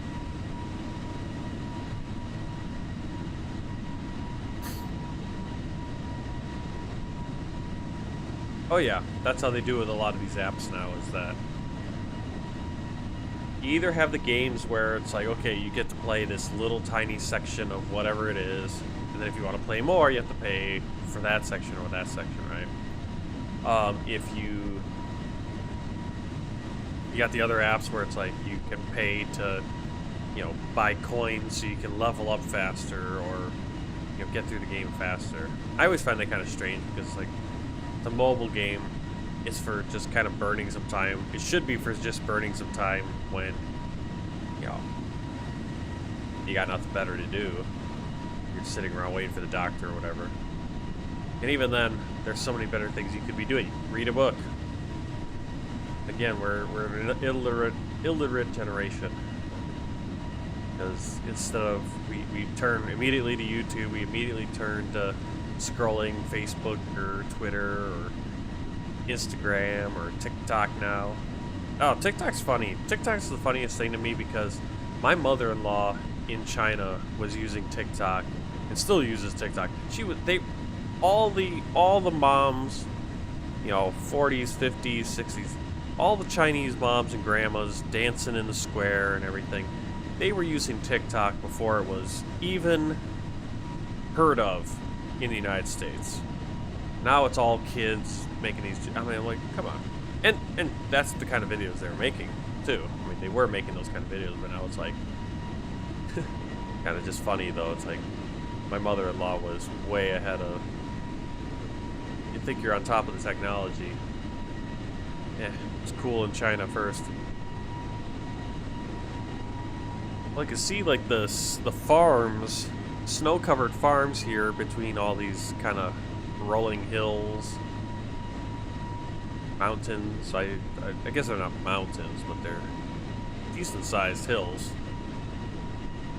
Or they're mountains. They're just not huge mountains. Let's see. We are over just past Cluj-Napoca. That's going to be down there somewhere. Not sure where. Might have been. We can find a city. Might be right. I just pointed at my screen. You guys can't see. I think it might be right there.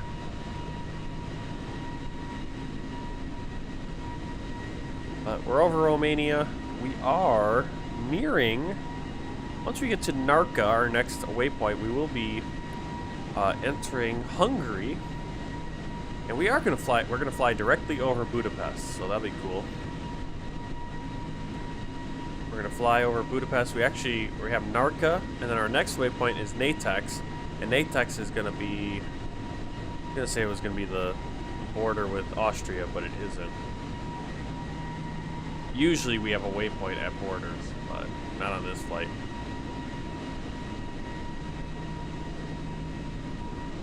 So we're getting there. Well, I say we're getting there, but we're still out a little bit. Definitely some snow here in Eastern Europe. Oh, there's some mountains.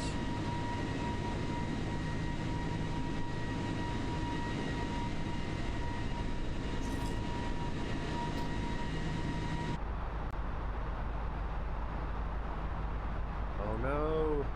See, the frame rate has decided it is time to die. Why? Well, because we're getting near the end of the flight.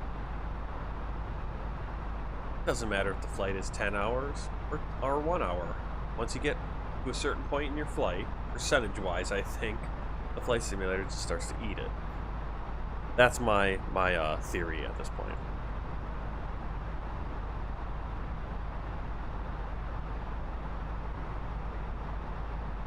Oh, LA's oh, definitely. I mean, you know, LA's. I mean, Southern California is beautiful. I mean, if I were to live in Southern California, I'd want to live in San Diego, I think. I mean, we went to we went to Southwest for a band tour back in college, and you know, we played in Arizona, then we played in Los Angeles, but then when we got to San Diego was nice. It was, you know, 70 degrees. Middle of summer, 70 degrees. Autumn, 70 degrees. It was just nice. And the house I stayed, I mean, you could just feel the ocean coming on. I mean, it was nice. So that's a place I would like to live, or a place similar to that. I mean, when we were still in China, August 2018, we had summer break for our school that we ran, and so we took a 2-week, and it was a 2-week break, or I can't remember how many weeks. I think it was 2 weeks, and we took me and my wife, we took a 2-week vacation down to Thailand, and we didn't go to like Bangkok and all the places, you know, all over Thailand, really tour Thailand. I just wanted to go to a island and just hang out for 2 weeks and not do anything, not really sightsee or anything. I just wanted to like lay on a beach, you know, enjoy the weather, enjoy the waves, enjoy the sun. Yeah, that's what I mean. It just gets really hot in LA during the summer. Yeah, San Diego just has that weird, it's always nice. But we went to Koh Lipe Island, which is an island that it's kind of like, the way I heard about it is like I was just searching like, what are some cool islands to go to just hang out. And I found this Koh Lipe one, and it was like the whole big thing is like, well, most people don't know about this island, right? And in a sense they don't, because when you think of like places to go, islands to go, you know, go vacation at, what do you think of? Maui, Fiji? I can't think of any others, but you know, there's a certain list of islands that everyone kind of mentions. It's like no one mentions Koh Lipe, no one mentions these Thai islands, and it's off in the Indian Ocean. It's actually quite a little bit of ways off of the Thailand main coast, and it's not the easiest to get to, because we flew into Bangkok from Hangzhou, which is where we were living at that point. Well, not where, which is the major city that had an airport near where we were living in China. And flew down to Bangkok, red-eye flight, and which is the only flights. They're all like 1 a.m. in the morning between Bangkok and Hangzhou. I don't know why. It's just when they fly. And stayed in Bangkok. Stayed at a little hotel near that airport, because we then had to go to the other airport in Bangkok to then fly domestic down to I can't remember what city it was. And then from there, the next morning, we went over to the little travel place, who I think we booked it through them. I'm not sure. But it was we got it cheap because we went during the off season, which is like August, and yep, all piled into this van with our stuff, with a number of other people, and then we just start driving. We start driving, and eventually we reach the coast and the place where all the boats are, and then you get on the boat. You get on the ferry. It's not a ferry boat either. It's a speedboat, like kind of a. Well, it was a ferry boat, but it went fast. And I vomited, and my wife vomited. So it's like, that was nice. Ugh. That's the worst part, is getting to the island. Once we got to the island, it was like, oh, it's nice. It was nice. It was awesome. Not perfect. It wasn't paradise, but it was pretty good. And again, it was the off season, so that might have been why, because it wasn't the perfect weather, because it's August. We would eat out and walk around and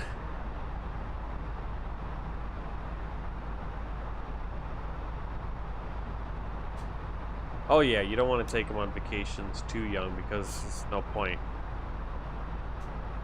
Like, I have vague memories of going up to like Door County, Wisconsin, but I was probably like 7, 5 or 6 by that point, like where you start remembering things. You have those. I remember going up there and refusing to wear my little lake shoes, so to protect your feet from rocks and whatever else is in the lake when you're swimming. And so then my mom's like, okay, fine, we're going back home. Well, vacation canceled over my lake shoes. Yeah, went to Portland when I was young, don't remember anything. Yeah, that happens. Unless your baby grows up and remembers really good what happened. Well, some people say they remember things when they were really, really, really young. Like, I can't. I lived in West Virginia when I was, like, for a year when I was, like, a year old. I can't really remember it at all.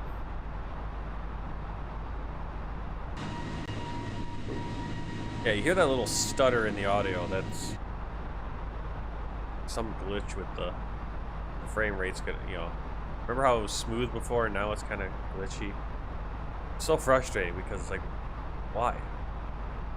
What changed? There's like a memory leak or something. I was thinking maybe it's in the A32NX itself. I don't know. And I don't know how to search for that. Like, how I could figure that out. Like, where the memory leak is. I'm sure you could say, like, well, fly a flight, turn off all mods, including the fly-by-wire, and just do vanilla flight simulator, see if it happens. Like, well, yeah, but why would I want to do a 3-hour flight with a garbage airplane? Oliver Smith, I have one memory that happens once in a lifetime, and that it's just me looking out the window and pre-K and seeing my mom. I was like, what? Yeah, I have memories from when I went to, I was probably 1 or 2 years old. I was very young. I'm, not that old at all, but I remember going to speech therapy classes. I remember, and I don't know if this is a real memory. I don't know, but it's like there was this weird thing where it's like I remember crawling through like this weird.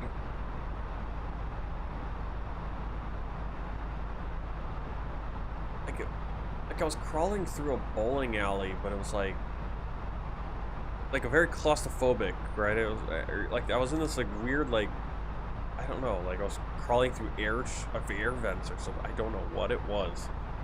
I can't pin down exactly what that was. If it was like a jungle gym or what, I don't know what it was. But I remember going to like speech therapy classes to learn how to use my words when I was young, because I was slow at starting to like properly talk. I would say words, but it's like I just demand things. I wouldn't like actually form coherent sentences. Oh, touch the clouds. Well, we got a lot of clouds today that we can touch. The new job is going all right. I tore a door off the trailer today. I didn't tear it off. I busted it off because as I was backing into the dock, well, I didn't look to my right to make sure that that door was still hinged. And so I backed into the dock, and I'm finally backing into the dock nice and straight, all's good. I get to the dock, and suddenly I feel like this pressure. Like, why? You know, there was like something kind of in the way. I'm like, what's that? Why? That's a weird feeling. I haven't had that feeling before. And that's never a good thing if you start feeling this pressure. You feel this something in the way. Like, uh-oh. And I look. I don't know if I just thought like, oh no, I must have done something. And so then I pulled forward, and then I looked at my mirror and I saw the door. The door was now hanging on the dock, kind of broken, completely busted off.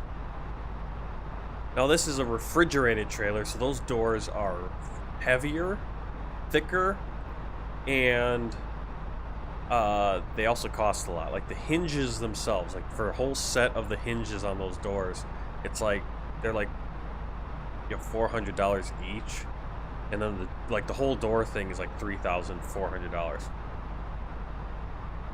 So I call up, you know, and it's gonna happen. It's gonna happen when you're moving. You know, you're hooking and pushing trailers into docks. You know, between 30 and 80 times a day. You're eventually gonna tear off a door. So I call my boss, and he's like, okay, I'll send your trainer over. My trainer comes over. I've already gotten the door into the back of that trailer. And he walks around to the side, and he notices that the, like, little hook for keeping that door closed on these trailers, which they're really nice because they're not going to come off. It's not going to just swing out like that. And he noticed that the driver who had dropped it, who worked for the company whose trailer it was, you know, the hook was like right into here's the side of the trailer, and here's like the hook that you'd have like a hook like this, and then there's like, you know, something hooked to the door so that it stays next to flush, right, or stays hooked and open. But that little hook was kind of busted a little bit. There wasn't enough room to get like that, you know, your little, you know, hanger or whatever to get in there. It was right up against you, so you couldn't get anything in there. So what he did was he took a seal. It was just a plastic seal, something you put that connects together, you know, keeps you know, if you break the seal, you can tell that someone's broken the seal to get into your truck or whatever, and tampered with things or whatever it is. It's just one way they kind of have, like, you know, security. And instead of you know, taking like a crowbar or a hammer and trying to, like, you know, get that so he can whatever, and he insisted on opening one of his doors, because we like to have people who drop trailers at Miller open their doors if they have an empty trailer, because then we could just grab that trailer and put it in the dock, and we don't have to open the doors ourselves. It just takes a little bit of work away from us having to, you know, get out of the truck, walk to the back, open those doors. But in this situation, he just kept his doors closed. Then when I went to open the doors, I would have opened that door and gone, oh, I can't hook this. I'm going to need to figure out a way to secure this better or whatever, or just reject the trailer as not being safe to use. But instead he opened it, so I didn't think anything of it. I was like, oh, he's got one door open, I'll open the other door. These trailers are pretty good, or I'm not worried about it. And so, you know, my boss wrote an email to our company, you know, explaining the situation. Sent the company, you know, I sent an email to that company saying, hey, you know, your driver did a crappy job securing the door, and so that's what happened. So I didn't get in trouble for it because it was kind of bad work by the person who dropped the trailer to leave it in that situation. All right, let's get the weather here because we're getting close.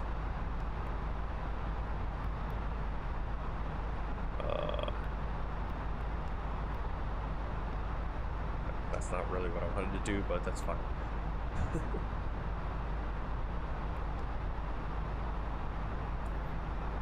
Oliver Smith, it's my 2-year anniversary for my birthday. 2-year anniversary for your birthday?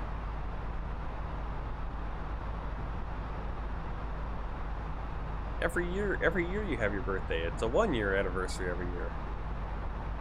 I say that because it's the second time that my birthday lands on a Wednesday, which is, oh, okay, I see.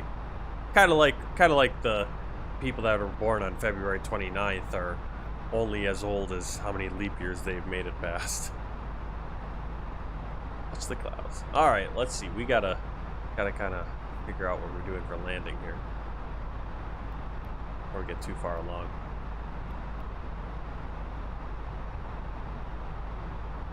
All right, just get over there. Ugh, I hate this. It's like a memory leak or something. There's, again, absolutely no reason. And like some people have said, like, oh, why don't you turn down some of your settings? It has nothing. I guess I could try that, but I don't think it has anything to do with it because I start the flight, everything's good. Doesn't matter how much scenery there is or isn't, it's fine. 3 hours into a flight or whatever, then it's like, well, it's not going to work now. It's just, there's a leak. There's a memory leak, I think. Alright, let's get this approach information in, and then we'll start looking at when we need to descend. It is actually 1 degree. Winds 280, 18 knots. Transition altitude, all that's going to be on my other here. Okay, so runway 229, that would mean we have a tailwind. So ATC shouldn't be giving us that. Probably going to give us the opposite direction. Because you don't want a tailwind, because then you got too much speed then. You want to land into the wind. Is what I've gathered. Alright, so we're probably going to come in. We could either come in runway 11 or maybe 34 or 16. You know, which runway? They got 2 runways. Well, we'll see what they give us. Let's see. Transition altitude. Let's put this one for now. Transition altitude, 10,000 feet. Which I think is how all Europe is, 10,000 feet. And we'll set the minimums once we know what we're landing at. See if I can get some. Oh, I need to. Nearest airport list. Let's see. I doubt we're going to be able to. Doubt we're going to be able to see. Jet Travel 7461, please expedite your descent flight level 360. Alright, we're 94 miles out from Natex. We are 137 miles out from our arrival. So we're going to want to get down to 5,000 feet, looks like. So, use the calculator. Should probably take my contacts out before we get too much further. Target altitude, so we're going to need to start descending pretty soon.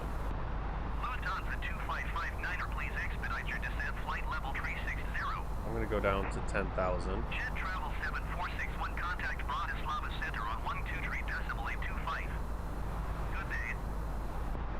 Yep, in the wind, same reason aircraft carriers sail into the wind when doing flight operations.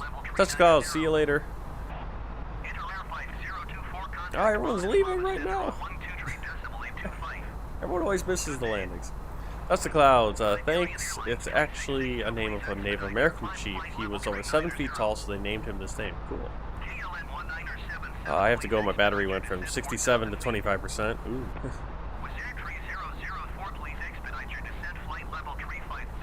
Alright, well, ATC is being nice and active, telling everyone to descend because they're too high.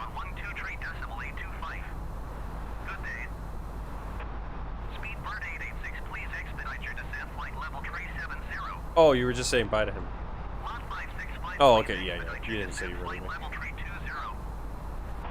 Terran 305, please expedite your climb, flight level Alright, I'm gonna start the 400. descent. Center 302, please expedite your descent, flight level 350. Siberian Airlines 3662, please expedite your climb, flight level 390. I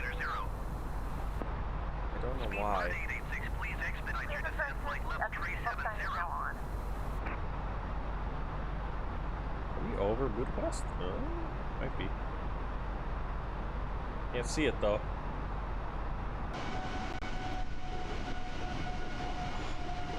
Oh. Why is my camera not working? There we go. Siberian Airlines 3662, please expedite your climb, flight level 390.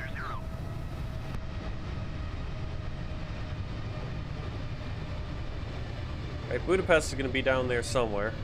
Not sure if you'll be able to see it. I'm going to step away and take out my contacts so that I can see while we're landing.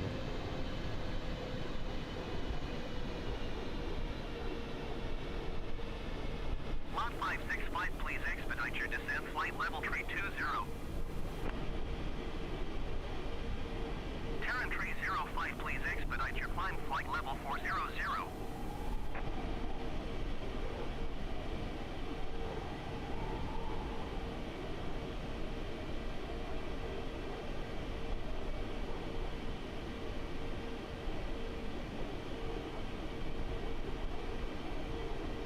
Siberian Airlines 3662, please expedite your climb, flight level 390.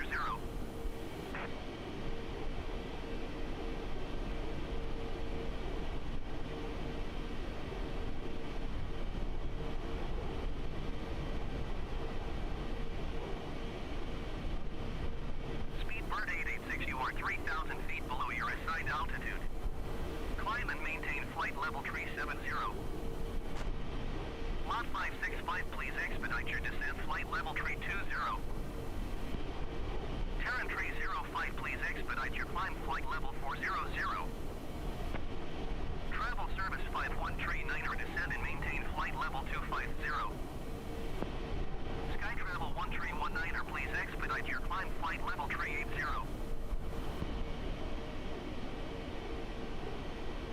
Climb and maintain flight level 370, Speedbird 886. Siberian Airlines 3662, please expedite your climb, flight level 390.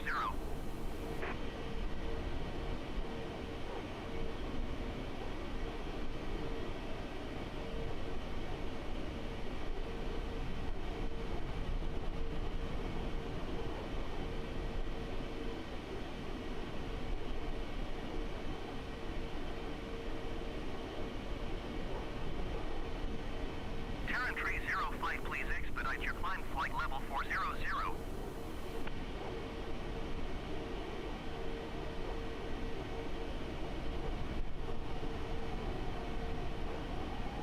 Descend and maintain 16,000 feet, slowly travel 6335.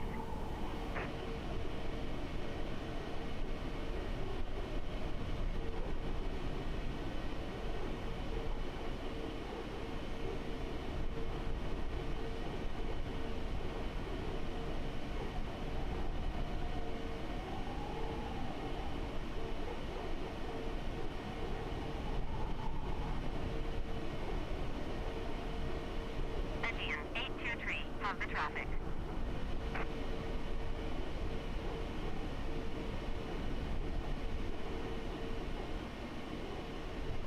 Terran 305, please expedite your climb, flight level 400.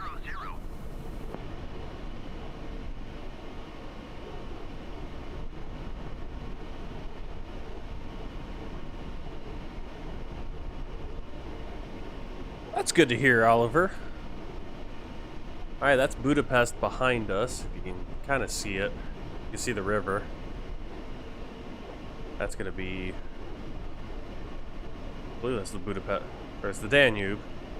And Budapest is actually interesting because one side of the river is Buda and the other side is Pest, and you put them together in Budapest. Expect ILS runway 31 approach by Yoruba transition. Clear to Yoruba. KLM 1977, descend and maintain 3,000 feet. Slovak travel 6335, descend and maintain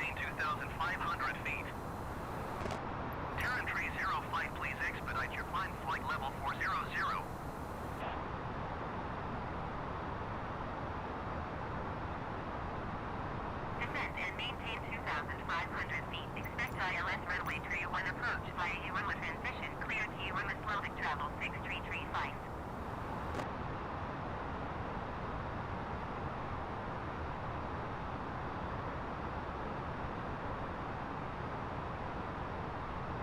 I wish there was a way to know what runway they're operating.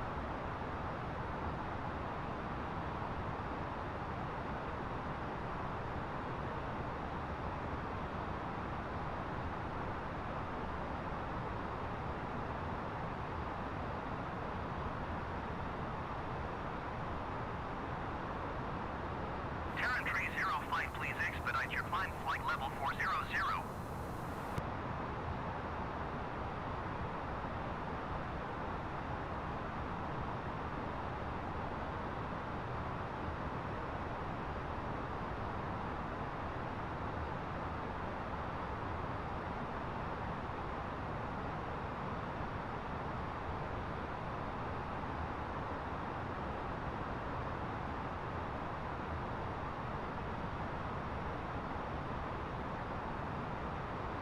Ryanair 170, please expedite your climb flight level 270.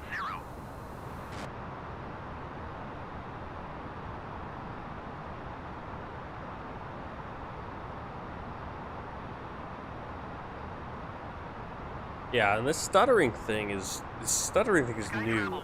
It's since the new year basically. There is, if you tune to their ADAS, they'll tell you. Yeah, but there's no way to tune to it. Sky Travel 1319, please expedite your climb flight level 380. Not in sim, at least.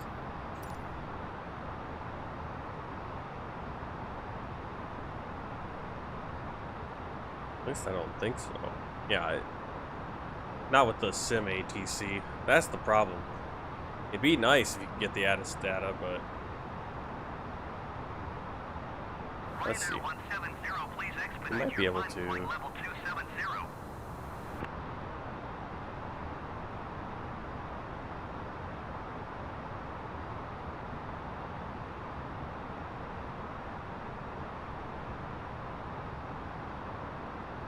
Sky Travel 1149, please expedite your climb flight level 380.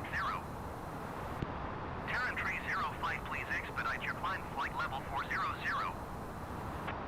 Sky Travel 1319, please expedite your climb flight level 380.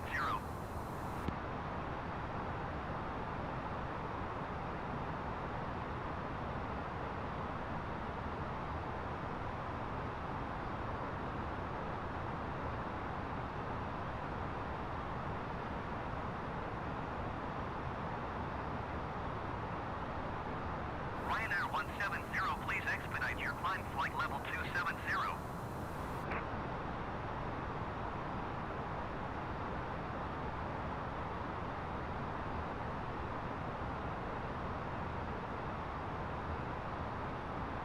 Yeah, that's one thing that kind of sucks is that, like, if we were on VATSIM, you'd be able to look at us and go, oh, okay, we're going to be coming in, you know, this direction, so we're going to be expecting one of those runways.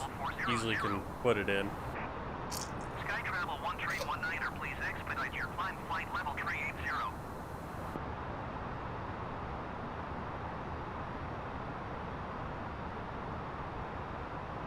Budapest Center with Air 2406 is passing flight level 235, descending 4,000 feet. With Air 2406, Budapest Center continue to Nigrid as planned. Ryanair 170, please expedite your climb flight level 270. These clouds. These clouds and, of course, the real crappy...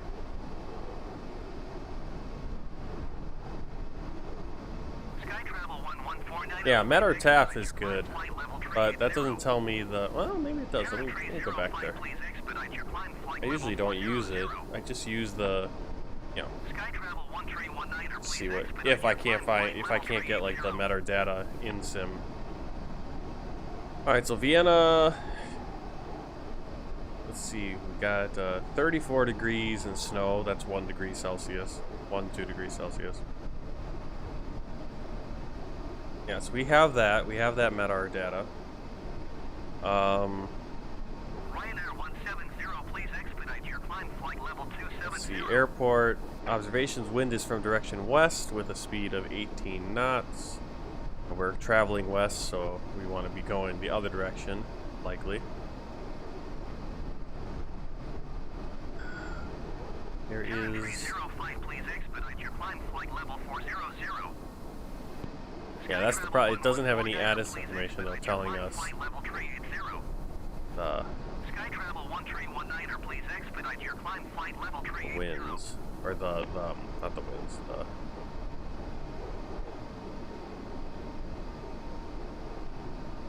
What am I thinking? The... Which runway is in use? Wait, wind is from the direction west with a speed of... It's from the direction west? So no, we would want to use runway 29, right? Because the wind is coming... is traveling... I'm confused. How's it coming from the west, but we're coming from the east? Oh. What is going on?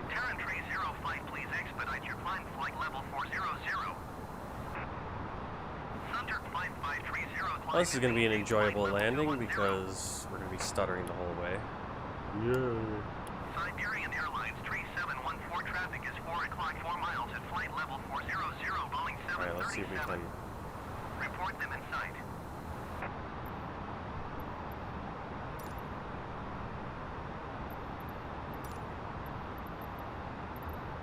Siberian Airlines 3714 have the Boeing 737 in sight. Wind is from 280, so if it's... So when it says the wind is 280, that means it's coming from that direction? Not going that direction? I don't think you were on timeout. I didn't do that.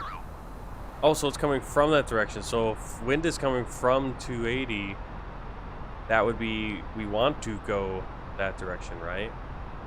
We want to land... on runway to... What is it? We want to go on runway... I can't... What runway is it? 29. Please also store any carry-on items either in the seat back pocket or under the seat cushion. Please complete all Wi-Fi related tasks and stow any larger electronics. Siberian Airlines 3714, please expedite your climb flight level 390. Sky Travel 1149er, please expedite your climb flight level 380. Terran 305, please expedite your climb flight level 400. Austrian 90037, please expedite your climb 13,000 feet.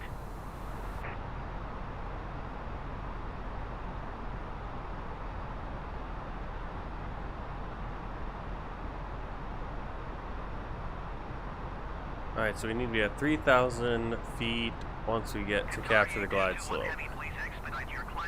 We're doing just fine. Alright,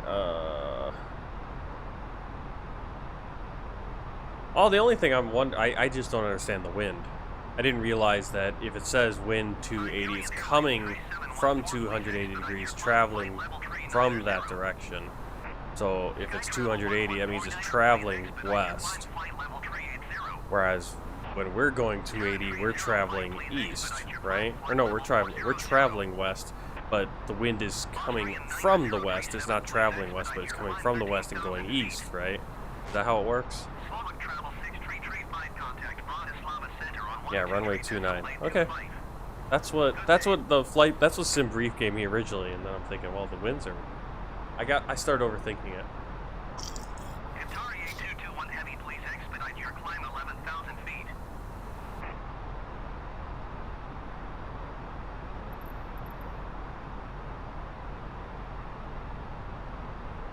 123.825 for SLOVAKTRAVEL 6335. Siberian Airlines 3714, please expedite your climb flight level 390.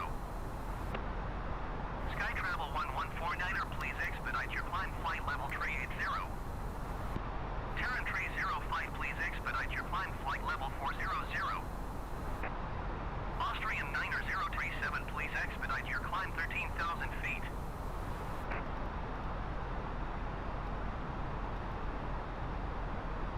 Alright, we're gonna start descending and then we should be able to.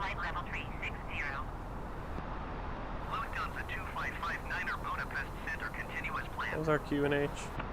Qatari A221 Heavy, please expedite your climb 11,000 Fix that before we get too far. Saudi 934 Heavy, please expedite your climb flight level 270. Can't get a word in sometimes. Austrian 721 contact Bratislava. Alright, let's get the 123.85. get the clearance in here. Sky Travel Oh, 114 shut please up. expedite your climb flight level 380. Let me talk. Terran 305, please expedite your climb flight level 400.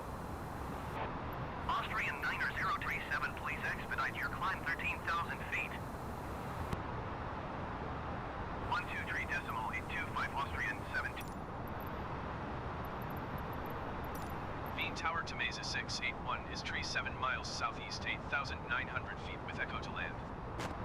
To Mopsy 681 Bean Tower. QNH tree 0.09er with 285 at tree 9er. Fly straight Alright, and 3-9er headwind. Okay, so you see this approach. Now this approach is mostly if you didn't have ATC, ATC would likely just route you if you're at the right altitude. This is to get you altitude, get to the descent, and also to do spacing. So but ATC really isn't going to do that for us, and I think we should be able to get to 3,000 right there just fine. By 7 miles out anyway.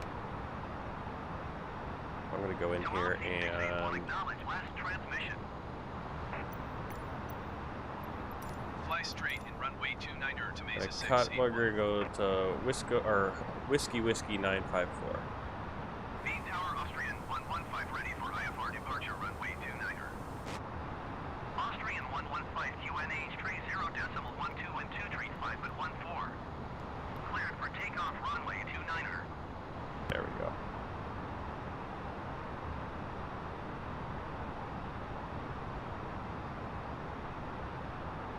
Cleared for takeoff runway 29er Austrian 115.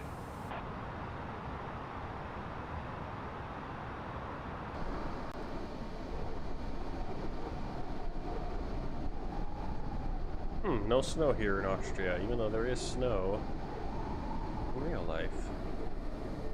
Guess the snow isn't on the ground anymore. Maybe it has to do with like the temperature. If it's over freezing, it won't render the snow.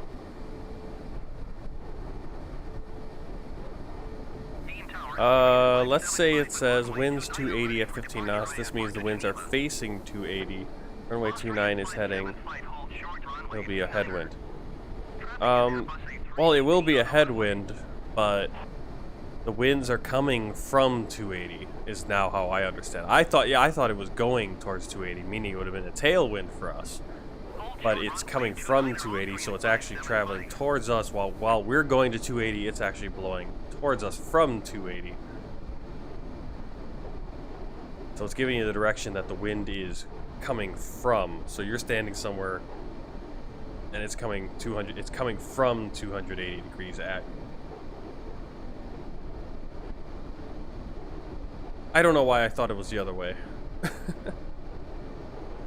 I guess it's because I think of like how we do the plane. Obviously, Austrian 575 line up and wait. we're headed a certain heading. Have some wind turbines. Line up and wait, Austrian 575. I know what I was gonna do.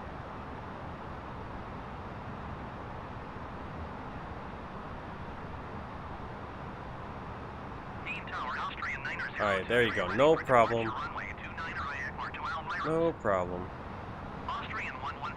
We're gonna have plenty of time to get slowed up too.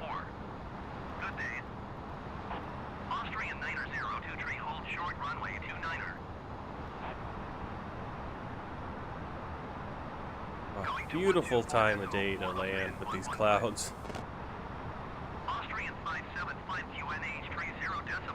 Well, the arrow on when they visualize it on medar-taft.com, it's pointed down 20. It pointed towards the way we're coming, or it's pointed as a headwind. That makes it make sense to me. But I'm looking at it going, well, wait a second.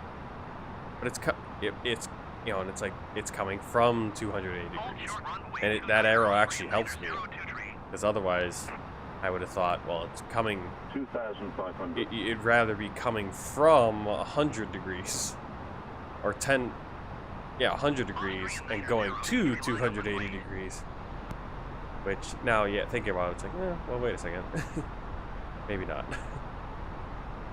All right, well, learn something new. Line up and wait, Austrian 9023. We also know that SimBrief takes that into account. All right, we do have our landing lights on.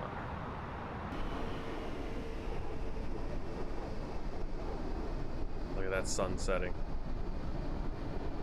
Austrian 575 contact Vienna Center on 124.4. This is why I'm in Microsoft Flight Simulator now, even though I do have X-Plane as well. So heading straight into the wind of 180 is 130 degrees. Main tower, Austrian 355 ready for ISR departure runway 29er. So this is definitely... 124.4 Austrian 575. Okay, let's go flaps Short 1, runway 29er, Austrian 355. go flaps 2. Austrian 9023 QNH 30. Ooh, we got some rain. I wasn't expecting rain. Cleared for takeoff runway 29er.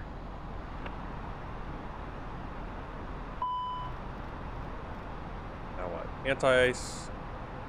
Ice detector. Ooh, we should put that on, you know, because we're coming in the rain here. Austrian 9023. Kind of snow, sleet stuff, I would think, at this temperature.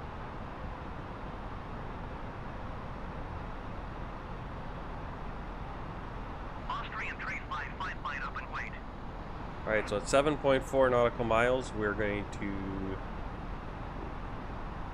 capture the glide slope. Line up and wait, Austrian 355.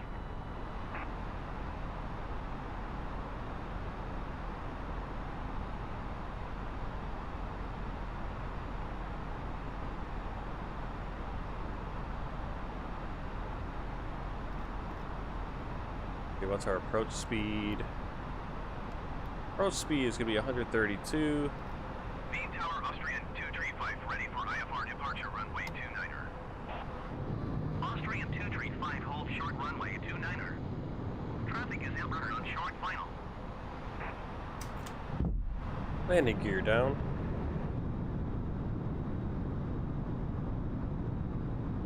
Hold short runway 29er Austrian 235.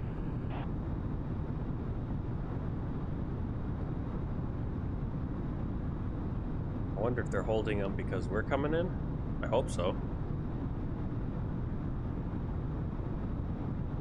Austrian 9023 contact Vienna Center on 124.4. Good day. Alright, so I am recording with Flight Recorder. Started it just on this approach, so hopefully we'll be able to do a decent replay. I don't know how that's going to work. Austrian 355 QNH 30.06 wind 275 at 27. Cleared for takeoff runway 29er. Austrian 235 line up and wait.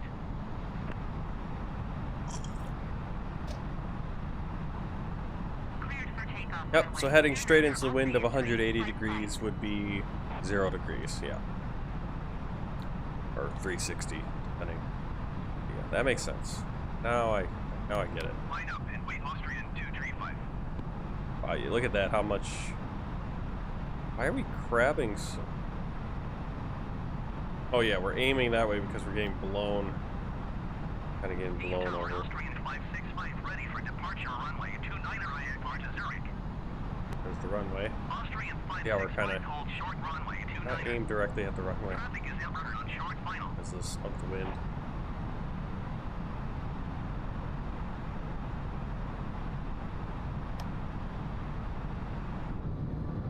Hold short runway 29er Austrian 565.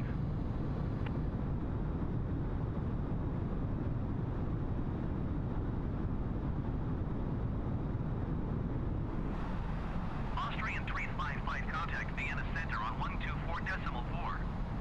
Good day.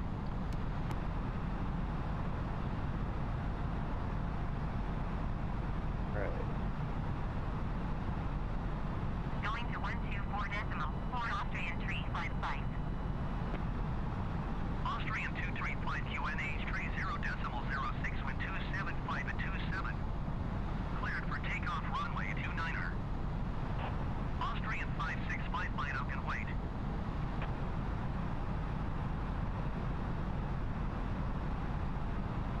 Cleared for takeoff runway 29er, Austrian 235.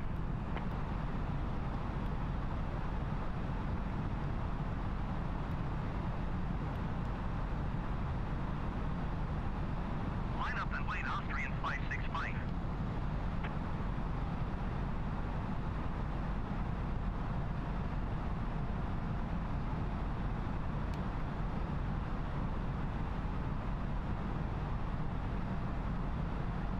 Bean Tower, Austrian 9er 515 ready for departure runway 29er IFR to Menorca. Austrian 9er 515 hold short runway 29er. Traffic is inverted on short final.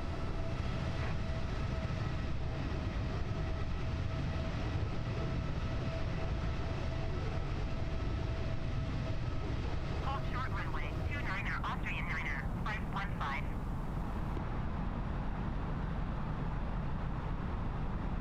Dean Tower led to motion. You're gonna have to crab this one? 134.1 Oh, miles oh. southeast inbound ILS runway I'm just 29er noticing the approach. winds more now than I did before. Austrian 235 contact Stream is Vienna still good Center for on tomorrow at 124.4. 8 a.m. Pacific Standard Time. Will you start early or later? Let me see, when do I have it? What did I put for 8 a.m. doesn't sound, or that time doesn't sound right to me.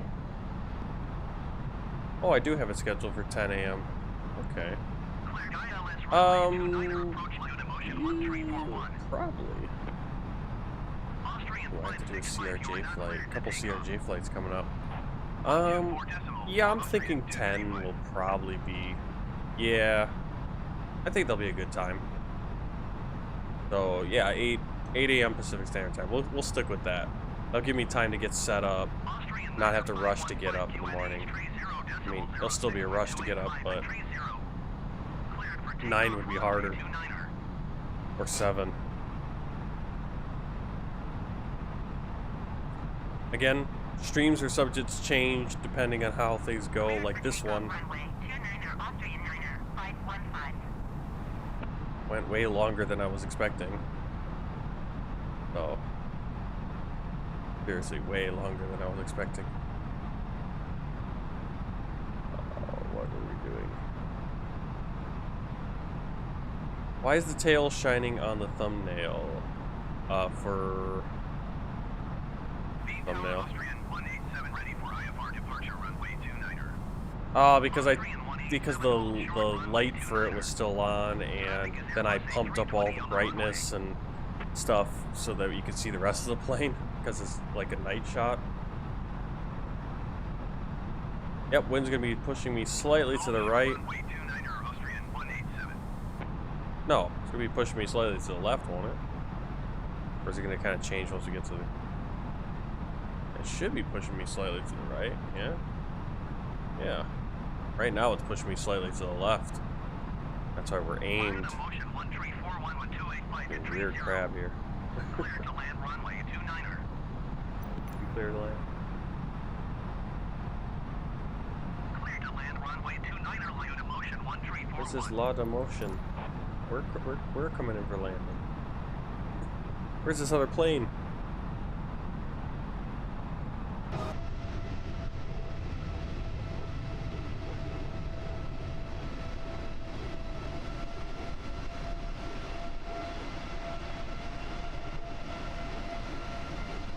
There you go. Oh. Austrian 187, line up and wait. That light. There you go. Get them both.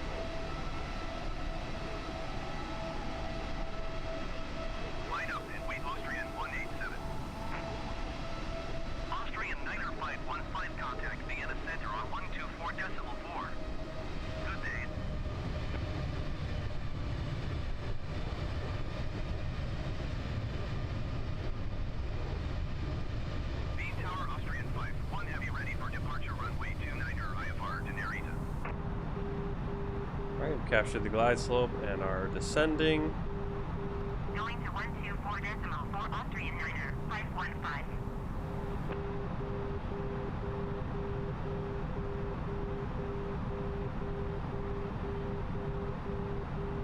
Frame rates completely stopped for a second there. Austrian 187 QNH 30.06.285 at 30. Cleared for takeoff. Man, I love the new quality of Flight Simulator where it can't run on my computer anymore. I've flown into Vienna before, real life or in Flight Simulator, in the simulators. Come on, just what is this? Oh, that's cool. Oh my goodness. This is worse than X-Plane. Why is it so bad now? Oh, man. Oh my goodness. Cleared for takeoff runway 29 Austrian 187. Why when we're getting to like the really, well, I don't want to say like these are the really cool places, but I'm really interested in flying into Europe here, and Cleared to land runway 29. you're right, could be your internet service, not the sim. I don't know why it would be. Scene Tower, Austrian 631 ready for IFR departure runway 29. I mean, like I said, it was fine until the new year started. I know, it's completely random. It's completely random. Some flights will be terrible, like this one, it's freezing up. It just stops. Other flights, they'll be choppy, like going into Turkey was terrible. Like Athens was weird, even though there wasn't much scenery for Athens at all. Well, why is it so bad now? 1,000. Like, I didn't have problems downloading scenery before. I never had this before. I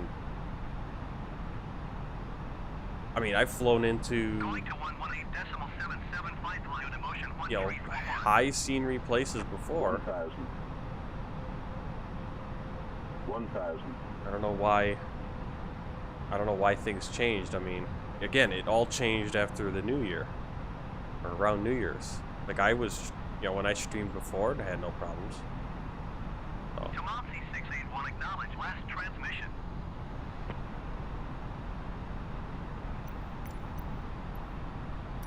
Cleared to land runway 29 to Mesa 681.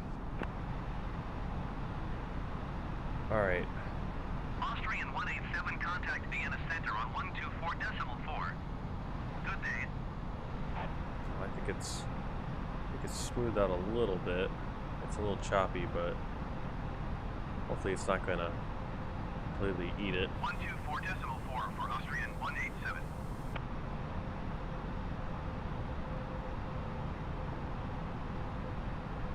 Hmm.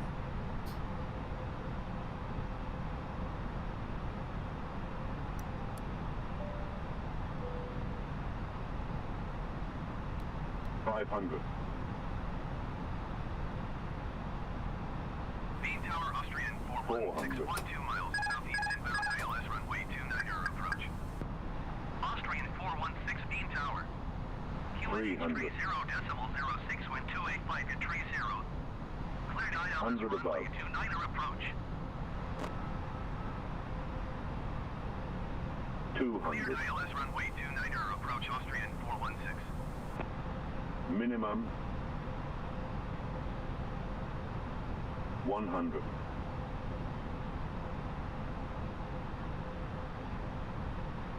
50. 40. 30. 20. Retard.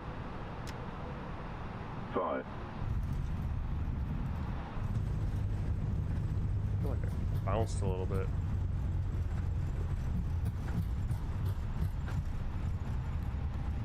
Those auto brakes are super powerful. Don't even need the reversers. 219, not bad. I felt like I bounced a little bit. I felt like I hit and then, I don't know. Hopefully it was right. I guess we'll actually get to try the replay. We'll see how that, if the replay works. I hope it does. I hope the weather, I wonder if the weather will go back in time too. Taxi 681 contact ground on 12.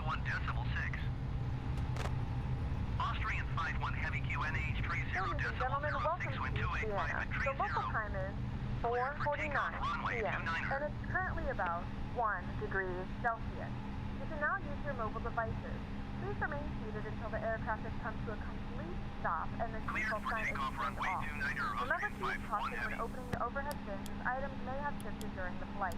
If this is your final destination, we thank you for flying with us and we hope to see you again soon. Alright, just clearing all this stuff and then we'll... Did I not turn on the ATC? Sure.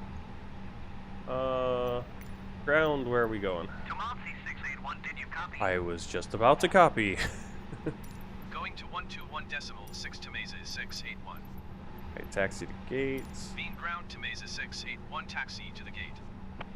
To Mopsy 681, taxi to gate 3. 8 Charlie using taxiway Alpha 7 Mike Echo, X-ray 11 Lima. Taxi 3-8 Charlie. Ooh. Love it. Taxiing to gate 3, 8 Charlie via taxiway Alpha 7 Mike Echo X-ray 11 Lima to Mesa 681. Mike Echo X-ray. Where the heck are Mike and... let me see. Mike Echo X-ray. Oh, okay. I see it. I see it. Let's get going. Alright. We're gonna turn to our left. Hit the master switch for the APU going. We're gonna turn left here onto Mike. We're looking for Echo X-ray 9. So EX9. I thought they were two different, but they're just how you get into the terminal area. Let's see, what do we got?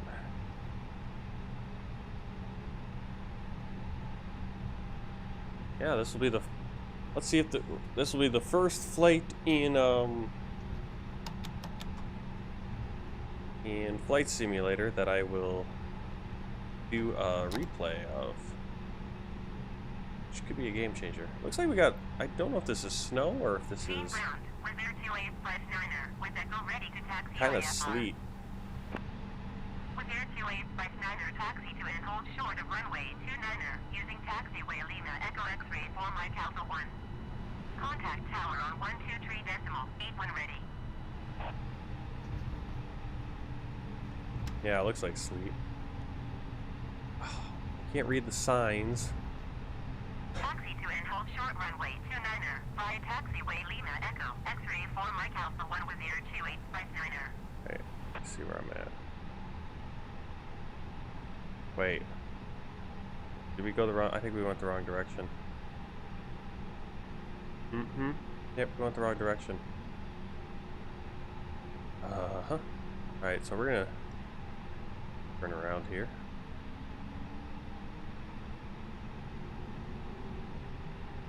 Actually, we can just get onto Lima and...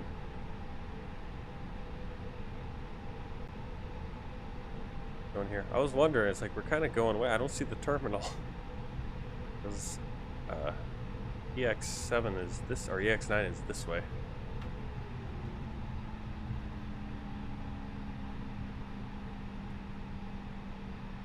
There's a terminal. Of course, this is just the in-game rendition of the vanilla rendition of Austria, of Vienna's airport. But they do have the right gate names. Oh, that's something. And the taxiway names seem to be right. Oh, I was not planning on this being a 5.5 hour stream. I knew it was going to be a long flight, but not this long.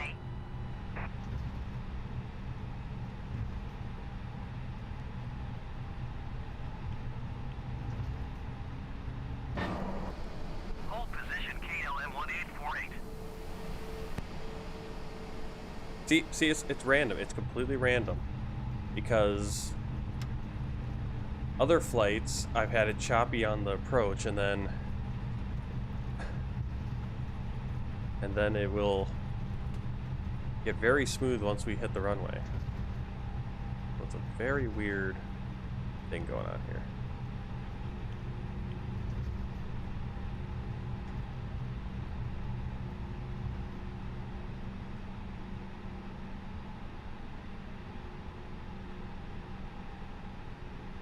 next gate is ours. C38.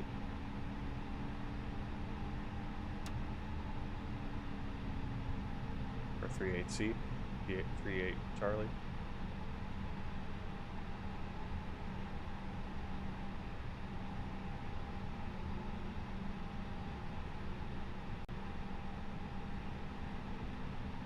Sim does not like it though.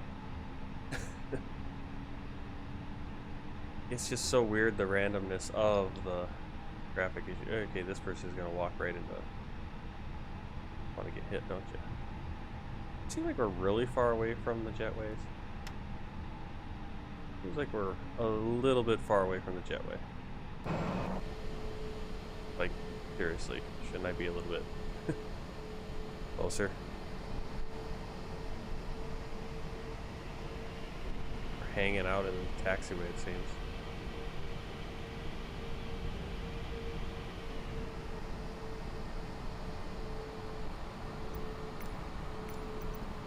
Alright, let's see if there's any services. Jetway is not functional. Awesome. Alright, we're going to put on the parking brake. And that's where I'm going to stop it right here. And we'll come back and finish it after doing the replay. We're going to try to do the replay here. So, or actually I want to pull up Atlanta first. So, let me... this. And we'll pull up Atlanta. As the whole game decides to glitch. Oh, where is it? There's Atlanta. We're going to finish up the flight. We're the first person to arrive in Vienna today. Right. See the weather right there. That makes sense. So from Sinop to Vienna. Landing rate 182 it said for right here. 1.11 G-force, flight time 228, fuel burn 5178, distance 896 nautical miles. Alright.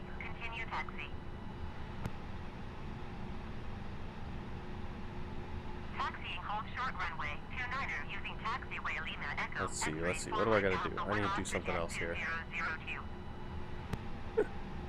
Sorry, I'm a little disorganized. Okay, we're gonna try to use this replay thing. So, recording.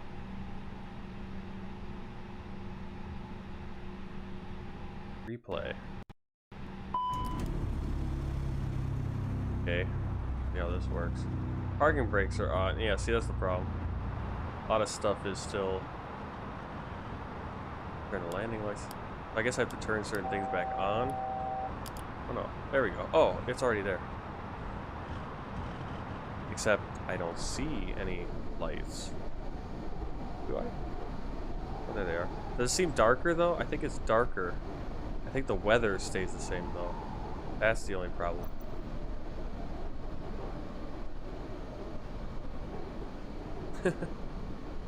Yeah, I think this is a little too dark for us. Can I zoom ahead?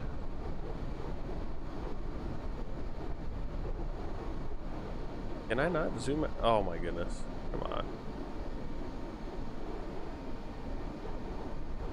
There we go. Well, this might be right.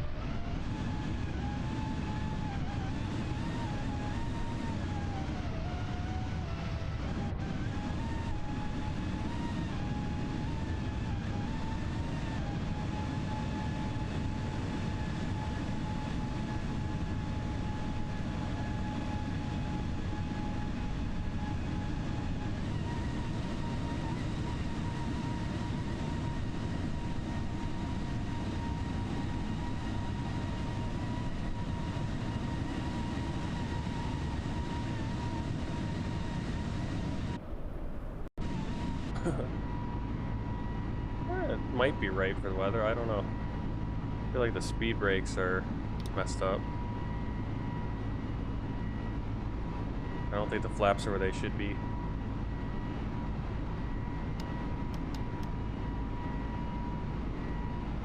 There we go.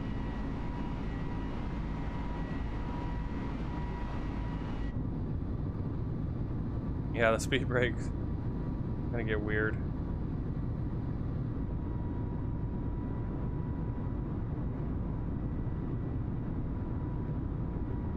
All right, let's get a little closer here.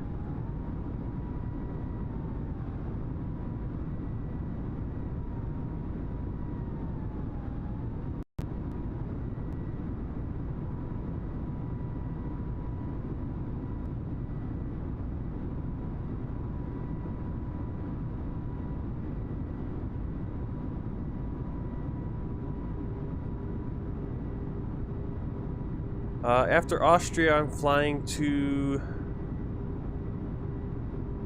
Let's see, where am I flying? Flying to Lithuania.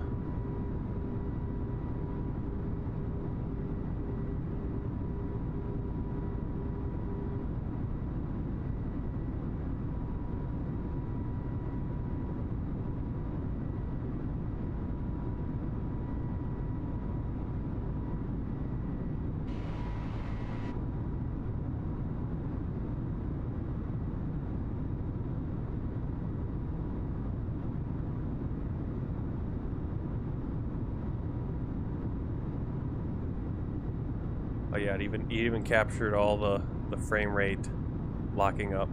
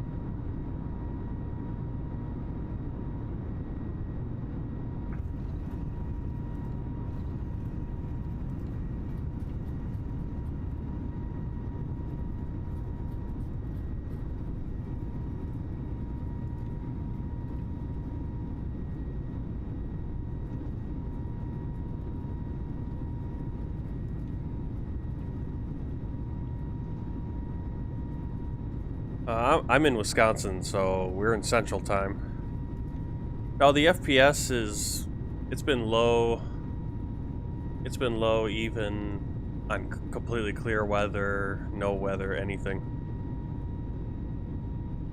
Let's see. That's really cool. Let's pause this and back up again.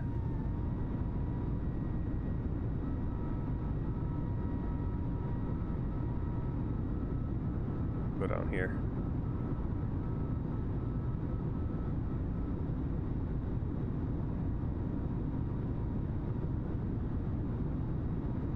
Yeah, I've never noticed the wheels turning before once they hit the ground, or when you're taking off.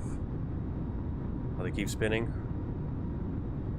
Because usually I'm not in this view because I'm trying to take off or land. Well, at least they have the right airplane sitting there on the side.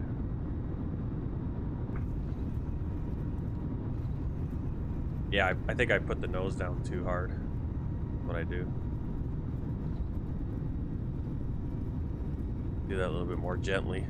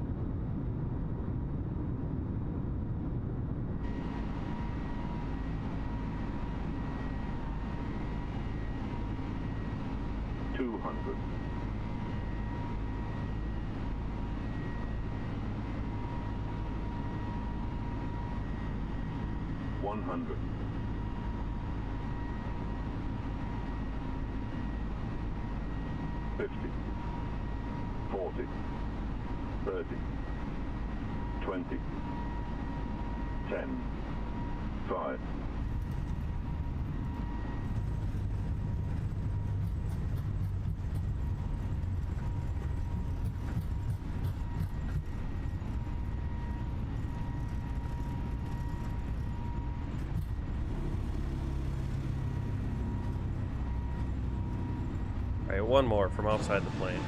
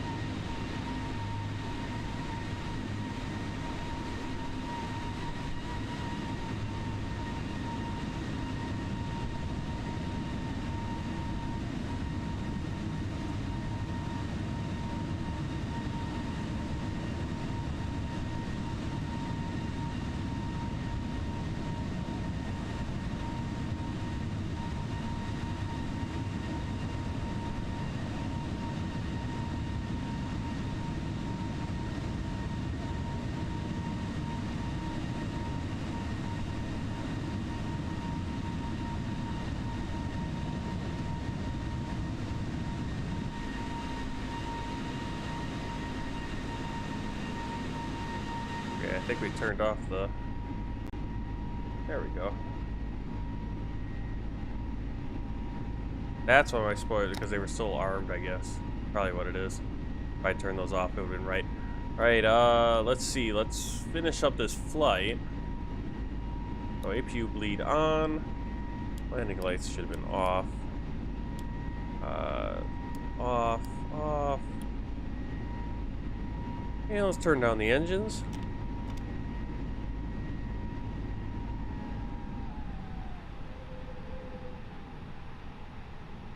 Parking brake on.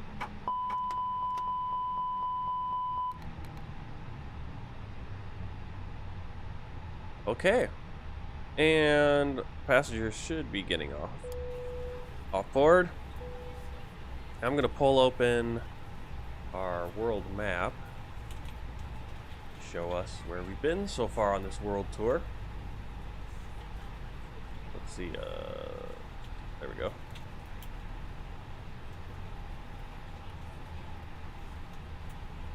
And right over here, there it is. There's our world tour so far. Africa and a little bit of the Middle East, Ukraine, And today, Austria. There it is, Austria. The next time we're going to be flying up to Lithuania, which, let's see, Estonia, Latvia. I think Lithuania is this one. Let me check. Yes, that's Lithuania. So we're going to be flying Austria up to Lithuania. Should put a little red dot on Sinop. Maybe. Maybe I should put something there. A little X, like, hey, we flew there too. Well, I mean, it's technically part of Turkey. We've flown to different places in different countries sometimes. Alright.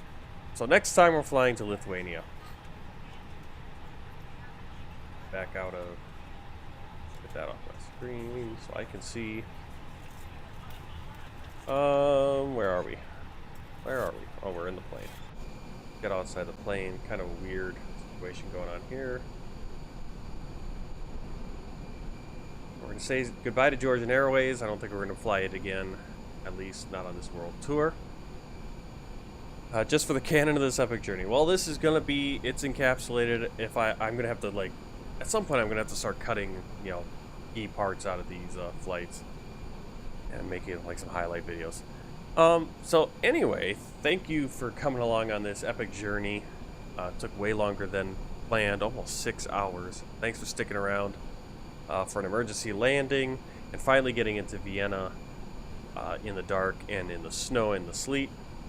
If you haven't already, hit the subscribe button. If you're watching this on replay, hit the subscribe button, hit the like, hit the comment, all that good stuff. If you're on Twitch, same thing, hit the follow. It's free. And at some point, we're going to be able to get subscriptions and all that other fun stuff. And then we're going to have to make a decision on how we're going to do this streaming on YouTube and Twitch, because Twitch has an exclusivity kind of thing. But until tomorrow, hopefully I'll be able to get on the stream by 10 o'clock in the morning Central Time, I'm hoping. And we'll be flying up to Lithuania. So I will see you then. So take care, happy flying. Goodbye.